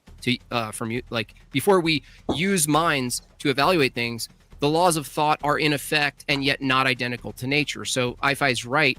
The category distinction is there. Now, from our perspective, I disagree with Ifi's overall theology. We would probably agree that these concepts are mind dependent and point to an invariant mind or an absolute mind. They're not grounded in rocks. What specifically do you disagree with? With you? Yes. I forget what we debated about. I think you're sort of like it's read usually the Bible on your own. politics. Is it? I forget. It doesn't matter. In this, you don't like liberty and freedom. You like I just want to no. fight now. What I like is irrelevant to what's morally good. So liking liberty and freedom it doesn't really matter what. And you people called like. my moral politics retarded, which shows how retarded you are. You just say liberty itself isn't the highest virtue, and you take a libertarian putz position. Well, save it for the Ortho Bro special. Tell you're gonna DPH get eaten Jay alive. Dyer. We'll do it on Sarah's We're channel. gonna eat you with a dull spoon. So Ifi, with free will, how do you know you have free will? Tell me to do something. Touch your nose. No. Fuck you. Fall in love with David Patrick Henry. There you go. Free will proven. So you've proven that you're free from determinism of externalities, but you haven't proven that there isn't determinism in your own mind. You could even try and argue that there's a bunch of chemicals in my brain that's going to force me to touch my nose, and I'd still say fuck you, no. And No, I'm saying the chemicals in your brain forced you to not touch your nose there and made the decision well before you thought. Okay, then I just touched my nose, so now it's proved you wrong again. How about this now one? what? In both cases, you're following it. Don't think Furby, about your it. question is let's not be kids, guys. Furby, your Whatever question you do, is don't think about the self-refuting. elephant. Furby, your Use your free will to question do is that. self-refuting. You niggas. Vesper, Sorry. like you, Joe. You guys are going.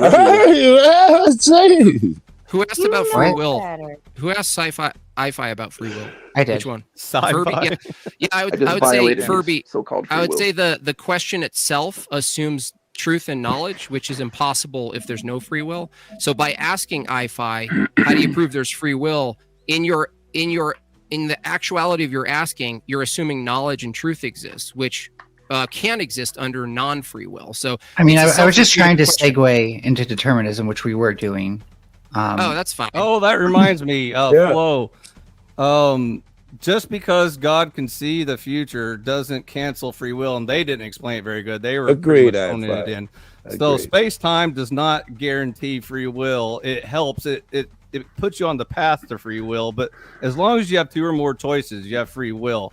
So just because God knows the conclusion, a then there's smarter, just because a higher power can see your future and see what your free will choices are, doesn't mean you didn't have free will. So are you saying like let me just ask? May I ask something? Are you saying that like when you're walking next to like a coffee shop or something, you smell coffee, and you go from not wanting to have a coffee to wanting to have a coffee, that you do or don't have free will there? Because it sounds like you're saying if something can't influence you, that's proof of free will, but things do influence us, right?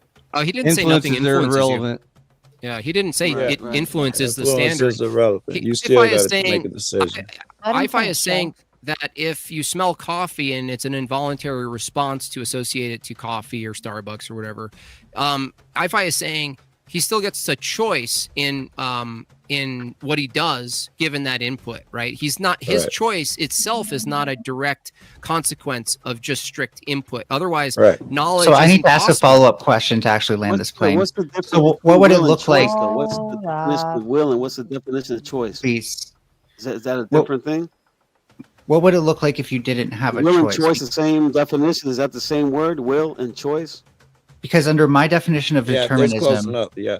Under my free definition, will equals two or more choices. That's the definition of free will. No, but you can also have a definition of determinism that has choices. Is that what you're saying? And Okay, Vesper, do you have a delay or something? Because you keep interrupting a lot. If you could at least wait until people are finishing what they're saying, and same to I don't know what everybody happened. else. But yeah, just be mindful of that because it starts to sound like blubber in everybody's ears and it gets obnoxious. Go ahead. So under determinism, I can also say that there are choices, and just that we have the perception of making those choices, but it happens so fast that we don't realize that it's happening after our brain's already made the decision. But you'd have to back that argument up. You can't just make the statement. Hold on. Let me cross-examine that for a second. That statement itself, did you have a choice to coming to that as a truth claim or not? Having a choice is to coming to a truth claim, like I'm an empiricist. That you just made. Yeah, no. Listen, state the determinist claim again. I'll show you. Say it again. So under determinism, there can still be choices. What we're saying is that there's an illusion of choice. Okay, great. Stop there. Were you determined to think there was an illusion of choice, or did you evaluate and come to that through reasoning and will? Why can't it be both? Like Well, my thing if is it's like the- I Hold on, I'll evaluated tell you. it. I evaluated it, but no, dude, hold on a second. To say you evaluated it means that you aren't at the pure effect of whatever the evaluation is given by That's not true. by the laws. Yeah, it is. Look, you're not looking at the consequences of this position. we'd If agree that a you- computer evaluates something, right? No, we code a computer to evaluate. That means that actually rejects your position of determinism. Why? So an Because alg- we can hold an on. alg- We an can- arithmetic logic unit, though. Dude, shush for a second. We can code a computer or a calculator to produce false outcomes. Correct? No, the arithmetic logic unit in a computer is something called a sequential What's the will? logic. What was the will for And the so computer, though? when What you was the put- will of it? Insane. You let me can't explain. produce- Let me explain, please. So the arithmetic logic unit in a computer does not require coding. You put two numbers in it, and it evaluates the product of those two numbers It doesn't automatically. evaluate. No, it doesn't evaluate. It completes. It executes commands. That's why I asked you. No, it's can not you code executing a- commands. Dude, listen. right. Can I code a calculator to spit out boobs as the answer to every single input? Yes or no? God, Can I code hope it to so. Would it Can I be do it? Would it be taking those inputs and deterministically creating answer outputs? is- The answer is yes. Dude, motherfucker. the answer is yes. Thank you, Cool Joe. Oh my And that God. would be a Sophists- deterministic process. That's a Why are deterministic process that determinists you just always did. sophists? Always. Look, no, listen, it's not determined. Why? Because if someone produces a calculator that only spits out boobs as the answer to every single input, every single one, and you look at that, you can determine whether or not that's accurate or not because we have a mind that can freely investigate and evaluate. Now, if you're turning us into the calculator doesn't know if it's spitting boobs is correct or not. The human does. Now, if we're the calculator, under your view, you don't know whether your outputs are correct or not because whatever you output is determined physically by the laws of physics, neurology, and etc. You have no access to truth under determinism. That's not necessarily true. So there is It something. is true. There is something called feedback control in systems where you correct your inputs based on the error from Systems the built output. by men, dude. And systems in built humans, by this can be a minds- deterministic thing too, where we're using what's known as metacognition and error correction in tandem. Do you know? You're appealing to the thing that I just proved is distinct from the human. By the way, you just said we can look at systems. What are systems built by? Who builds systems? Well, they started in nature, but then humans started making them. Obama. Yeah, so Obama built them. He didn't build it. systems are built by human minds. No, right? well, they And so- started in nature, actually, natural systems. I love it, bro. The nature calculator argument. start- a We evolved calculator to started. determine Which truth from nature? falsehood. No, A no. So, like, calculator have you ever started heard in of an nature? ecosystem? Have you ever heard of an ecosystem before? Is an ecosystem evaluating or just reacting to stimuli? In some ways, it is evaluating certain Irrelevant. things. So, like when you look at Okay. the predator-prey models, that you could call that a mathematical model, for example, an evaluation. It like Oh, really? you said that arithmetic couldn't be evaluation, but when we say on a test like evaluate 3 + 4, we're saying find us the answer to I that. didn't say that. That's a lie, right? Okay. I said calculator follows commands and executes commands because it's programmed to. I didn't say the arithmetic logic unit does not receive commands. It literally just takes 2 inputs and procedurally. I could creates the program a output. calculator to say 2 + 2 = 5. I give him right. that calculator, and now it's functioning its duties, and we know it's That's incorrect. right. That's right. Yeah, There's Joe more Cool inputs knows. than just human. And so how we would do keyboards. this in computer systems is we would have like 4 different computers, right? We'd all have them run the same code, and if any Kirby, of them gives an error, Kirby, I think you're missing the point, though. time. You're going like way beyond the scope of what he's trying to say. He's giving you a basic concept of I can program this computer to do X, Y, and Z. Whether it's do right or false wrong things. doesn't matter, right? But that's what takes away the free will of the computer because Yeah, it the doesn't. human is still controlling it. That is the Also- point. You're going into tech nerd shit that's beyond that. You're There's- overthinking it. Yeah. But I could say the same thing like. Also, But real this quick is to answer your question the- earlier. You asked, you said what that would the be calculator can't error elimination of correct free will? itself. And here's If the it's thing. programmed If it's to- programmed, okay, let me back So what if up. we're programmed? What if look at cults and indoctrination? Let's sorry, may I? Stop. All I would right, like to when finish. talk- I would like no, to finish, please. You don't need to finish. I don't get to talk a Oh. lot, and I'm going to take my opportunity. You can still program it to self-correct even after you program it to do 4 + 4 = 22. Still Like program it's it. still a part of programming, right? That Yep. self-correction doesn't just magically happen on its own. It's Right. programmed by a human to Can do you so. agree that a human Therefore- did that so we can Shut move up, on? Joe, I have one rule. Therefore, now it's still removed the concept of the free will to the computer. You're way off base. You're going off topic down a totally different dimension of another world when you're getting away from the basic talking point that Jim Bob's trying to get to, and it's just the mere idea that the free will concept and the programming of the computer. Okay, yield. There's So a Also, distinction. Holy Fox, shit. earlier you asked the How does that question not is compute? when would we not be You're having still free wrong, will? but It's when whatever. you only have one choice, or Yeah, in they other are. words, when you are programmed to have one outcome. That's the absence of free will. Also, concerning your computer nerd stuff, Respond the to the illusion of free will curriculum. includes random numbers. So telling a computer to pick a random number is not free will. That's the illusion of free will. It's not for even dumb random, humans. right? Never even brought Joe, that up. it's not even random, right? Really, it's not. Do you actually pick a random number? right? Yeah, I don't know. It's if they actually can not do random. It's a It's very random. complicated math equation. It's really boring, but it's not random and Sure. it's not free will. No, Furby, you said you're just wrong, right? You said that just like 20 seconds ago, right? Well, because you haven't done anything to refute the fact. Asking that- you a question. Did you say you're so wrong, right? Yes or no? So you're wrong on the fact that just I because asked you a yes or we no question. perceive Dude, choice- you're almost proving determinism because your output is automatic. I asked you a simple yes or no question. You said you're just wrong, right? Okay, I'm asking you a question. If you said you're just wrong, right? I'm asking you under your view that you're defending. Were you determined to think I was just wrong, or do you know I'm actually wrong because you evaluated it? Can you say all of that again, please? If you said you're just wrong, and under your view, you were completely determined to think and say that, do you know that I'm just wrong, or are you just determined to think that because your computing system is predetermined? Yeah, no, I'd say I'm determined. Okay, so you don't know if I'm just wrong. You're just determined to think that, right? And no, I don't know anything any more than you know anything. But here's the So thing: you're is I do determined- believe that metacognition. I do believe Okay, that hold on, metacognition. stay May I focused. please? May I please? No, stay focused. No, you're you trying are to control the determined. conversation. I No, do I'm have things controlling. I'd like No, to I'm say not as well. trying. please. I am controlling the conversation because the consequences of your view is absurdity because nothing can be known, including your statements right now. You're just determined a mechanism unfolding, saying things that you have no Okay. control over, right? That's all that's happening from your view. You How can't does have truth under determinism that view. I'm actually a knowledge. soft determinist, So- just to be clear, not a hard determinist. So some of that doesn't actually apply to me, but I'll go with it as Okay. if it does. Well, And I'm here's- determined to read this super chat. The Trib one comes in with a big 2. We will never know if it's predetermined or not. Thank you, Trib. We appreciate you. Back to you. So if I Why can't it be a mixture of both?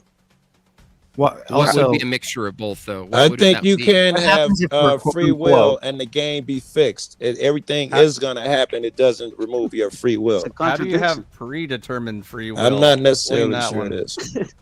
How does Maybe there's determinism certain preclude things the you ability get to have confused. One At a time, please. I miss the days when we would start a question with someone's name, so we were actually directing the question at somebody instead of just That like would be shouting into helpful. the void. That would be helpful. Welcome to Open Panel Dumpster Fire. I saw a break in the conversation, so I jumped in. With angry mommy that doesn't like other people talking over her. One rule. It's one rule. One rule. Jimbo, can I ask One you rule. real quick? Can I ask- Don't make can I me ask bitch Jimbo a slap you. question, Cool. please? What's up, Joe? Cool. Also, before y'all go down the rabbit hole, let me go ahead and kill it. Adding constraints to free will does not negate free will, so don't start that Agreed. bullshit either. Agreed. Okay, I have a question. So, but you agree that we can constrain free will. As long as you have 2 or more choices, you have free will. Period. The definition. Is making someone brain dead constrain their free will? No, their capability. Well, doesn't seem like Capability and free will aren't the same. They have limited free will. They can in their mind do all the free will they want, but they can't act it out in the physical world. So It's a it's capability. irrelevant. Yeah, exactly. So what about? Please don't lobotomize anyone. So this reminds me a lot of the Plato's theater thing, where on one hand, like we get our limited perspective of our own inner workings, and we're seeing everything from, like we're seeing the puppet show that we're meant to see. Have you considered working for NPR? And then there's really what's going on behind the Are you curtain, Ira Glass? Are you actually Ira Glass? which is that it's beneficial for us to perceive ourselves as having free will, because then we act as moral agents, and by acting as moral agents, we can build hierarchies. I'm more righteous than you, therefore you should listen to me. We could give you that it's that's beneficial. Yeah, we could give you that it's beneficial. It doesn't change the fact that it's free will. Well, no, I'm saying the illusion of free will is what would be beneficial. Why is the illusion of free will possible, but you coming to conclusion isn't also an illusion? Please tell me. Sorry, can you ask that again? How is it that you're placing free will is in a potential illusory state, but your own evaluations about truth claims are not illusory? Well, no, that's my problem, is that we have a very hard time outside of empiricism from evaluating our sensory information and making truth claims out of it. And empiricism isn't enough to actually test for free will. That's correct. So you have to reject empiricism as the ultimate foundation. No, I don't. Yeah, no, he's right. I You don't. do have to reject No, I don't. You just give me the reason why you I'm should not reject taking it. free will for granted. I'm just a soft determinist. I'll give you a It reason just- why you should reject it, because Enslaved by Truth sends in the boobs with the big Nice. 2. Boobs. And sincere hypocrite comes with a big 5. Here's some money for tard wrangling and managing this conversation. It does get hard sometimes. OPC Don with the kind reminder. Thank you for the 2. Everyone, please support the Bratty Tomato Fund. Thank you. And Enslaved by Truth, if he didn't say it once, he said it twice. Boobs. All right, last question for me. I got to wrap it No, up. I actually have a question for Hey, you. Jim Bob, listen, before you go. empiricism gives So us who created morals? Was it created by Christians or was it created by the godless people? Who created morals? Or who made up What? morals? No, what morality is Who made up grounded in that God. morality? I just told you. God. God did, reject that Santis. we created anything. God. That morals, if morals exist, if you think morals exist, they necessarily are grounded in an uncreated being, just like truth is. So they're not a creation. Now, if you think they're a creation, you don't call them morals. You just call them sort of like temporal preferences of the times. There's no reason to use the term morality in that sense. You just might as well bite the bullet and say, these are preferences, majority rules. We're gonna try to use persuasion to say X is okay. If we get enough agreement, it's okay. That's all it is. So, Jim Bob, we have why'd you say questions it for ain't you. really So the let's try to feelings part of it. What? I said it was Sorry, feelings. Santis? You think I morals said are it was feelings? feelings. So why did you say you didn't see it as feelings? Because feelings Because are if they not change-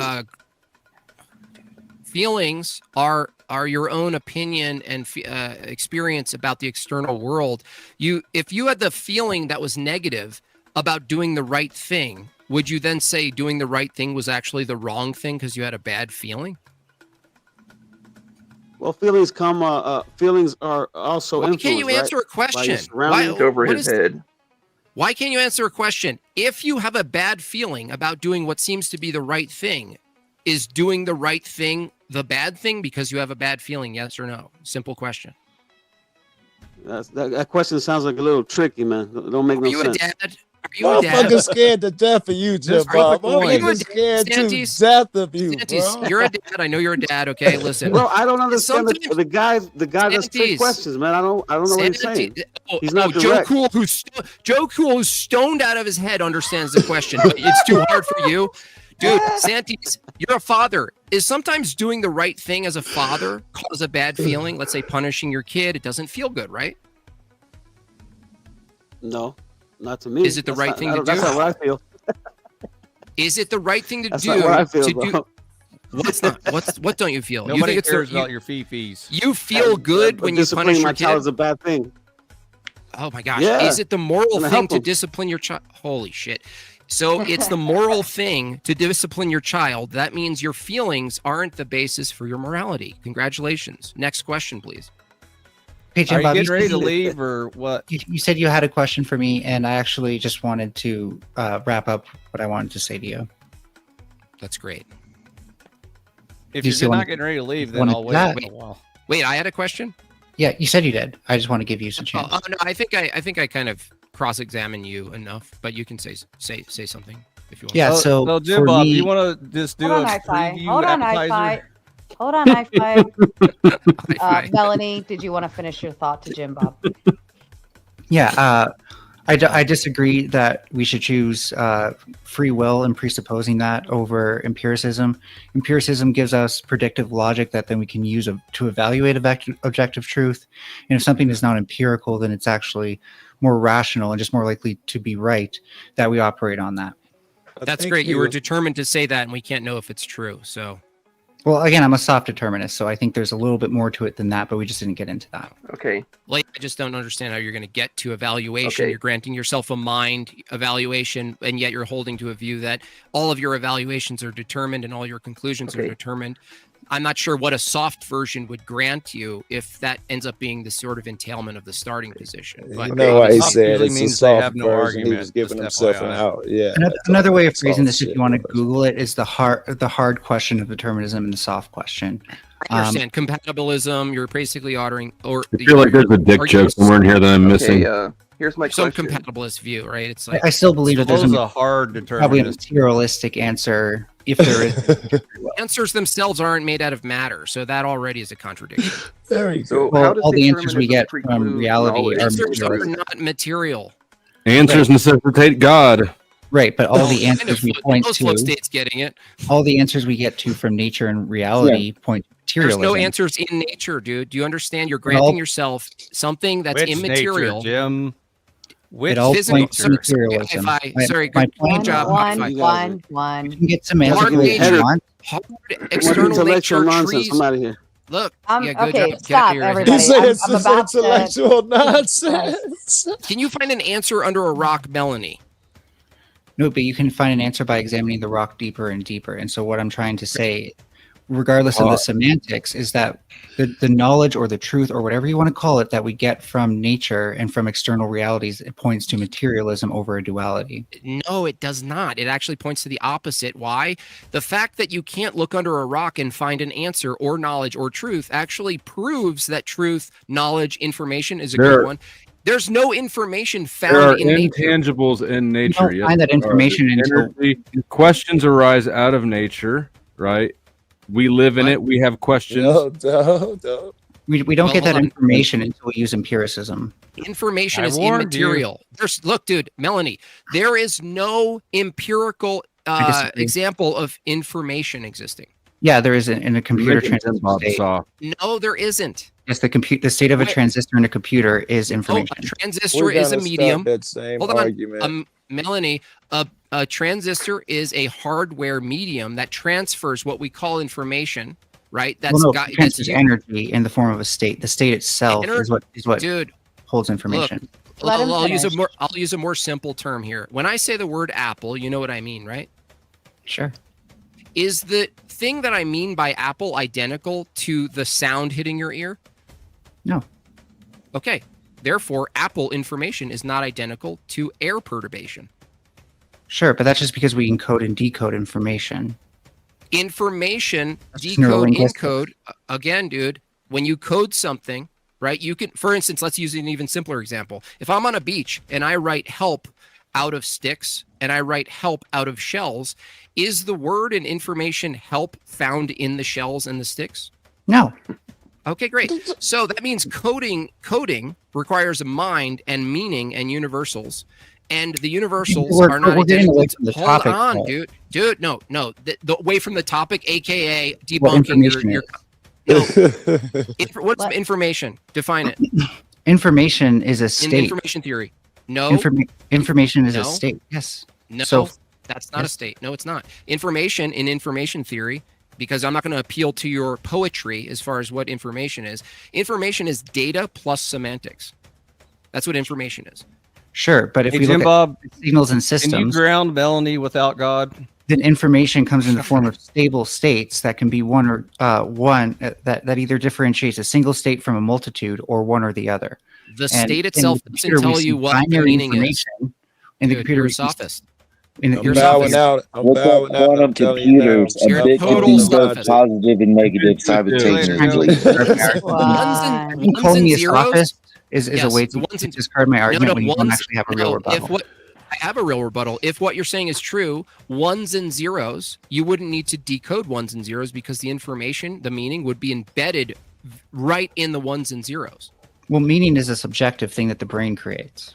So then, Thinking is about how long information Jim then? Bob and Melanie could go back and forth No. makes me think that I could kill myself.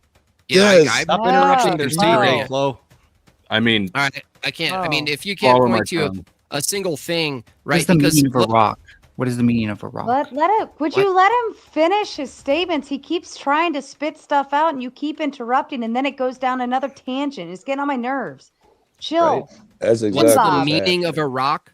Rock is a term, is a universal term we assign to the collective of particular rocks. It's a category. Rock is a universal category. The meaning rock is actually assigned to the material, and the term rock is found nowhere in the rock itself. It's something that we use to basically overlay our Describe. reality. If that's So the case, neurolinguistics.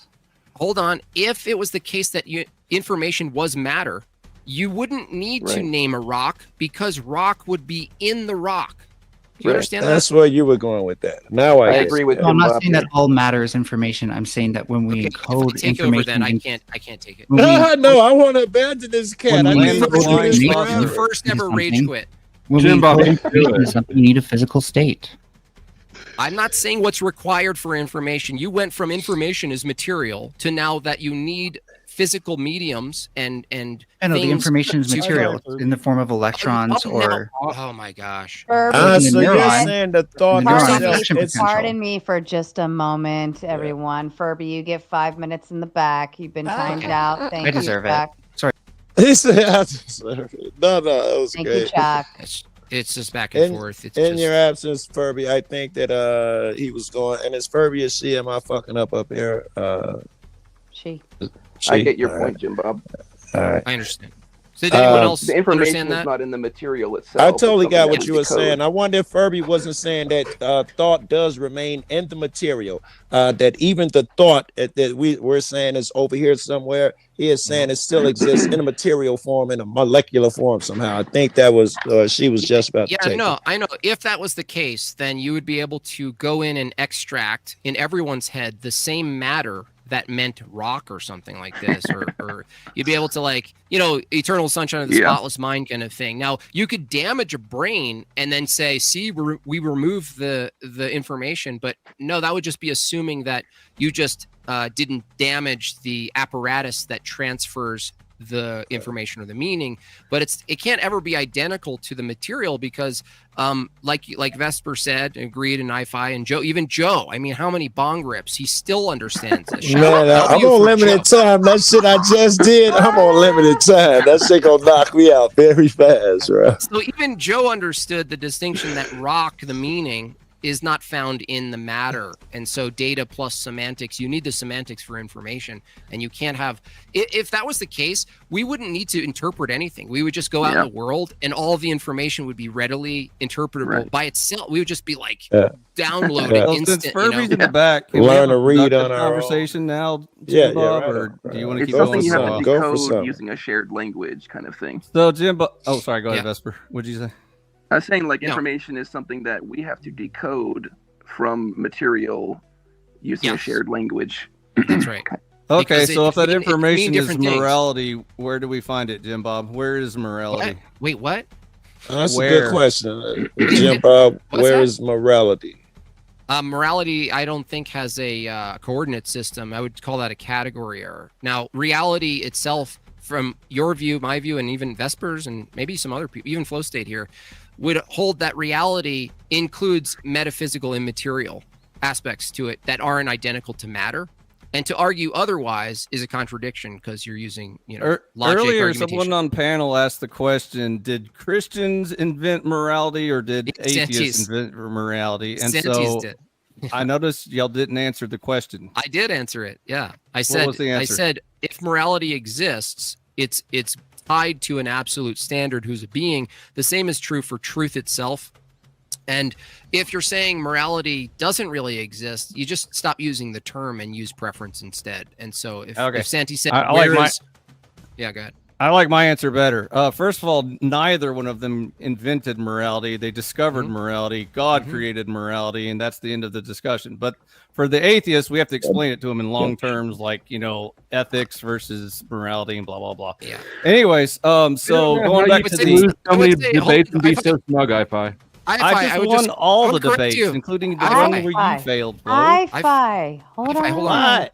Did you Daddy's miss talking, sweetheart. Did you Go make me a misspeak? sandwich. Hi-fi, did you What? Hi-fi, did you misspeak and say morality is created or not, is uncreated part of God, just like truth? Is it a creature? God created morality. So it's a creature. So goodness is a temporal, finite creature in the temporal world?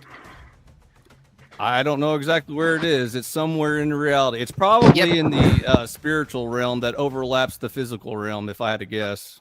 Okay, so when you are, in your view, if you're united with God, the God you believe in, who is the creator, the engineer of morality, are you, when you reach him, let's say the judgment is clear and you're with him for eternity, are you with goodness? Sure. Okay, so then is God eternal and uncreated? As far as I know. Then if you are with goodness and God is eternal and uncreated, morality is not created. No. Yes. You just equated God and morality. You said God equals morality. That's not Is true. God False. goodness? So morality is what God dictates as the rules of good and evil. Is God himself goodness, ontologically good, the good? As far as we know, actually, this is one Christian to another. This is one of the dumbest arguments because judging God is the most irrelevant conversation. I didn't to ever judge have. God. I asked you, is God ontologically? You just said it's God goodness. I didn't ask you a Like judgment. Plato's form of the good. I asked you, What do you is think a he the judgment good? is? I didn't say no. It's not a judgment about goodness. It's a question about the ontology of goodness. Is God the entity of goodness? I will tell you what goodness is. Goodness is when you donate. The Trib One coming in with the big five. If God is imperfect, doesn't mean morality isn't grounded in your worldview, Jim Bob. Also, good open panel. Wish I didn't miss the actual debate. Thank you, Trib. It's getting started. Jim Bob, may I get to respond? Oh shit! Oh goodness! Ah, here we This go. is to me first. Let me respond. If God is imperfect, well, no. To say imperfect is to necessitate that there's perfection, and that necessitates God. So you can't actually say if God is imperfect. Perfection is a concept independent of God. No, it's not. It's you. No, I didn't ask for a concept. I asked for if perfection does exist, it necessitates God. Okay. Now, if Well, Flow I State, don't if you think say that's true either. yeah, no. If Flow State, you say perfection just doesn't exist, you're consistent and fine. I do think it does not exist, but I Then you- don't. There's no but- reason that would necessitate God. Then imperfect. Okay, I got it. But then you agree with me. Then imperfect doesn't exist, right? No, I would say everything is imperfect. No, dude, do you understand? Okay, I If see what you see just did there. I okay, see what you did. I see what you did. Okay, so it I can necessitated see it. And perfect. everything is perfect in its imperfection. Right, then there's just perfection. Then you have to ground perfection. Okay, great. So You yeah, don't I have would to say ground perfection. This like these. What's the little Russian dolls, right? Nesting dolls. Yeah, we know the word Magicians? nesting. You're like Nesting. a conceptual nesting doll. How do you ground God? what ground is God is self-grounding.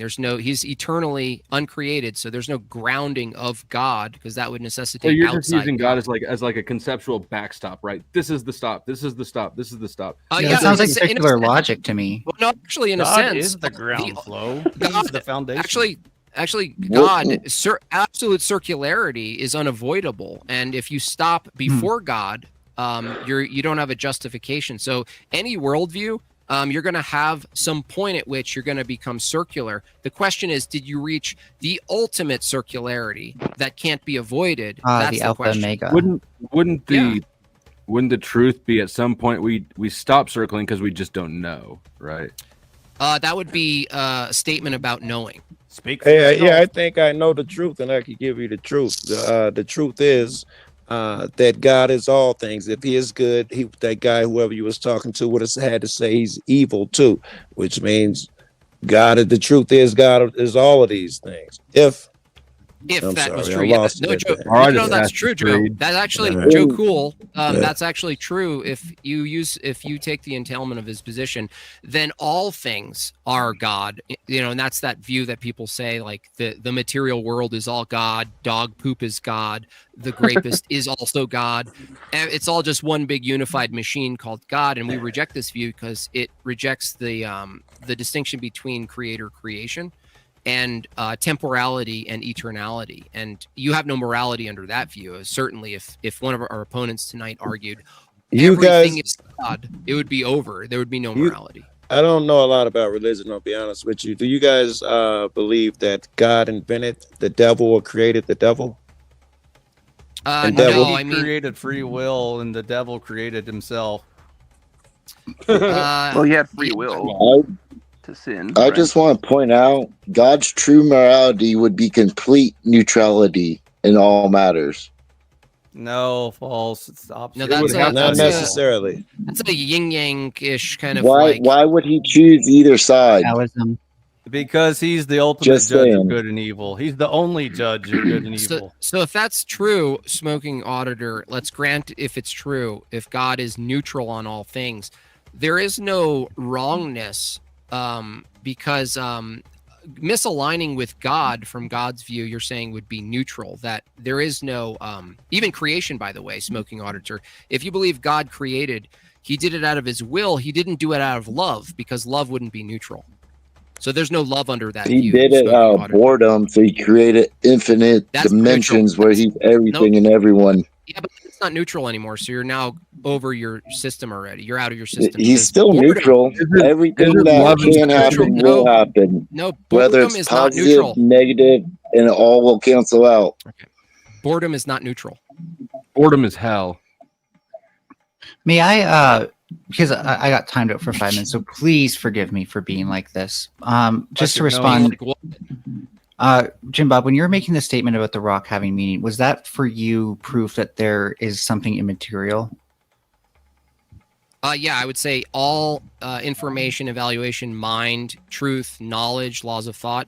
There's plenty of things we can point to that demonstrate that there's an immateriality component to the material reality. We are running out of time, and so I hope you wouldn't mind me yes. reaching out for a 1v1 about this specific thing. All I want to say... Can I ask you one question, though, that's a little Sure. bit adjacent? Can a natural-born biological female be a trans woman? Yes, because sex and gender are two different things. We can also debate that too. Okay. So my response to like the rock having meaning that we can't extract from it necessarily is that the subjective experiences humans have are along the same lines of the qualia of red. While these are unique subjective experiences that you cannot materially reproduce, they are still happening on a material medium. For example, the meaning that we get to things is because we often store memories in contextualized forms. We don't just store the memory of the rock; we store the memory of how we found the rock. I dig it. What smells we were smelling, what the weather was like, and all this stuff. And that's what that's kind of like the grounding of meaning in a material framework. Okay, but that's induction. And so even induction, you have the same problem because induction follows assumptions about the future and the past that you're recalling properly. So a recollection of the past that matches the present, and then an assumption of the future that the law of identity, that rock will maintain its identity such that you can recall it in the future. And sometimes we're right about that, and sometimes we're wrong. The point is that it's not found in the matter itself. For instance, the behavior and the laws of physics. Hold on, no, the laws of physics you're going to say are found in the mind? No, I'm saying everything up to the laws of physics that you're talking about is in the mind. Okay, how did you determine what's in the mind and what's not in the mind? Based on where that information occurs, because like you said, a lot of this information doesn't occur in the rock, but it does occur in our subjective experience of the rock. Okay, where, based on that model, what's the location of the laws of logic? I don't actually. So I'm kind of in a debate with some other people on the universality of the laws of logic. I would say the laws of physics are what define the laws of logic in my worldview. Okay, but to be in a debate about the laws of logic, the universality, you're appealing to the universality of the laws of logic to have a debate. Well, no, they are. No, I'm refuting it. I'm refuting. No, I'm saying refuting is an act of appealing to the laws of logic being invariant. A refutation itself presupposes the laws of logic. Not necessarily. So there's something called metacognition, and I think this kind of explains how I see logic. Wait, hold on. Is metacognition also not metacognition, or does it abide by the law of identity? We can get to that. Okay, yeah, we should arrive at that actually, because that's the only thing that matters in this conversation. Maybe I should explain metacognition first, and you'll see where I'm going with this. You're going to bore the shit out of us. We're all going to go to our gun safe. I'll be very quick. The only thing that matters is boobs. I need to eat something, by the way. Last question. That's it. I got to go. Okay. This was the most awkward speed date I've ever been on. But before you leave, Jim Bob, if you want to have a debate about this topic where Flo failed, I'll be happy to make you earn it next time. So, what's your preferred method of contact? I forgot to ask that. I prefer you don't contact me. Okay, run from the debate. That's good. Yeah, you can. It was nice meeting you, Jim Bob. Thank you. Appreciate you all. Flow State, thanks for a fun debate. It was really fun. I got to hand it to Flow State. He really is unmovable insofar as his emotions. I do really appreciate that. And I actually really enjoyed hanging out and talking with you, dude. But before you leave, tell the panel, did you or did you not rage quit me on the last time I was on your panel? What do you mean rage quit? Did I kick you off? Or you rage quit me. Oh yeah, I'll take a rage quit. You can run with that W. I will rage quit you. Okay. And Jim Bob, you want me to disconnect you on my end? Yes, you, and thank you to my chat. I appreciate all the support coming out and hanging out. Again, Sarah, Raging Tomato, thank you for having a fun debate. I think you did a fine job moderating, considering you're not like a debate bro or whatever. I think you did quite fine in the way a woman running a daycare center does, and that's sometimes necessary for us. But you know your value. So that's it for me. Appreciate you guys. And again, when I do live streams and I do open it to panel, I didn't mean to be rude to you, Melanie. You're more than welcome to call in and debate. Yeah, you stuff. did. Okay, thank you. Yeah, no problem. Fair enough. All right, Jim Bob. We'll see. Always fun. We'll catch you next time. All right, thank you. Keep it real.